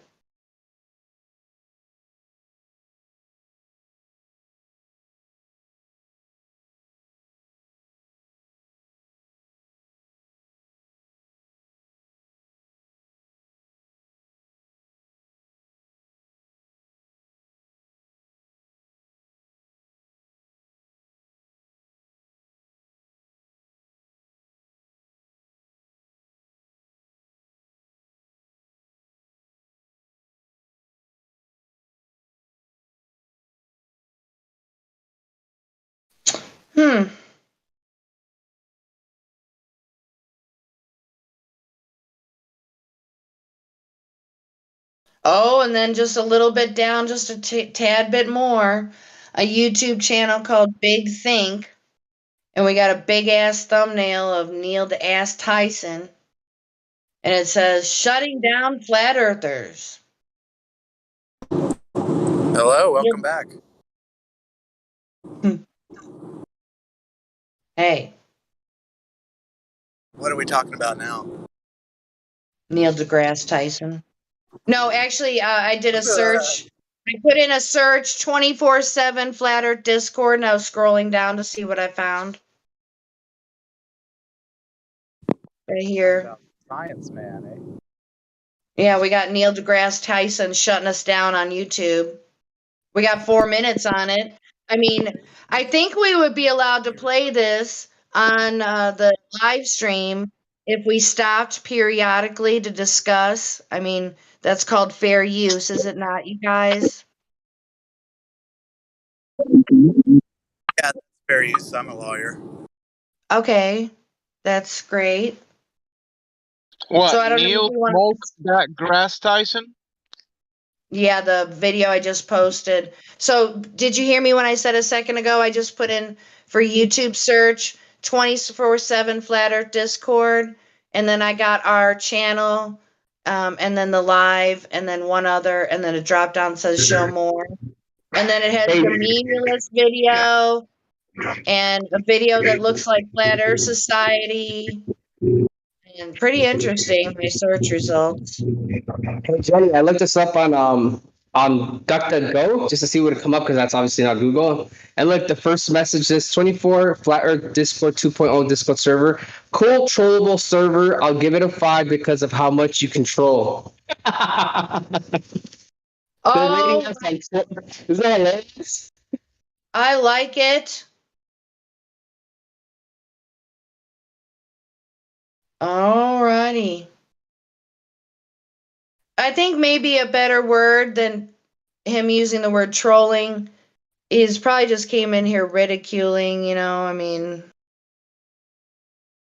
I don't know. You guys probably have high expectations to really give someone a true title of troll. Wouldn't you say, Jose? Yeah, I do, but I like that they write about this place even to troll it because you know how many people have came in here to troll and they're like, okay, this shit's kind of interesting. Right. That's what people are looking for, right? Yeah. We're looking for the factor. It's like, wait, what? Yeah, any press is good press, right? Any press is good press. That is great. And people are kind of using, I don't know if there's statistics to support anything, but like, aren't more people kind of trying to get away from Google? Not that it's possible, but and using DuckDuckGo, so that's good. Totally agree. DuckDuckGo is owned by Google. That doesn't surprise me at all.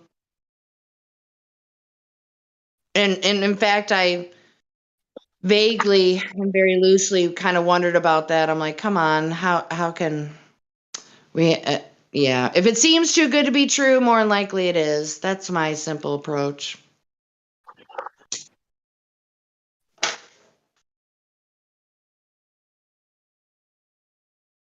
Yeah, there's no way to escape from Google. Jose, Yeah. you got that? You got that Jack 12 yet?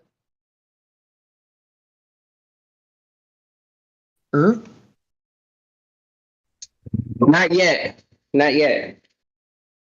I know he's talking to me.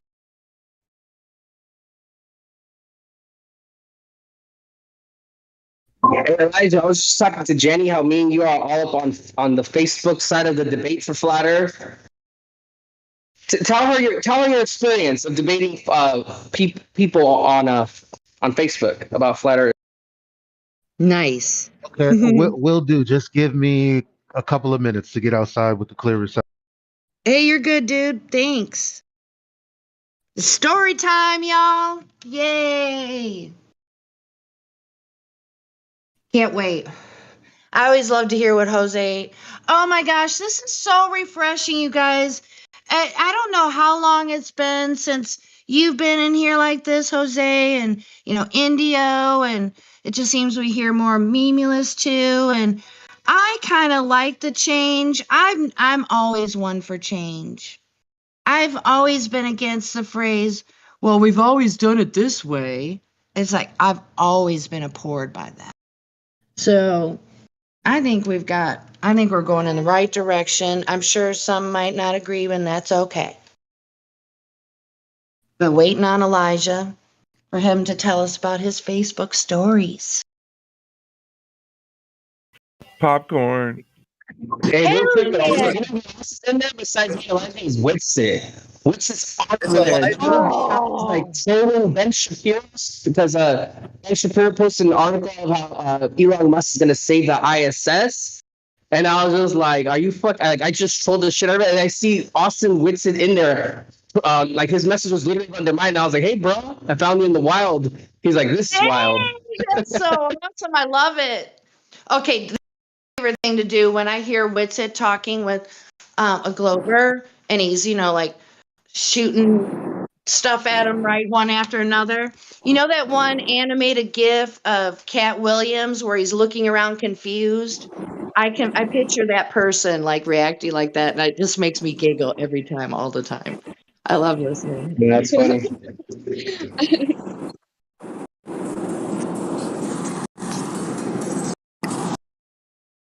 Is Elijah a prophet? I believe so. Pretty sure. I know it's a biblical name. I don't know if he's a prophet, but it's definitely in the Bible. The name But Elijah. I can't. We're gonna have Flat Earth story time here in a minute. I can't wait. Hey guys, am I clear? Okay. Yes. All right. Yeah, I usually post screenshots from the conversations that I have on Facebook because they're like the groups, let's face it, are governed by globe earthers who specifically troll flat earthers like all day. When I say troll flat earthers, they'll straw man us like super ridiculously. What did one guy say earlier? Actually, he said, I don't have pictures of the globe, therefore it doesn't exist. Oh, I don't have pictures of God, therefore God doesn't exist." Like that, seriously? You know what I mean? That's Like if ridiculous. anybody's listening and they think that makes logical sense, well, one, that if you don't have a photo of the supposed thing that someone is talking about, like it's generally it's in question that they have evidence or come across something in this reality. If they claim to have evidence, but there is no evidence, like because again, images aren't photos. They claim that there's one photo from the moon missions, but then Right. I know which one you're that's talking fraudulent. about. Yeah, that was proven So fraudulent. So when it comes to us saying, well, there must have been a causal agent for all of the effects that have happened for us to get here. Information being metaphysical, and yet it's an inherent part of our reality, yada, yada, yada. So that's why. But anyway, I kind of got off because I'm trying to It's keep okay. the newbies in mind and keep, try to talk in a way that, won't go over their heads, because the normie will think, yeah, that's absolutely reasonable. No picture of the globe, no picture of God. Fine, fair enough. But anyway, my experience is usually that the trolls typically leave my comments alone, because in a long string of conversation, I'll just screenshot, and eventually their argument will become inconsistent in a number of ways. And all I have to do is post a screenshot of what they said 10 lines up that'll contradict what they said 10 lines down. So they've gotten used to just straight up ignoring me. Now that's where the interesting thing comes in, because you get to find the actual curious people who truly do think it's a globe, and they have these arguments from Professor Dave or these people, and then I get to address it directly. I get to like open up a PDF or look at the video, and I say, see here, at the 2 minute and something mark, and I get to go in detail how the arguments are fallacious, and they go, huh, you know what? You're probably the most knowledgeable flat earther. And if anything, I don't believe in the flat earth, but coming across you is has been a real challenge to some of my ideas. I'll talk to you later. That is music to our ears. Oh boy. Oh, is that a reward to you? I would say that would be a reward when you hear that, when you read that Yeah, from someone. sure. But yeah, I agree with Sure. Elijah about screenshotting, because if you screenshot a conversation, most of the people when I debate them, a lot of them do run away, and they'll block me, somehow, so like our comments don't match up. Like it's like it looks like I'm talking to myself. Like the guy's just completely gone. So I like to screenshot, and then after I'll post some of the screenshots on the same comment and be like, "What happened? Did you run away?" Just so people can see that Uh, like this was the conversation I was having. You know? okay, so now that Elijah's here, we'll bring it up again, what I was talking about with you, Jose. And that is, I'm pretty sure that there is a very simple app where you can screen record and scroll up. I think you've done it, Elijah, and you've done little MP4s.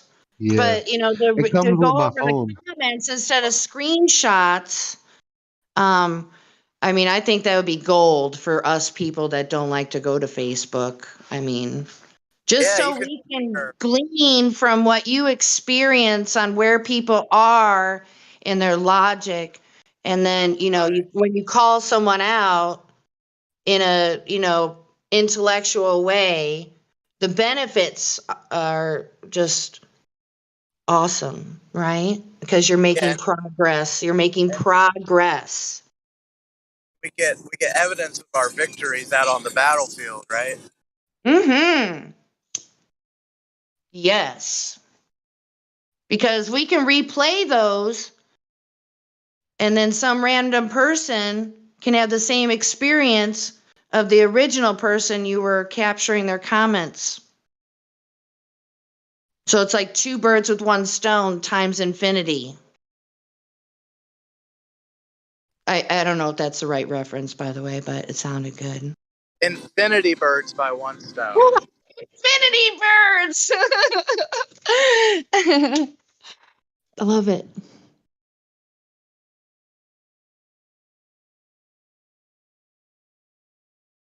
But yeah, do you have more to talk about your experiences on Facebook dealing with trolls, Elijah? I mean, there's not much more than that.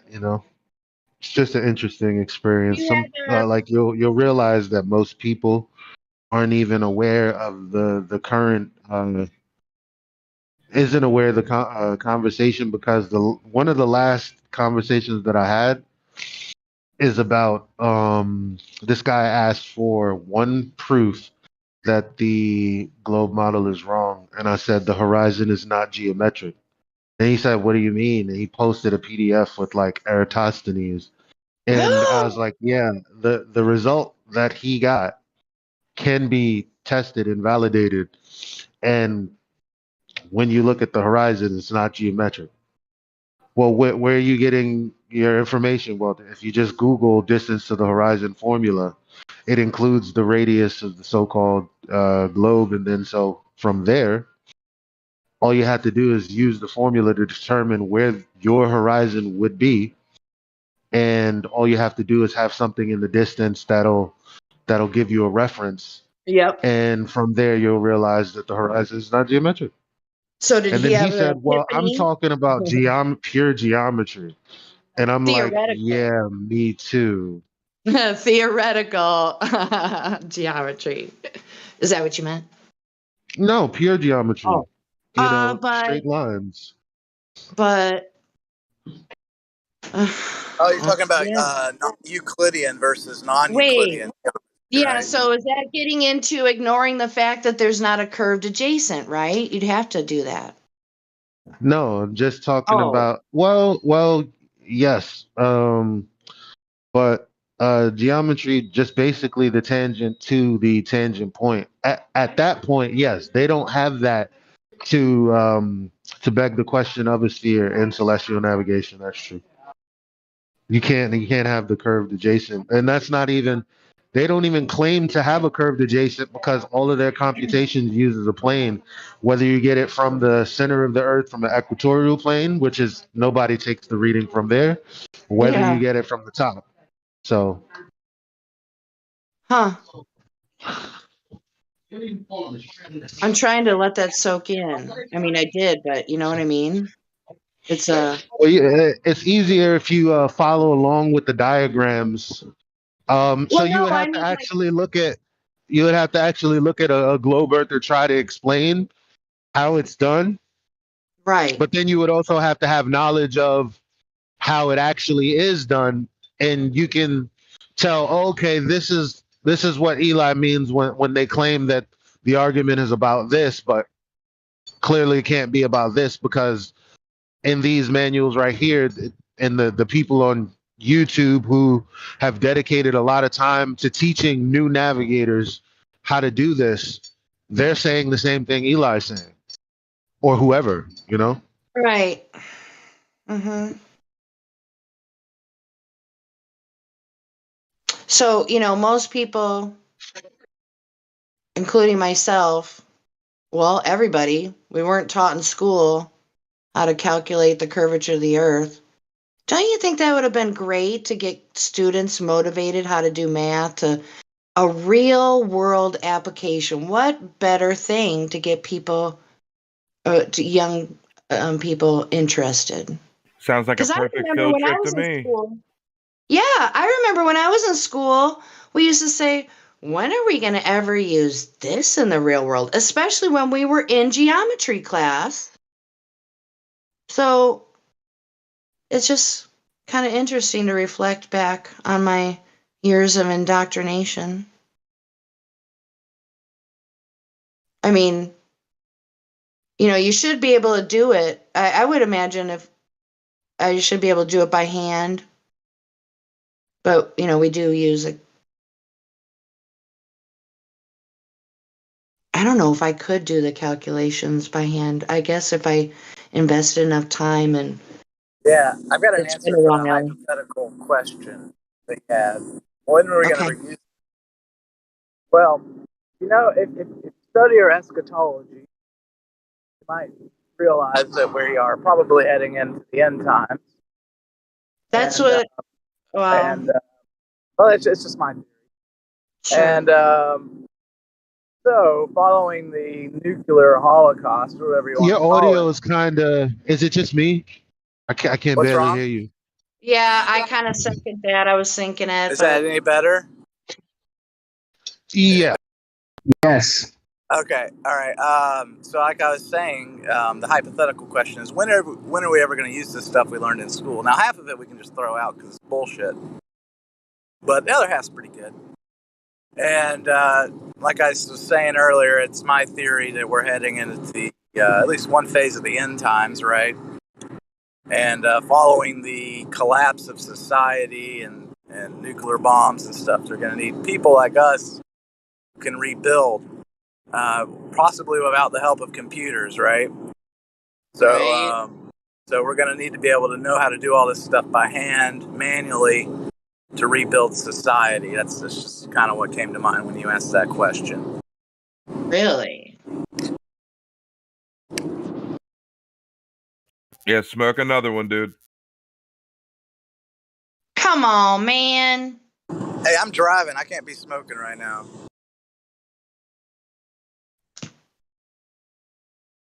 Well, Yeah, that's hypothetically speaking. Hypothetically, if nuclear bombs did exist. Which is what we were talking about, like, a half hour ago, and then kind of brought us to where, bringing it back. So, I say the psychological weapon component, the fear mongering, is way more effective than destroying the playing field for their war games and making their money. That was my original start of the conversation. And then I think Jose came in with stuff, and somehow we started talking about MySpace. Oh, if we all had a flat Earth MySpace page, we should, we should redo MySpace.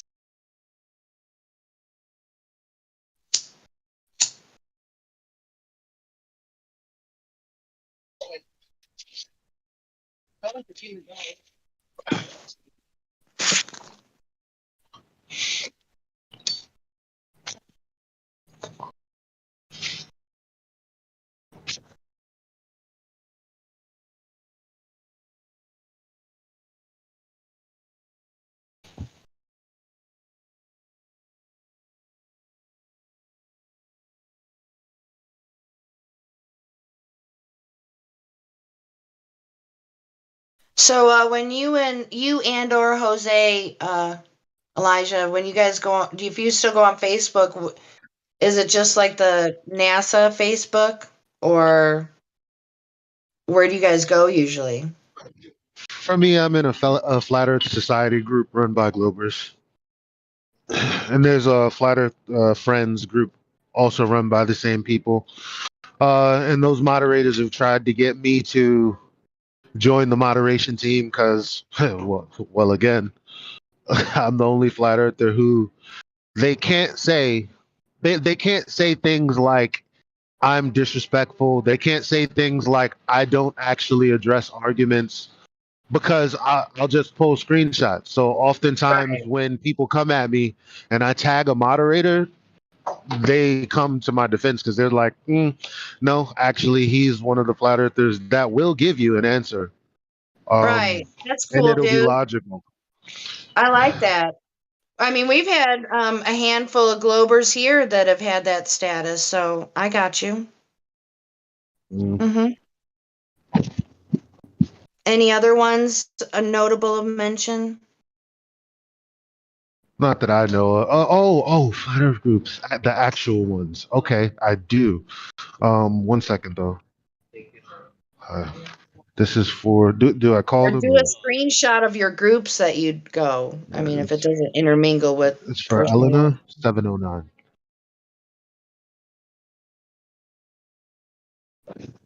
I mean, because some might be Yeah. interested in following your example and going to those same groups and spending a few minutes each day or something. And So they got a group called Flat Earth New Zealand.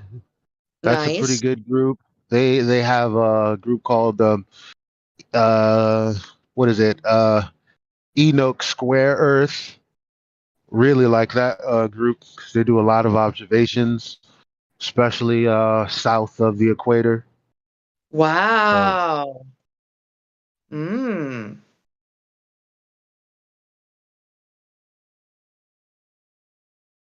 Yeah, I'm pretty sure you've shared stuff from that group before. Like there are a lot of things that happen that aren't explained. They can't be mathematically Well, there are certain observations that won't go with the heliocentric model, like right. the moon jumping a certain amount of degrees in one night. Dude, I've seen that before. Me and God Rockin', I think it was. It was like 2 years ago for me. It was when I was working in a factory, so I did the same, took my break at the same time. I think it was my lunch, and I went out to my vehicle to have a cigarette and other things I do. And I went to lean forward to look at the moon through my windshield, and it wasn't there. And I'm like, huh. And I was looking around to see if it was cloudy. And then I turned my head all the way to the left to my shoulder, and I saw the moon, and it fucking scared me.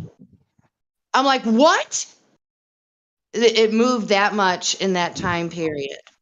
And I remember talking about it in here, and I thought memory serves, it's God Rockin', because he's more towards not, I forget, not as far as the coast as California, but a state or two east of that. And it was like in October or something. It's been too long, forgive me, but I've seen it. I used to pay. Okay, so when you're talking about the New Zealand, Flat Earth New Zealand, I would imagine that they're doing simultaneous moon observations, and that's what I was referring to that I thought you've shared from them before. Well, New Zealand is, yeah. I've shared some stuff from them too, but that's a different point where they'll show a picture of the moon during the day, while there's a picture from like the West Coast at night. Yes, but And but you were referring to something different, that it doesn't mathematically work out according to what we're told about the heliocentric theory. well, it is not. It's just not a part of. It's just not a part of what you would observe if you're believing in heliocentrism. So is No. it obvious to us, but puzzling for those that haven't had their veil lifted off their eyes, or what? Can you give Well, I a mean, if you're looking at something in the sky, and majority of that movement is because you're turning, right? If we're slightly on an axis, and that wobbles over the course of 6 months, yes. So there's no justification for why the moon would jump 7, 8, 10 degrees or whatever it was. Okay. Meaning one day it showed up on the horizon at one spot for 7 days, even like, it's just on this path for 7 days, and then on the 8th day, or is it 6 days, and then the 7th day, all of a sudden it's this many degrees somewhere else. So from a There's no standpoint, accounting for that, because most of that movement that we see across the sky is coming from us turning in those things. yeah, so from a perspective of orbital mechanics is what you're ultimately saying. Would that be more accurate?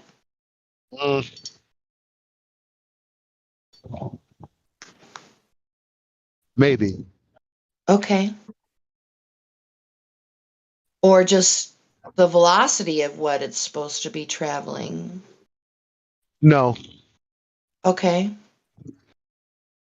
I'm just trying to stuff it out of my head. Just that simply what we're looking at in the sky is supposed to be, because we're moving. That's why we see movement in the sky, specifically because we're spinning.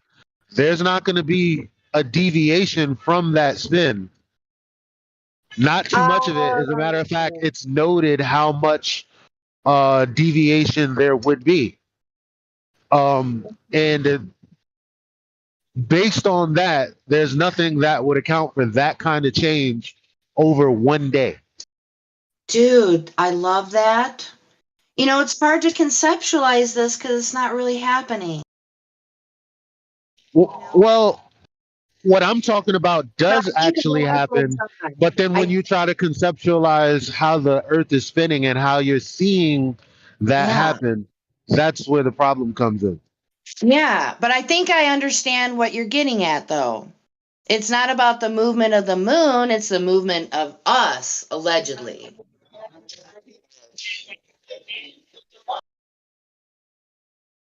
I may not have said that in the best way, but did I get No, it? that's right. Okay. Yeah. Huh. Interesting. Appreciate that. So does So the sun and moon move or no? So Elijah, is I that the can't kind of hear you, stuff that guy. they talk about over on Flat Earth New Zealand? No, that was on Enoch Square Earth. Enoch's That's why I Square. said it was a different thing that I was talking about. Hey, it could be a square Earth, really. We could be a terrarium, you guys. How could we know? You just got to believe. 4 corners of the earth, right? Yeah, 4 quarters, not corners. The point is, in order to determine the shape, you need to count its sides or measure it. We can't do that. So we literally know that we can't know that. So they can call themselves square earthers or whatever the case. Nobody can tell you what the shape of the earth is. Right. Even if you're using a grid system that's from the center or otherwise, Yeah, where the where true. the where the points radially go out from the center or some other projection. Like that would really have nothing to do with the Earth itself. It would just have to do with your travel based on your mapping of the sky. Again, 2 different things. Yeah, I'm vibing with what you're saying. Yeah, you can only believe like what someone said.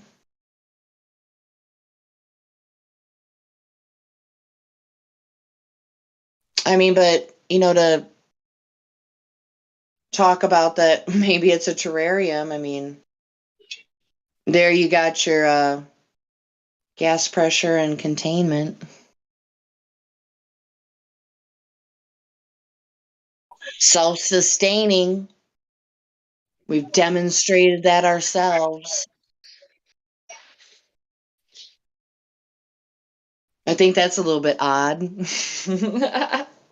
That we've been able to demonstrate that a terrarium enclosed can be self-sustaining for I don't know what the time frame is, but I'm pretty certain it's over a decade. That's pretty fascinating. So do you guys think we're living like in a Truman world situation, Truman Show type Well, thing? We're all it's being one of watched, the it's like a big TV show. The Truman Show is a flat Earth, You think one of the that? flat Earth favorite movies. So take that for what you will. Well, okay. Do you believe that? Yes, wholeheartedly. Okay. I would not. I That would would not be know. well. Yeah, so what you're meaning is that we could be being watched all the time right now. Another group of beings are watching us 24/7. Yeah, I would not know. Yeah, like the I Watchers from have the a Book of Enoch. I have a lizard and I have a bearded dragon, and he's probably watched maybe less than an hour of the day. No, less is no, because we play with him. We take him out, even though we got to watch him and the cats. They have static with each other. He will go after the cat, which is I love. I love Yeah, his and I think the same thing macho happens ness. here in this world too. Like we can also be taken out. And, I'm just saying. You said you feel like we're being watched all the time, so it's just an error in your statement. That I wouldn't know. In fact, Oh, even when you think about things that are in a terrarium or anything like this, even if that is a non sequitur, the bottom line, to me. Jenny, Sorry, had to. Please continue. the bottom line is we don't know. We don't know if this place could be open or should be open. We don't know anything. Like, I mean, you can have your opinion and dream Yeah. big and do whatever you like. Yeah. But just preface it as your opinion. Yeah. We got you.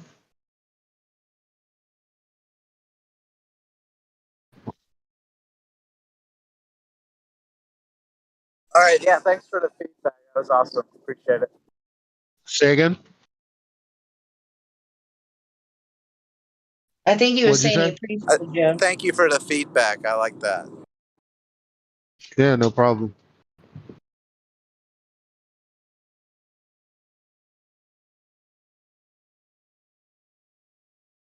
The bottom line is the horizon is supposed to be physically somewhere, physically in a location based on your height.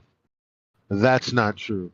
If that's not true, then we can't have orbits without knowing the radius of the Earth. That's not true. Satellites orbiting, an actual globe.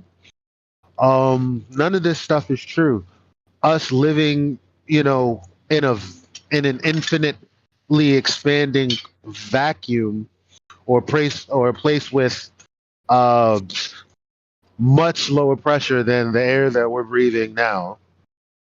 That can't happen. So all of these thoughts are coming off the back of understanding that that's the case and then trying to figure out, well, what is it then? But ultimately, no one knows. We just know what it's not. Yeah, like it's just not a globe. So, flat earthers don't agree Hi. on everything, especially maps and stuff like that. But one thing we absolutely agree on is that it is just not a globe. That's the easiest way to put that. In my opinion, anyway.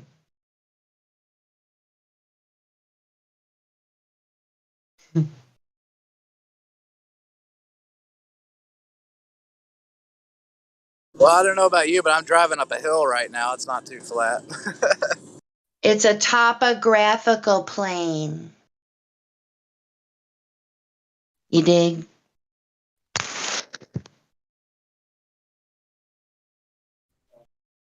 So, in other words, you know the difference between being on a slope and being level.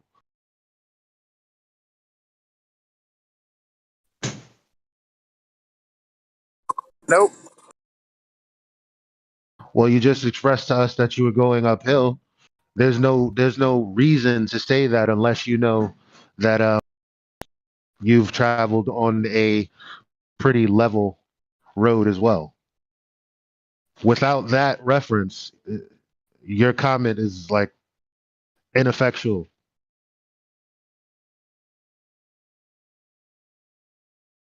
Obviously.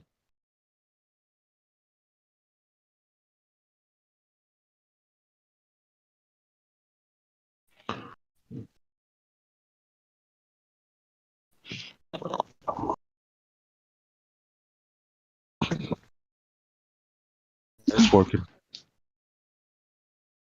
Oh, we got Dave. What's up, Dave? Am I hot micing?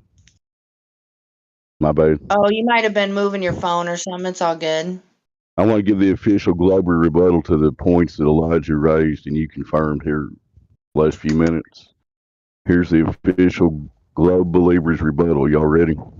Yeah. Got nothing. Back to y'all.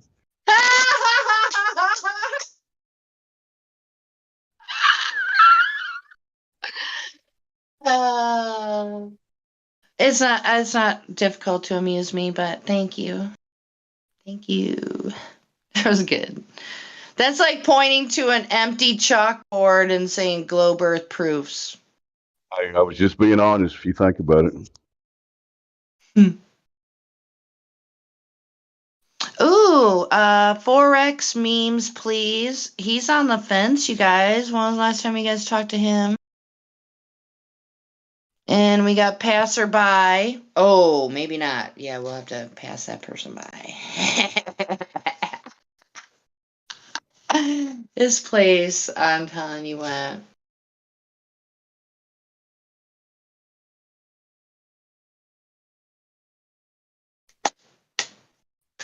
All right, what y'all got?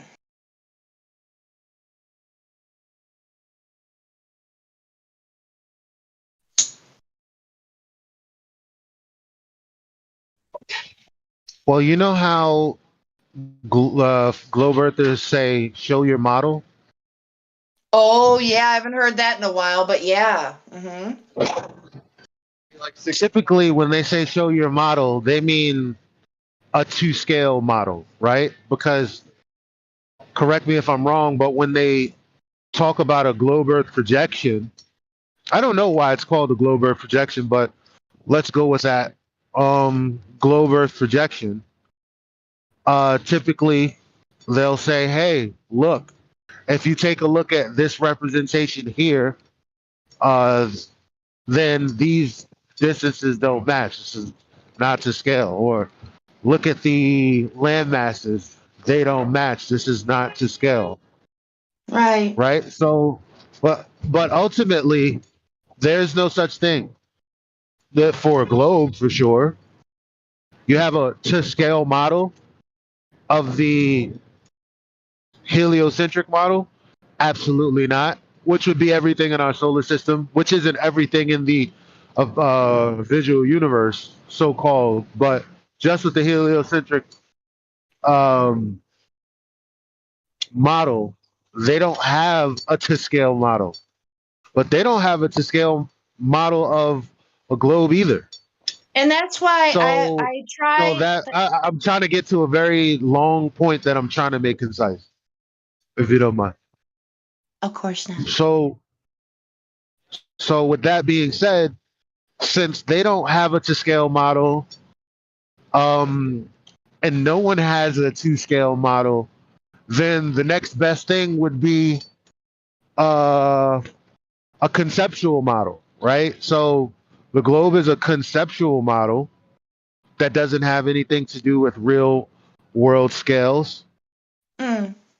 But you have different models that are contradictory when you talk about models in this case. Now, you can also look at the oceanic basin model, and they'll say that's not to scale either. But the difference between the globe model and, or let's say, the oceanic basin model and the ocean globe model, they're obviously contradictory because you'll have one continent, the ocean, and another continent, and they'll be of the same, they'll be level with each other in that depiction. And I'm like, well, if it's a globe, Well, that most definitely wouldn't be the case. So why wouldn't you just have this depiction with the globe in mind, since that's what we really live on? But no, this is just a different model that's equally valid. So why do they go with the globe model when you have these other models that contradict that? well, I really have to retrain my brain even after all this time. Like maybe I'll show you what I mean.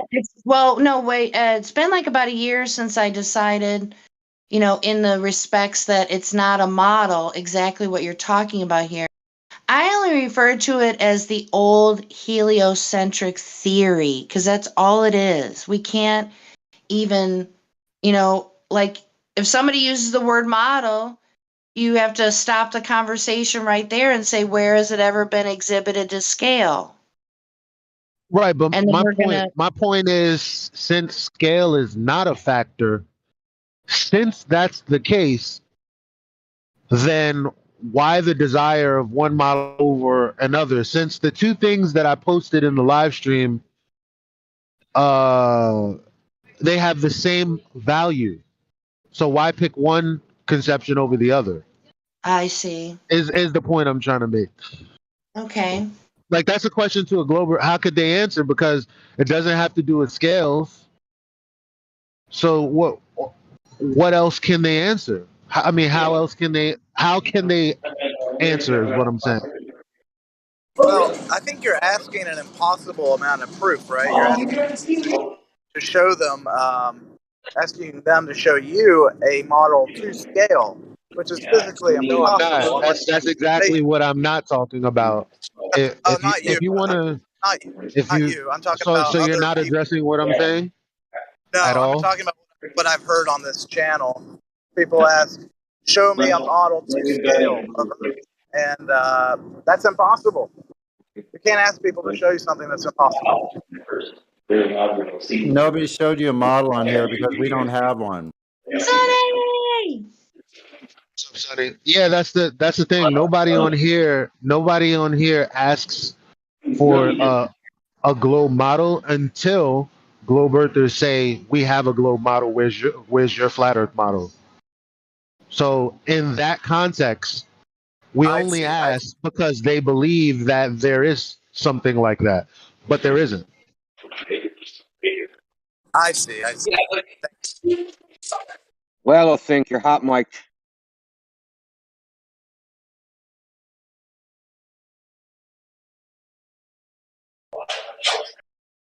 And Elijah, you do know why they call the globe a projection.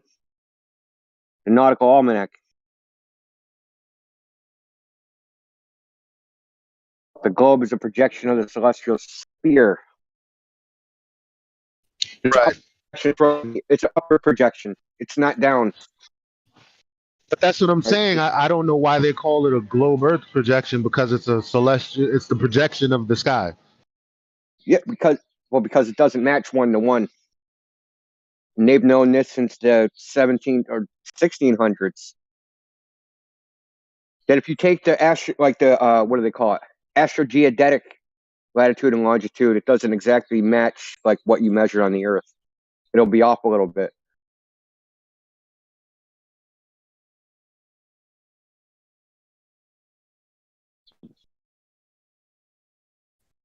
Right? You know how you use the nautical almanac and they say, hey, if I travel 1 degree, if I see a star move 1 degree, right? I've traveled 67 miles or whatever, right?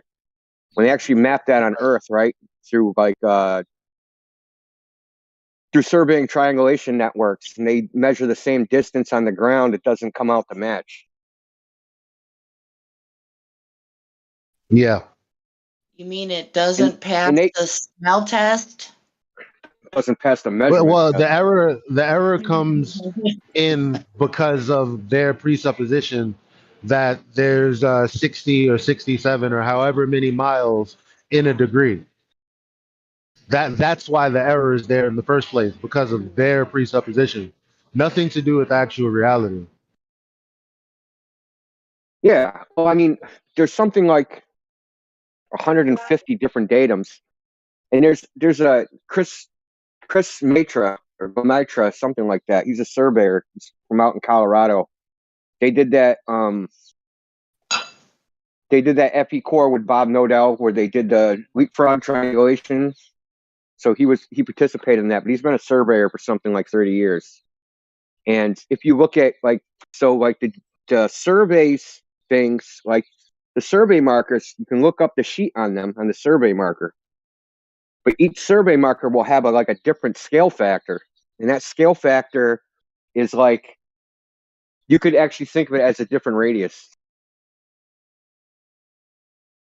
That's a dude right there. It's pretty crazy. He's done some great videos, you guys. It'd be great to follow him or go look at his old stuff, I should say.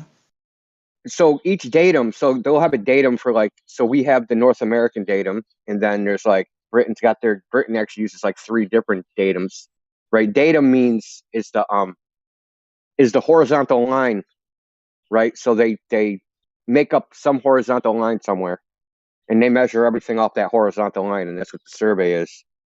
So there's the one in Great Britain that they first used is called Ordnance Datum Newland, and that was so they measured the tide level, the low tide level, for something like 4 years, and then they measured that. They said this is our datum, and like we're going to measure all heights from this point. We're going to say this is the bottom, right? This is the zero, and we're going to measure off of that.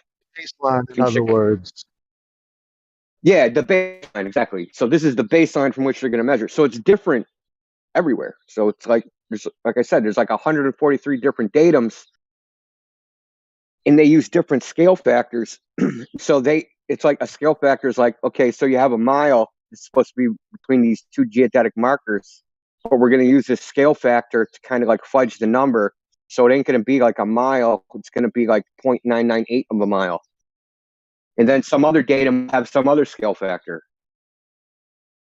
And then when you get in it's just really whacked out when you get in the South Pacific, because you got like some of the Marshall Island scale factors are something like 2 orders of magnitude different from like everywhere else in the world. And Australia has like a real. I think you're breaking up a little bit. Too. Yeah. You're back. You're back.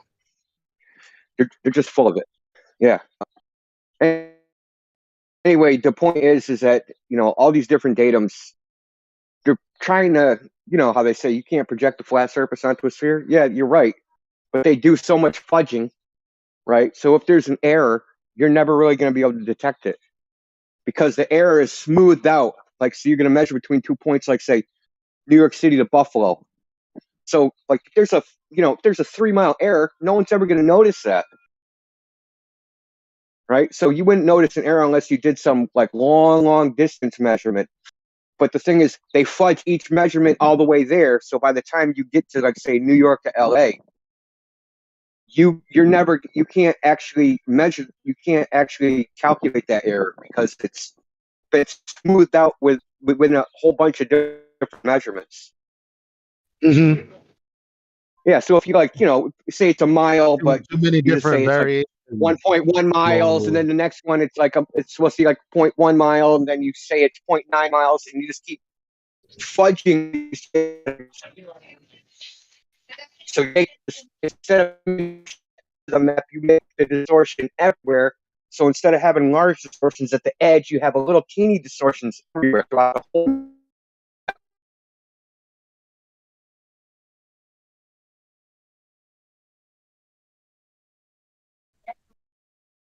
Yeah, it's funny you're talking about that because I stumbled upon synoptic scale methods because I was looking at, why are they depicting the ocean floor as a horizontal plane or part of a horizontal plane? And then I'm like, okay, I started reading into some things, and then I got to a mesoscale, and then they're like, well, this is like um, for smaller lengths, like 100 kilometers and less. But then you go to the synoptic scale, and it could be like 1,000 kilometers. And I'm like, okay, what are they actually talking about? And they're using horizontal scales. And I'm like, well, bruh, over 1,000 kilometers. What is that even? What are you telling me? I don't know yet. That's because I'm reading up on it now. What is the horizontal scale? Why would you use one on a globe?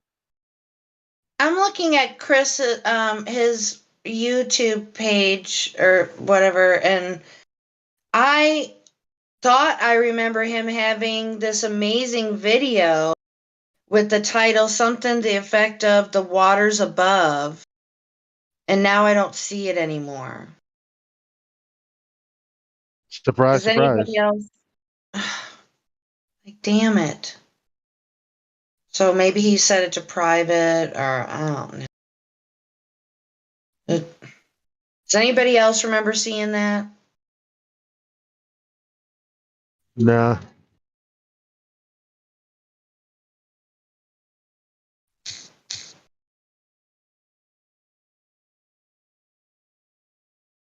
Well, maybe I'm confusing him with something else. I'm gonna look in another spot.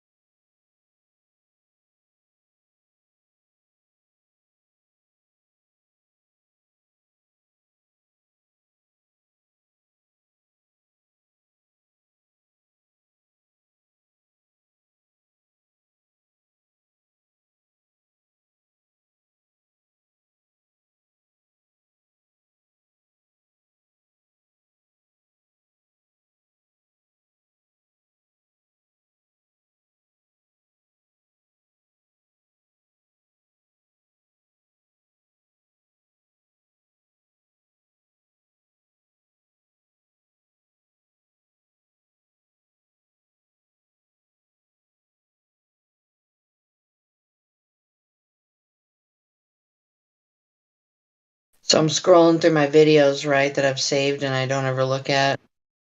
And it's the one about the Orion trial by fire. And every time I just think of the purple marker squiggle guy.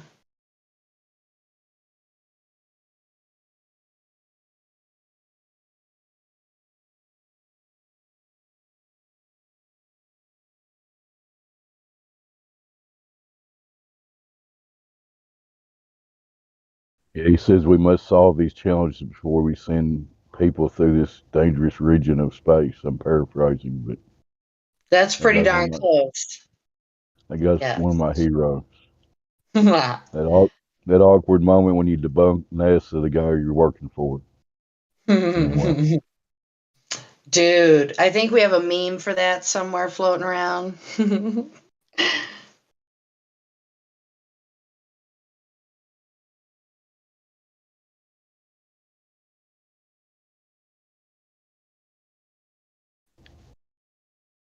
so 4X memes, are you there? Why are you on the fence? Explain yourself. State your purpose. Guess he's not going to talk. I thought I saw his mic open. No, we're just cutting up and goofing off, man. Welcome. It's okay if you believe in the globe. We're not going to ban you or anything.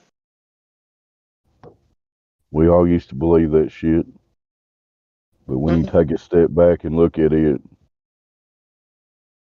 all the pictures are CGI. You got to ask yourself why. It's lyrics to Darren Nesbitt's song. If anybody wants to wonder where I got that. Circa 2016.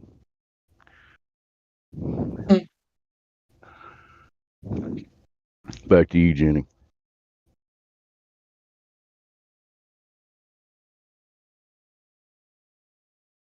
Who was it that you said that was again? That song, I can't remember the name of it, but it's like, I can't believe I used to believe that shit, but when you take a step back and look at it, you gotta ask yourself why they only show you CGI. I think I screwed that up, but it's Darren Nesbitt was an Oh, I artist. love him. Yeah. And KJ's played it on here. Just can't remember the name of it right now. Sorry.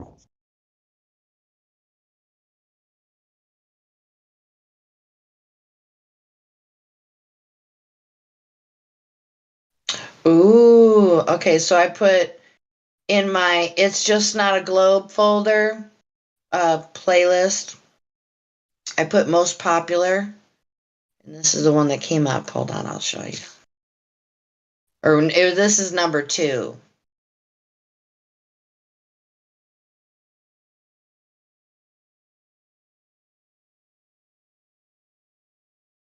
So there's a reference to that flat Earth in that one. That's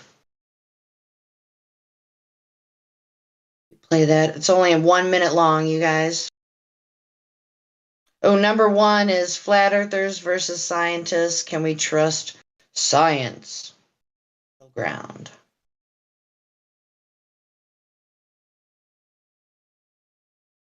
Cannot trust pseudoscience. There has to be a distinction made. Is it real world? Is it following the scientific methods?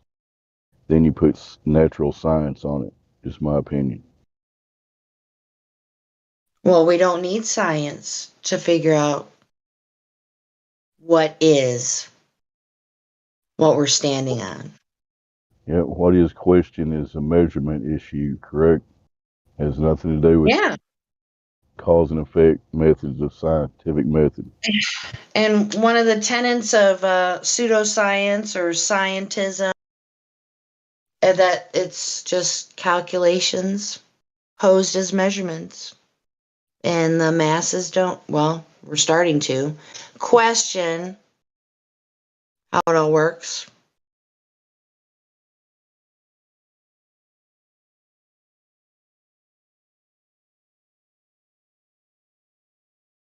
In search of flat Earth.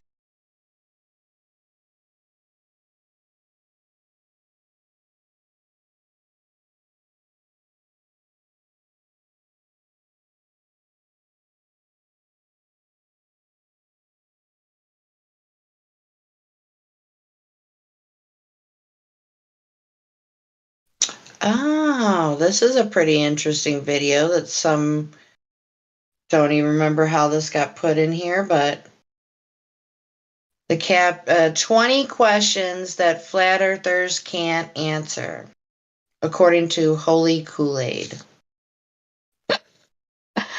So funny. This is fun. 20 straw men that we didn't claim. I'm just guessing.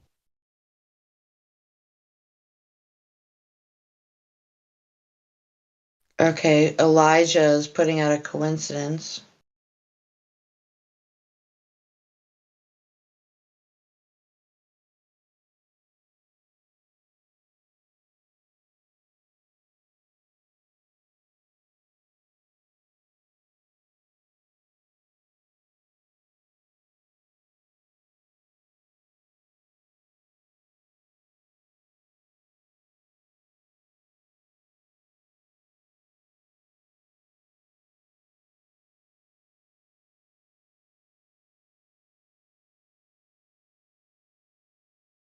Or we could listen to a 15-minute video of, and then, stopping for commentary maybe, but Neil deGrasse Tyson explains the difference between mass, weight, and density. I know, right? I'll post it.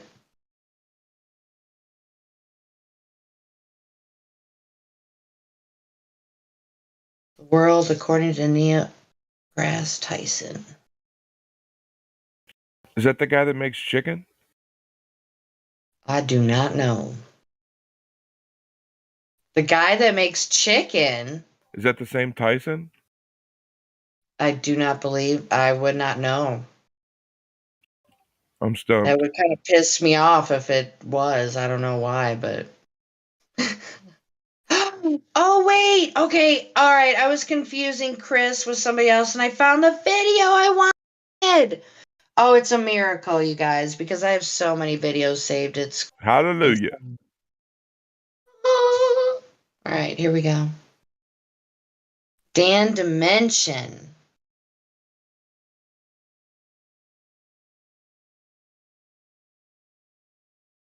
So, yeah, that's from a long time ago. Let me see how long ago that was. Oh.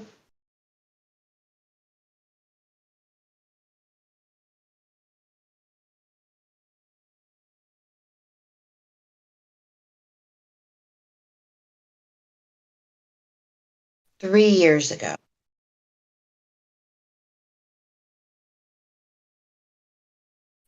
And whatever change, it could have been 3.5 years ago. Who knows?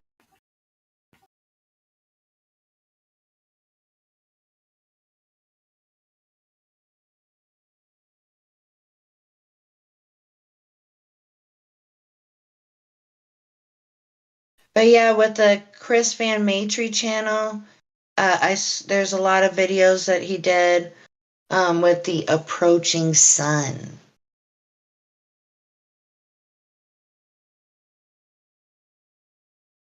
Is that supposed to be a big deal? I guess it depends on what you're talking about.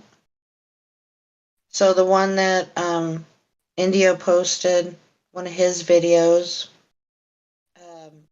Flat Earth Globe surveying and mapping shenanigans.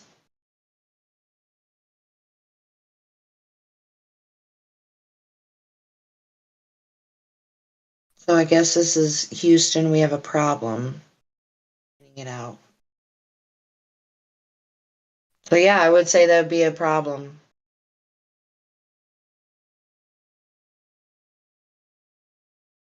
Anyway.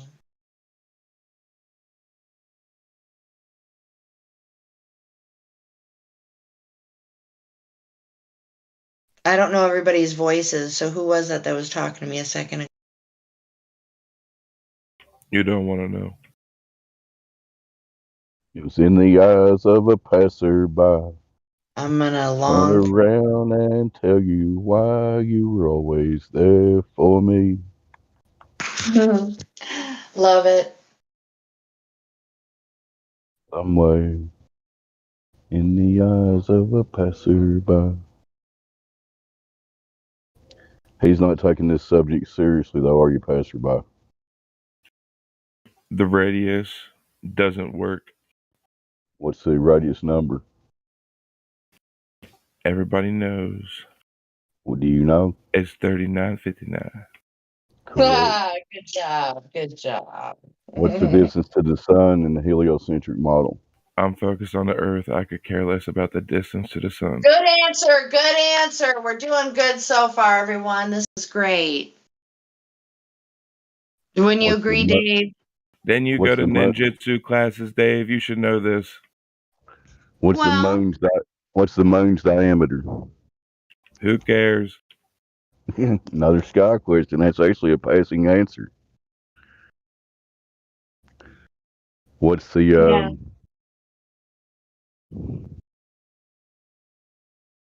You ask him a question, Jenny. No, you were gonna. You go. I talk way more than you do. You go. What's the alleged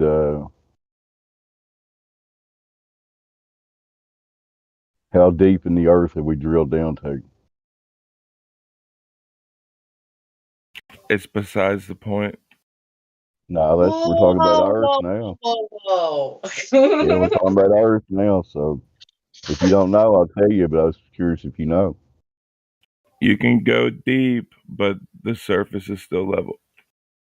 But how deep So has now somebody we're getting into calculations posed as measurements. Let's get into this one. How deep have we allegedly drilled down the Kola Bohr team in Russia in 1970 something? Allegedly. Probably around 7 miles. Pretty close, 7.6 miles if I remember right. Go ahead, Jenny. Yeah, so I mean, it's all good if you want to go in this direction, but I'm not really comfortable with basing my reality on some calculations that are put out to everyone as if they were measurements. I take huge issue with that. So when you're okay with us only going down just under 8 miles towards the alleged core of the Earth, we got to stop right there. You know what I mean? So, but anyway, aside from all that, we already falsified the radius with the black swan, and now we have the ice swan, and you know, pretty much we have a swan army as it turns out. So I guess you just have to ask yourself if you're willing to take in new information or if you want to stand in what you believe in, but you're welcome to do that and stick around. But you can't re-indoctrinate the unindoctrinated. At least that's my belief anyway. I mean, people have claimed to have flip-flop. I think that's all for show.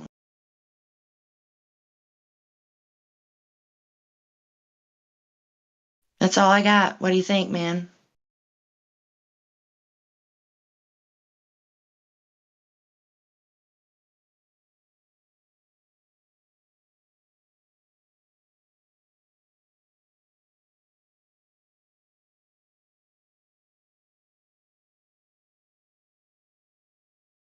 Was that an overshare?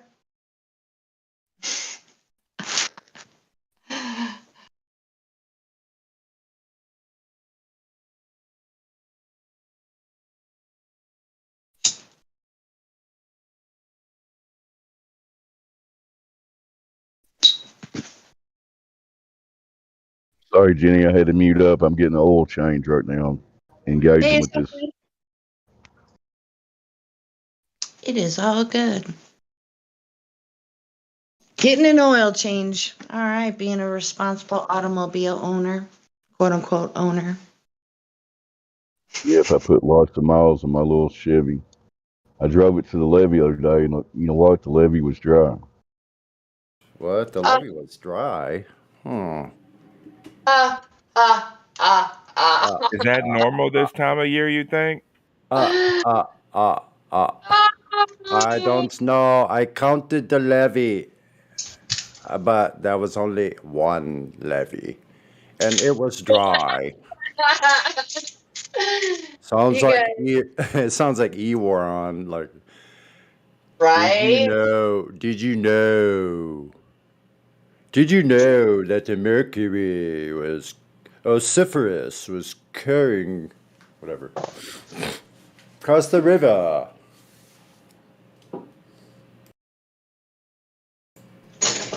Did you know, passerby? I can't do it. I'm sounding foolish. Anyway. A little theatrical, but that's okay.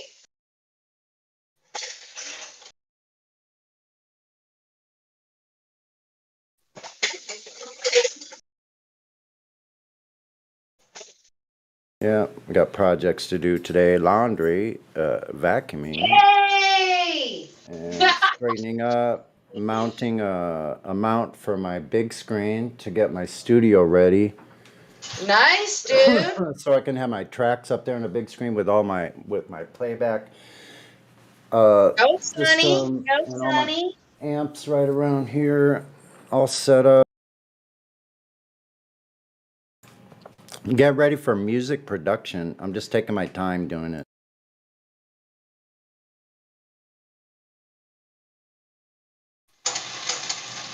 Now I got a buddy and she's willing to help me out with all this stuff, so it's awesome. So fun. Hey Jenny, so you're off today? Nice for once. Oh yo. Yo. So hopefully we get a bunch of girls that show up. That'll be great. I Do you will. guys share on social media for tonight? I will, Jenny. Okay, cool. That feels good to meet someone and bring another lady, possible flat earther, into the server. It feels really good. I'm like, wow, that's cool. We're having a good time. And like I said, Jenny wants my number. I can give it to her. Yeah.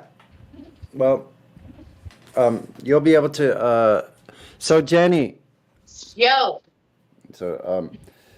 So Chrissy's a little shy, but she wants to DM you, direct message you, so you guys could talk and even exchange numbers and have conversations and stuff. That's fine, hon. Sure. Yeah, because she likes the idea of connecting with other people. Because she, like me, has been isolated for a while. So yeah, that'll be cool. Yeah, I'll go for acclimate. You know, because like the women have a way of talking to each other. It's different than having a man. Absolutely. You know? So that The women folk. The women folk got to have their separate lives too. You know. Yep, you're right. Absolutely. I firmly believe in that. She says she doesn't have very many female friends. Yep, that's a hard thing to do, find a good friend these days, really, for guys and both sides. Oh, yeah. Now I know it's more important, much more important than anything, any outside stuff. Like,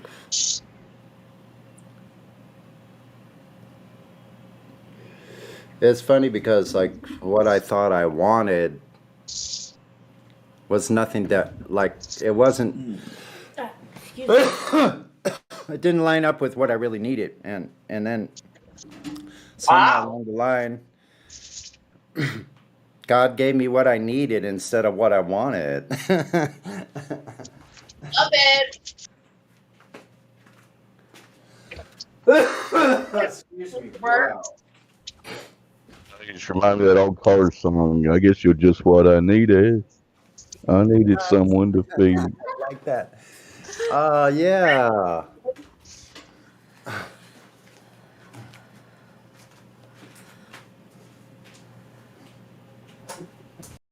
Thank you, son, for getting hidden. Because that sun was bright. Whew. I said that sun was super bright. The sun? Yeah, it is. When it was shining right here. Totally is.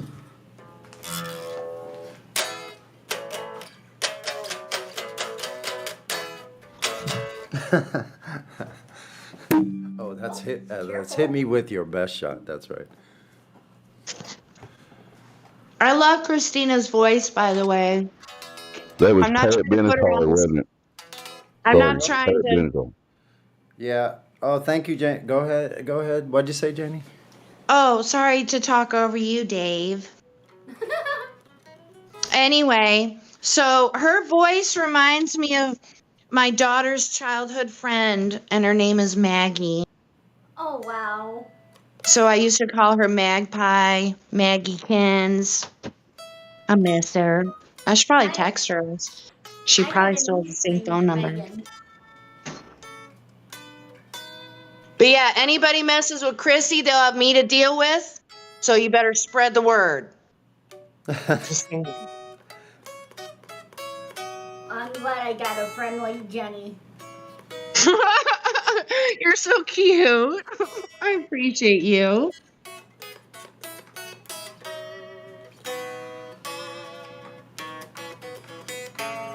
Yeah, so if anybody gets froggy, you just send me a DM. Or if your spidey senses flare up about something, you just send me a DM. It's all good. Either that or Sonny, he's got your back automatically. He'll help you out too. Oh, I know Sonny will. Yeah.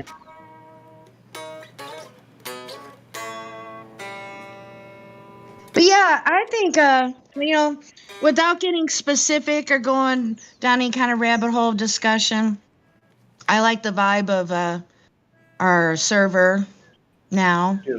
It just seems more cohesive, maybe, and the conversations. I mean, I know we haven't had that many glitches in here and such, so we'll soon find out when that happens. But I think it's like, oh,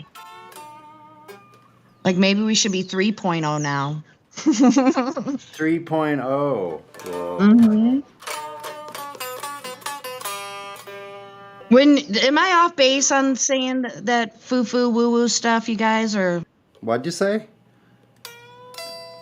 does that what I said, all that little foo stuff I just said just now, does that make any sense with anybody else? Say it again. Could you repeat it? No. Sorry. Okay, no. I'll say it again for you, but before I do that, anybody else comment? No? Okay, I'm gonna I fix it. agree with you, Jenny. It's a generally more inviting environment when people aren't losing or getting triggered or trying to argue with people all the time. But anyway, go ahead. Right. Yeah, thank you, Dave. Yeah, so it's almost like I think we're kind of going into a little bit of an adjustment period, and I think it's good for us. And it's almost like we should be calling ourselves 3.0 or 2.1 or something. I don't know. 3.0 could represent the three main claims of the globe. You know those? That we're a ball, that we're a spinning, and we exist in a vacuum of space. We need proof for those things. Dang! Not set up. I love that. Yeah, it's okay. Everybody remember that was Dave's idea, please. Hit the X up there. It was a desktop. Oh, good. Perfect. Then you're already there. Discord 3.0. The place to get your wig snatched, everyone. Come and get your wig snatched off. Let's see how that goes.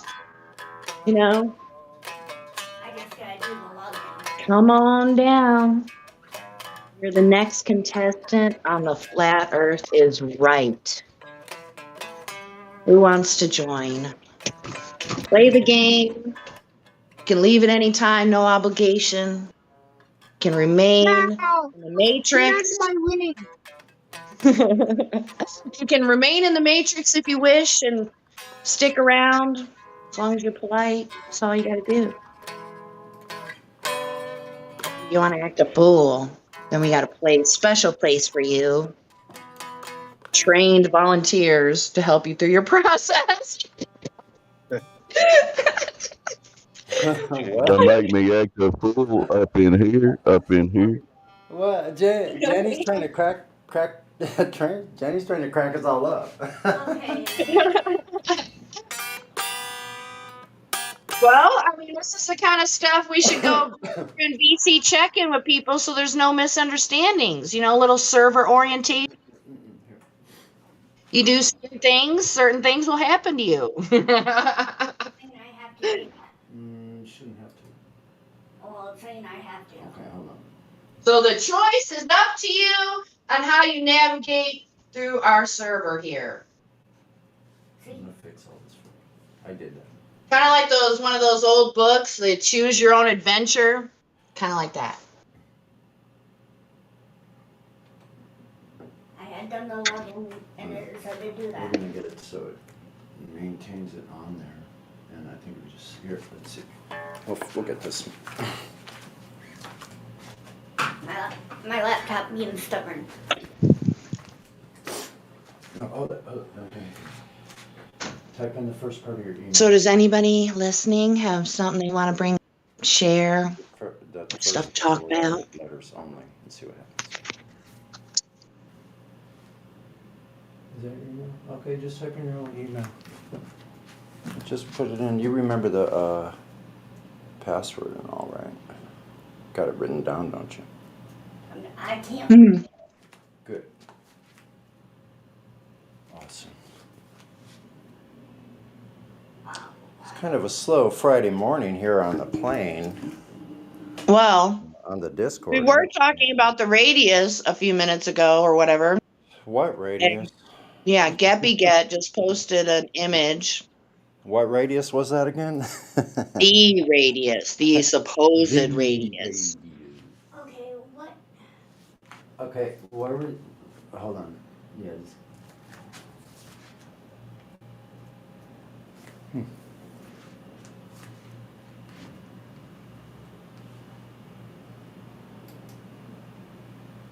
Okay, go to forgot where it says. I remembered a password. Oh. It's being stubborn. You got to go change your password. There it says we sent instructions. So they sent it to your email. So go to your email, Gmail, down at the bottom. Oh, our computer, you are stubborn. You know what? It's just a slow computer. That's. I want to share something. Okay. Hold on. Let me mute. I'm sorry. You guys are getting my room noise. I apologize. Let me mute 1 second. Okay. All good. All right. What you got? A Globie sent me a video about a refraction. And I'm gonna Again? post it. Yeah, it's like a minute long. Okay. I'm gonna post it here. About 30 seconds in, you can see the action. Basically, what he does is he puts an object on top of a propane tank, and he puts it behind the curve of the propane tank. And then he drops some steam on it. And then he says, look, you can see the bottom of the object by dropping steam on it. All right, I'll watch it. Is that the one with the butane lighter? Yes. I've seen it, yeah.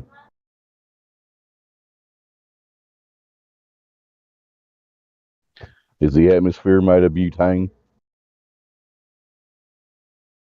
No. Well, that's the end of his video right there. But do you see what he's doing over there at about 30 seconds in? I The see what Earth he's is trying. not a cylinder. No, Yeah. I know. He has to account Horrible for a example. lot of things. He has to Horrible. account for the spin of the Earth. He has to account for a whole lot of things. But this is just see how he drops water on the propane tank, and the heat rises up. There's steam, and then on the bottom you could start seeing the bottom of the object. And he uses this as his refraction proof.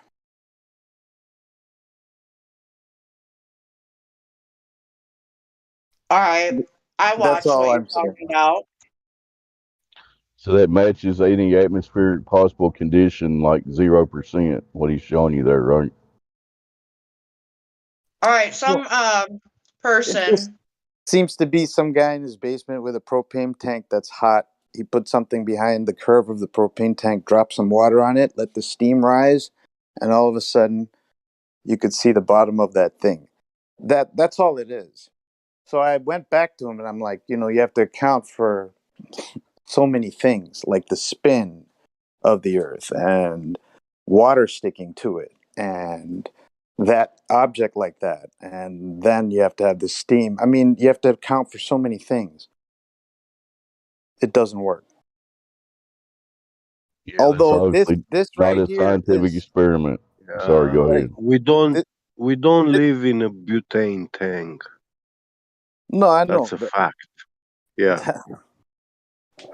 right. So But I would say that this is the best globy evidence that I've ever seen. Not that I'm ever gonna, I'm I'm just saying.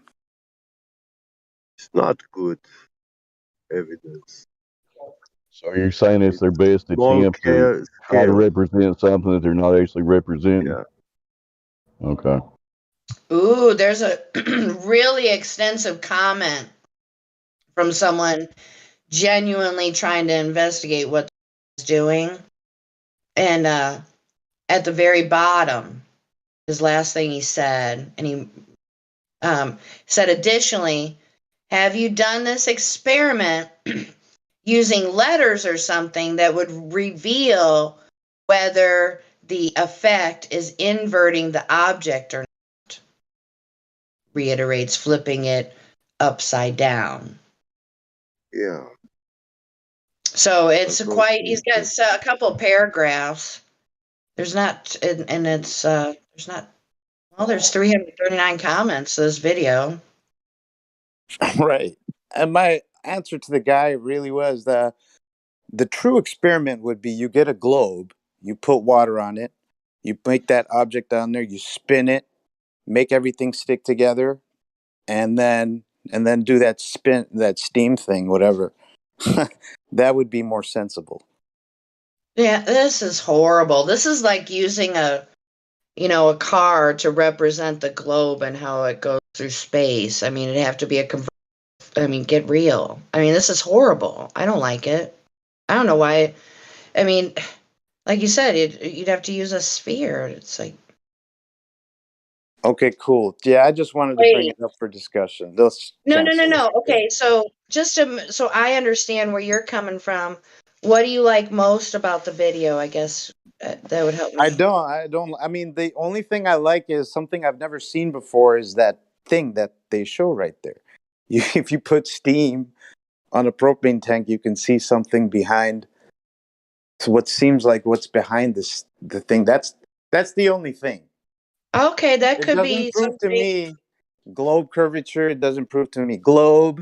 It doesn't prove Yes, to me there are arguments of refraction. I That's get about you. it. No, I get where you're coming from now. Thanks for saying that again, because I think you said it once.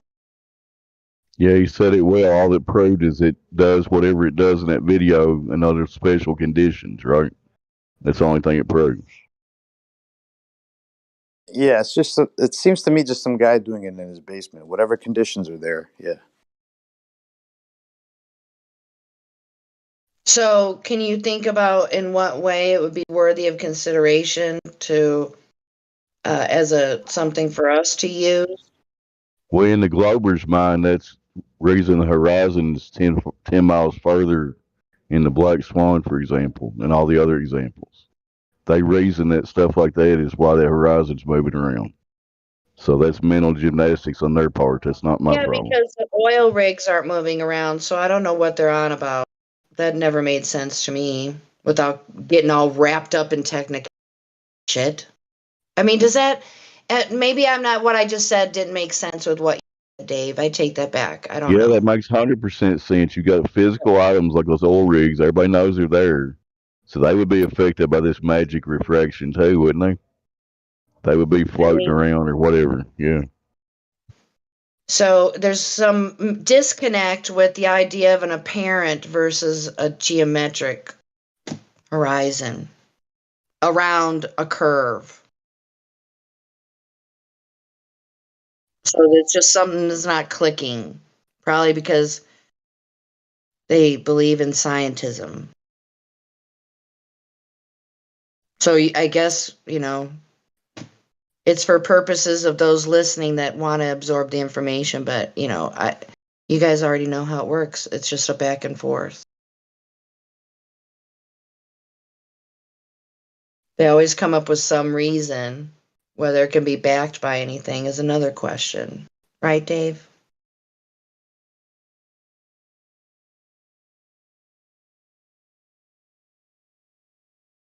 I mean, this idea that this effect that's being demonstrated in this video can be something that's allegedly debunking the black swan? Right. So imagine like we're, the flat Earth, right?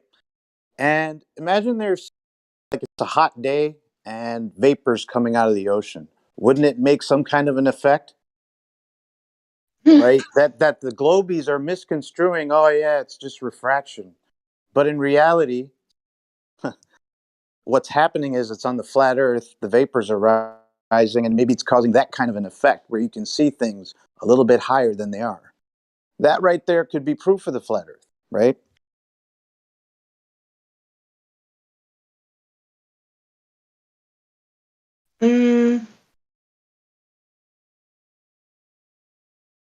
Light bulb didn't come on for that one. I have to apologize. Right, right. So let me explain. In the video, when they put the object behind the curve and they drop this water and the steam rose, you could all of a sudden see the red part that you couldn't see before, right? Right. Correct. Now, we're on the flat Earth. On a hot day when vapor rises, that same effect could be happening, right? Where, those people that post pictures of a superior mirage of a ship that's higher than it's supposed to be? Ridiculously higher, yes. Right. That could be the effect. This could be the explanation for that effect. On a hot day, vapors rising, and so you could see that effect. Yeah.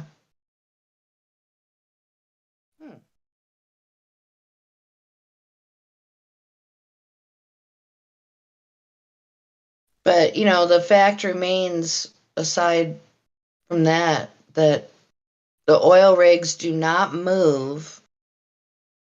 And you can, if you're being intellectually honest, you have to say that the quote unquote apparent horizon is behind the second oil rigs, even if it was behind the first one. Correct. Yeah. So yeah, this whole idea that the alleged geometric, that the apparent horizon can appear to be in a different position due to atmospheric conditions, but the oil rigs don't move. I don't think that's talked about enough. Everybody wants to think they know about what's going on with refraction. I don't know. I think people enjoy making it more complex.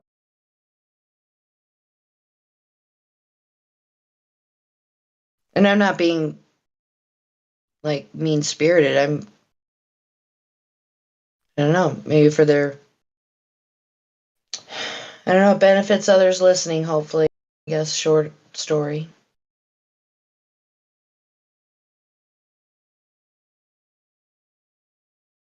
I guess that's the beauty of this place. One person who's talking get it. But some other unknown person from YouTube or who knows where else, light bulb goes on for them.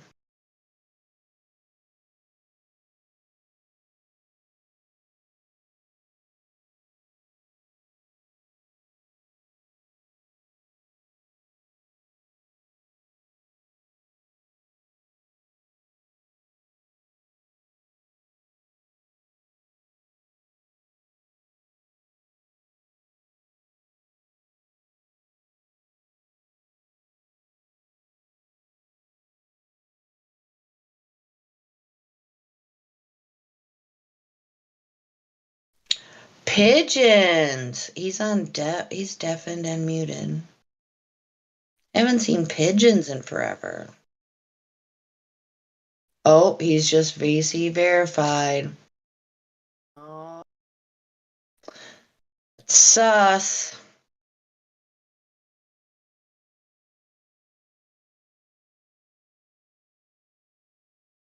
Had Julius J in here for a while listening.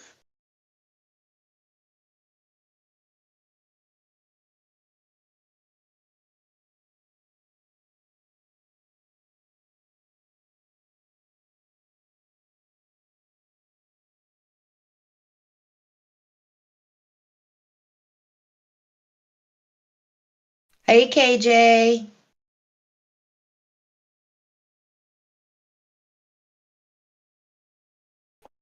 Hey, Jenny. How's your day going? Going good, thank you. How about you? Just enjoying my day off. Oh, awesome. I know, right? Are you going to be able to be around later? Hopefully. I know I'll be there. I'm just not sure if I'll be able to speak or not. That's okay. I'll keep my fingers crossed. Okay.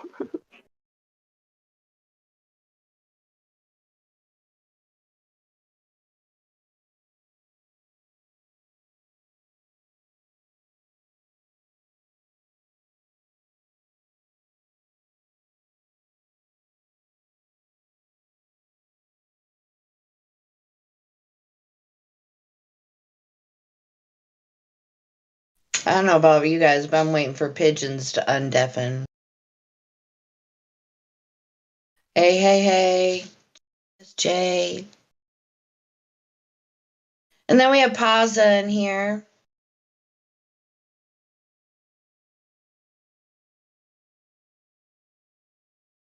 I think that I saw somebody, or maybe he called himself because other people were calling him Pasta.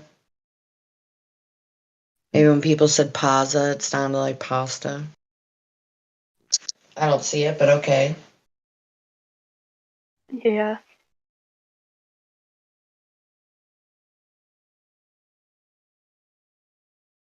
Has anyone spoken to Forex memes? I don't think so. I don't know, but I haven't heard anything today. That's the only thing I can speak on. Been in here for a while. Okay.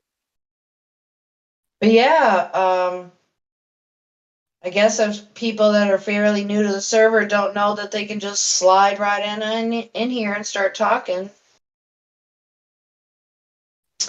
Yep.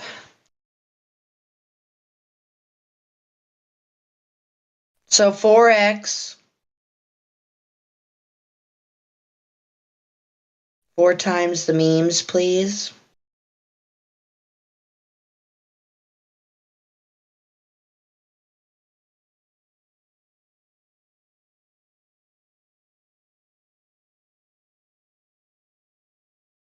Yes, we're putting you on the spot.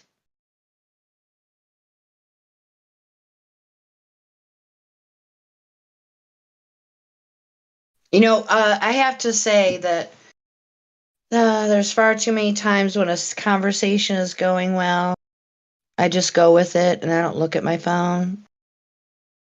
And we just have so many people that come in here anymore. It's almost hard to keep up. You know what I mean?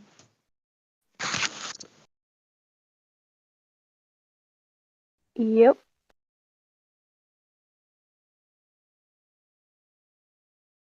It's been pretty slow though for the past few days. It's been pretty quiet. Well, I think I've seen more of the admins here this week than I have in quite some time. So I'm pretty kind of psyched about that. Oh, that's true. Yeah. I've noticed that too, yeah. I'm loving it. It's almost like the old days or something.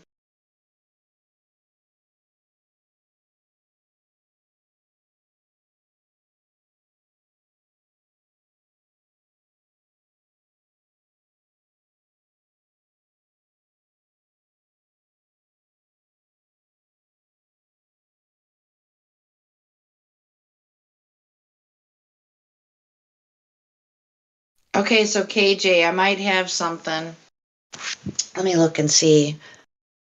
Did I post it or did I just think that I did? Didn't, got sidetracked.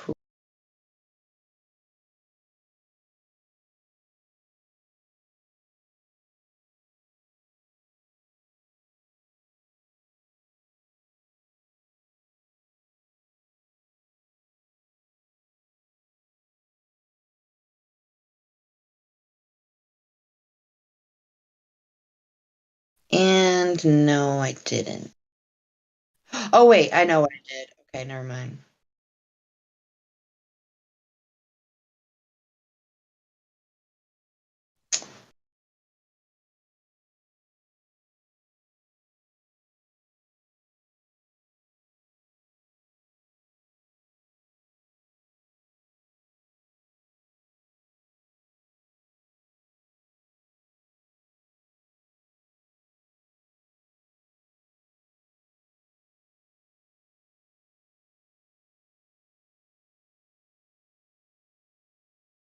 Okay, I guess I didn't. Oh.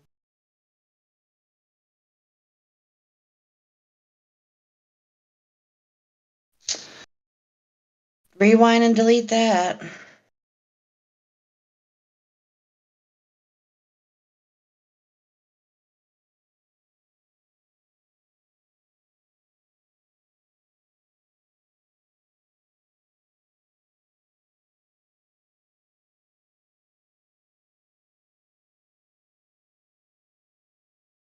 Scroll up and find it. It was something that Dandelion had posted quite some time ago, and it wasn't very long, and I thought maybe do it and it could be a talking point starter or something.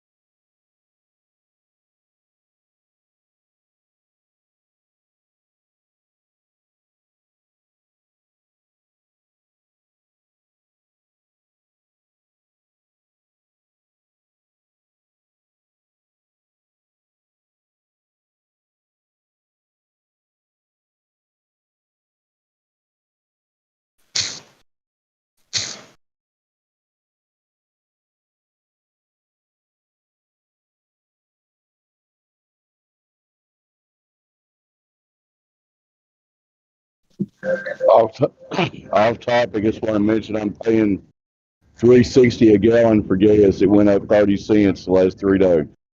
Whoa, that's horrible.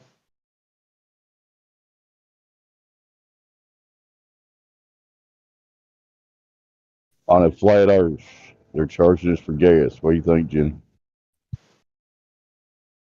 Well, I feel really fortunate that I live 20 minutes away walking distance from my place of employment. But I feel so bad for people that have to have a long commute, half hour, maybe some people even an hour. I drive an average of 200 miles a day, so this hits me right in the pocket, you know. Oh man.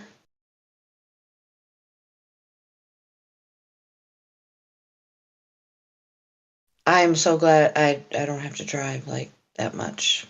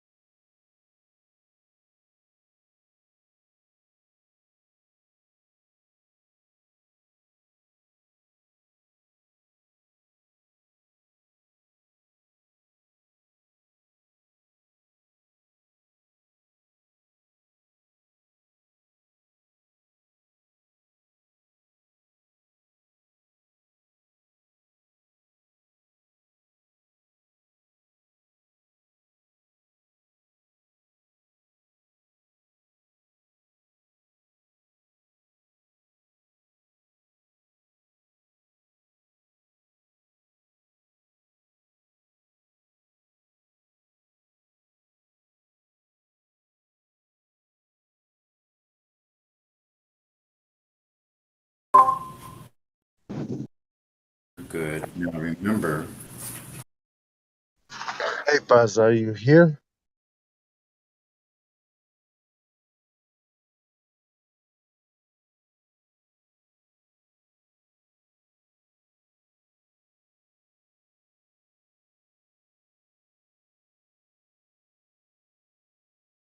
Looks like he left. Get. Yeah, I have Paza saying that picture I posted previously that it is an optical illusion. That means he has no damn clue what he's talking about. I wanna hear him say again that it is an optical illusion.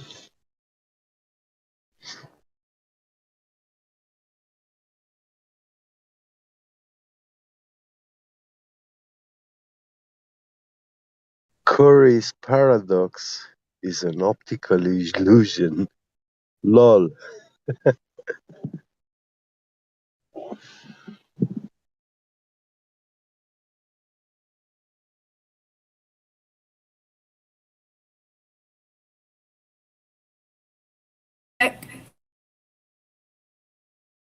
His retardation state is amazing.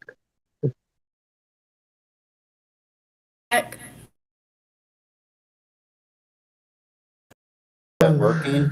Do you hear Chrissy? Someone is echoing. Was Settings you, problems Sonny? again. Yeah, now you're good.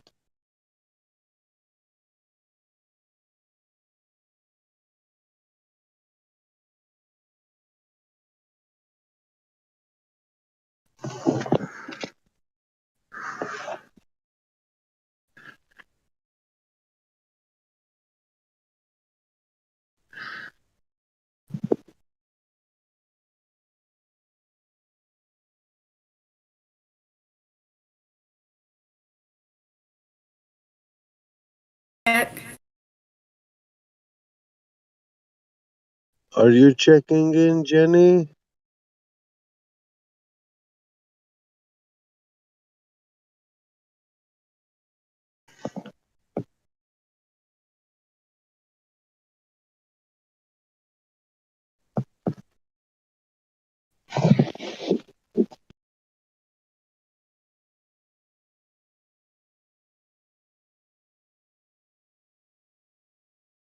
Looks like Jenny left for a second too. Get. We've got Chrissy here that's new, but just went on death and sorry, VC verified. Tartaria and Ladies Night, so she can't hear me right now.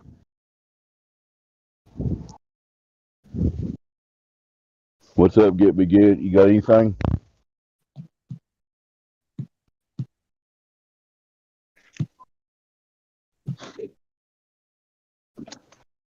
Is my mic working?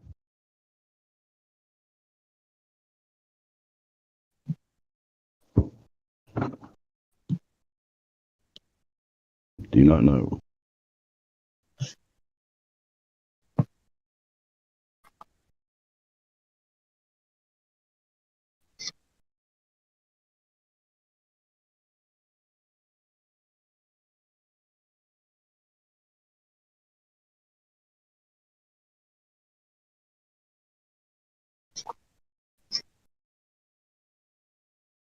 Oh well, if anybody wants to play music, go for it.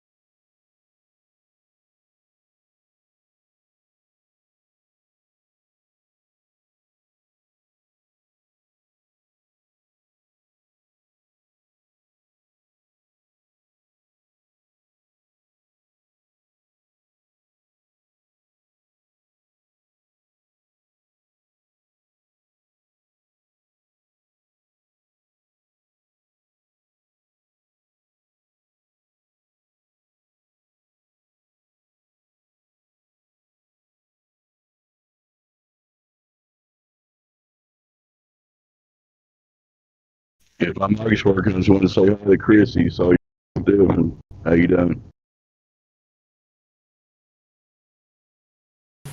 Answer, ignore.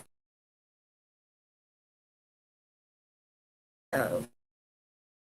To Dave. Dave.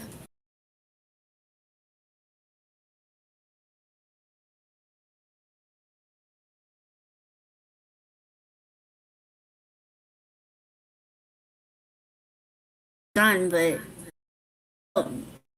I hear you. You're full echo. This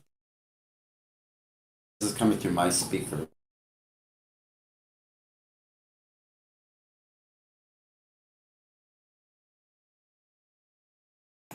Colin. Hello. We need the motion to architected and repeat both, and we need the proof of gas pressure next to it again. What's that? You're roboting, Dave.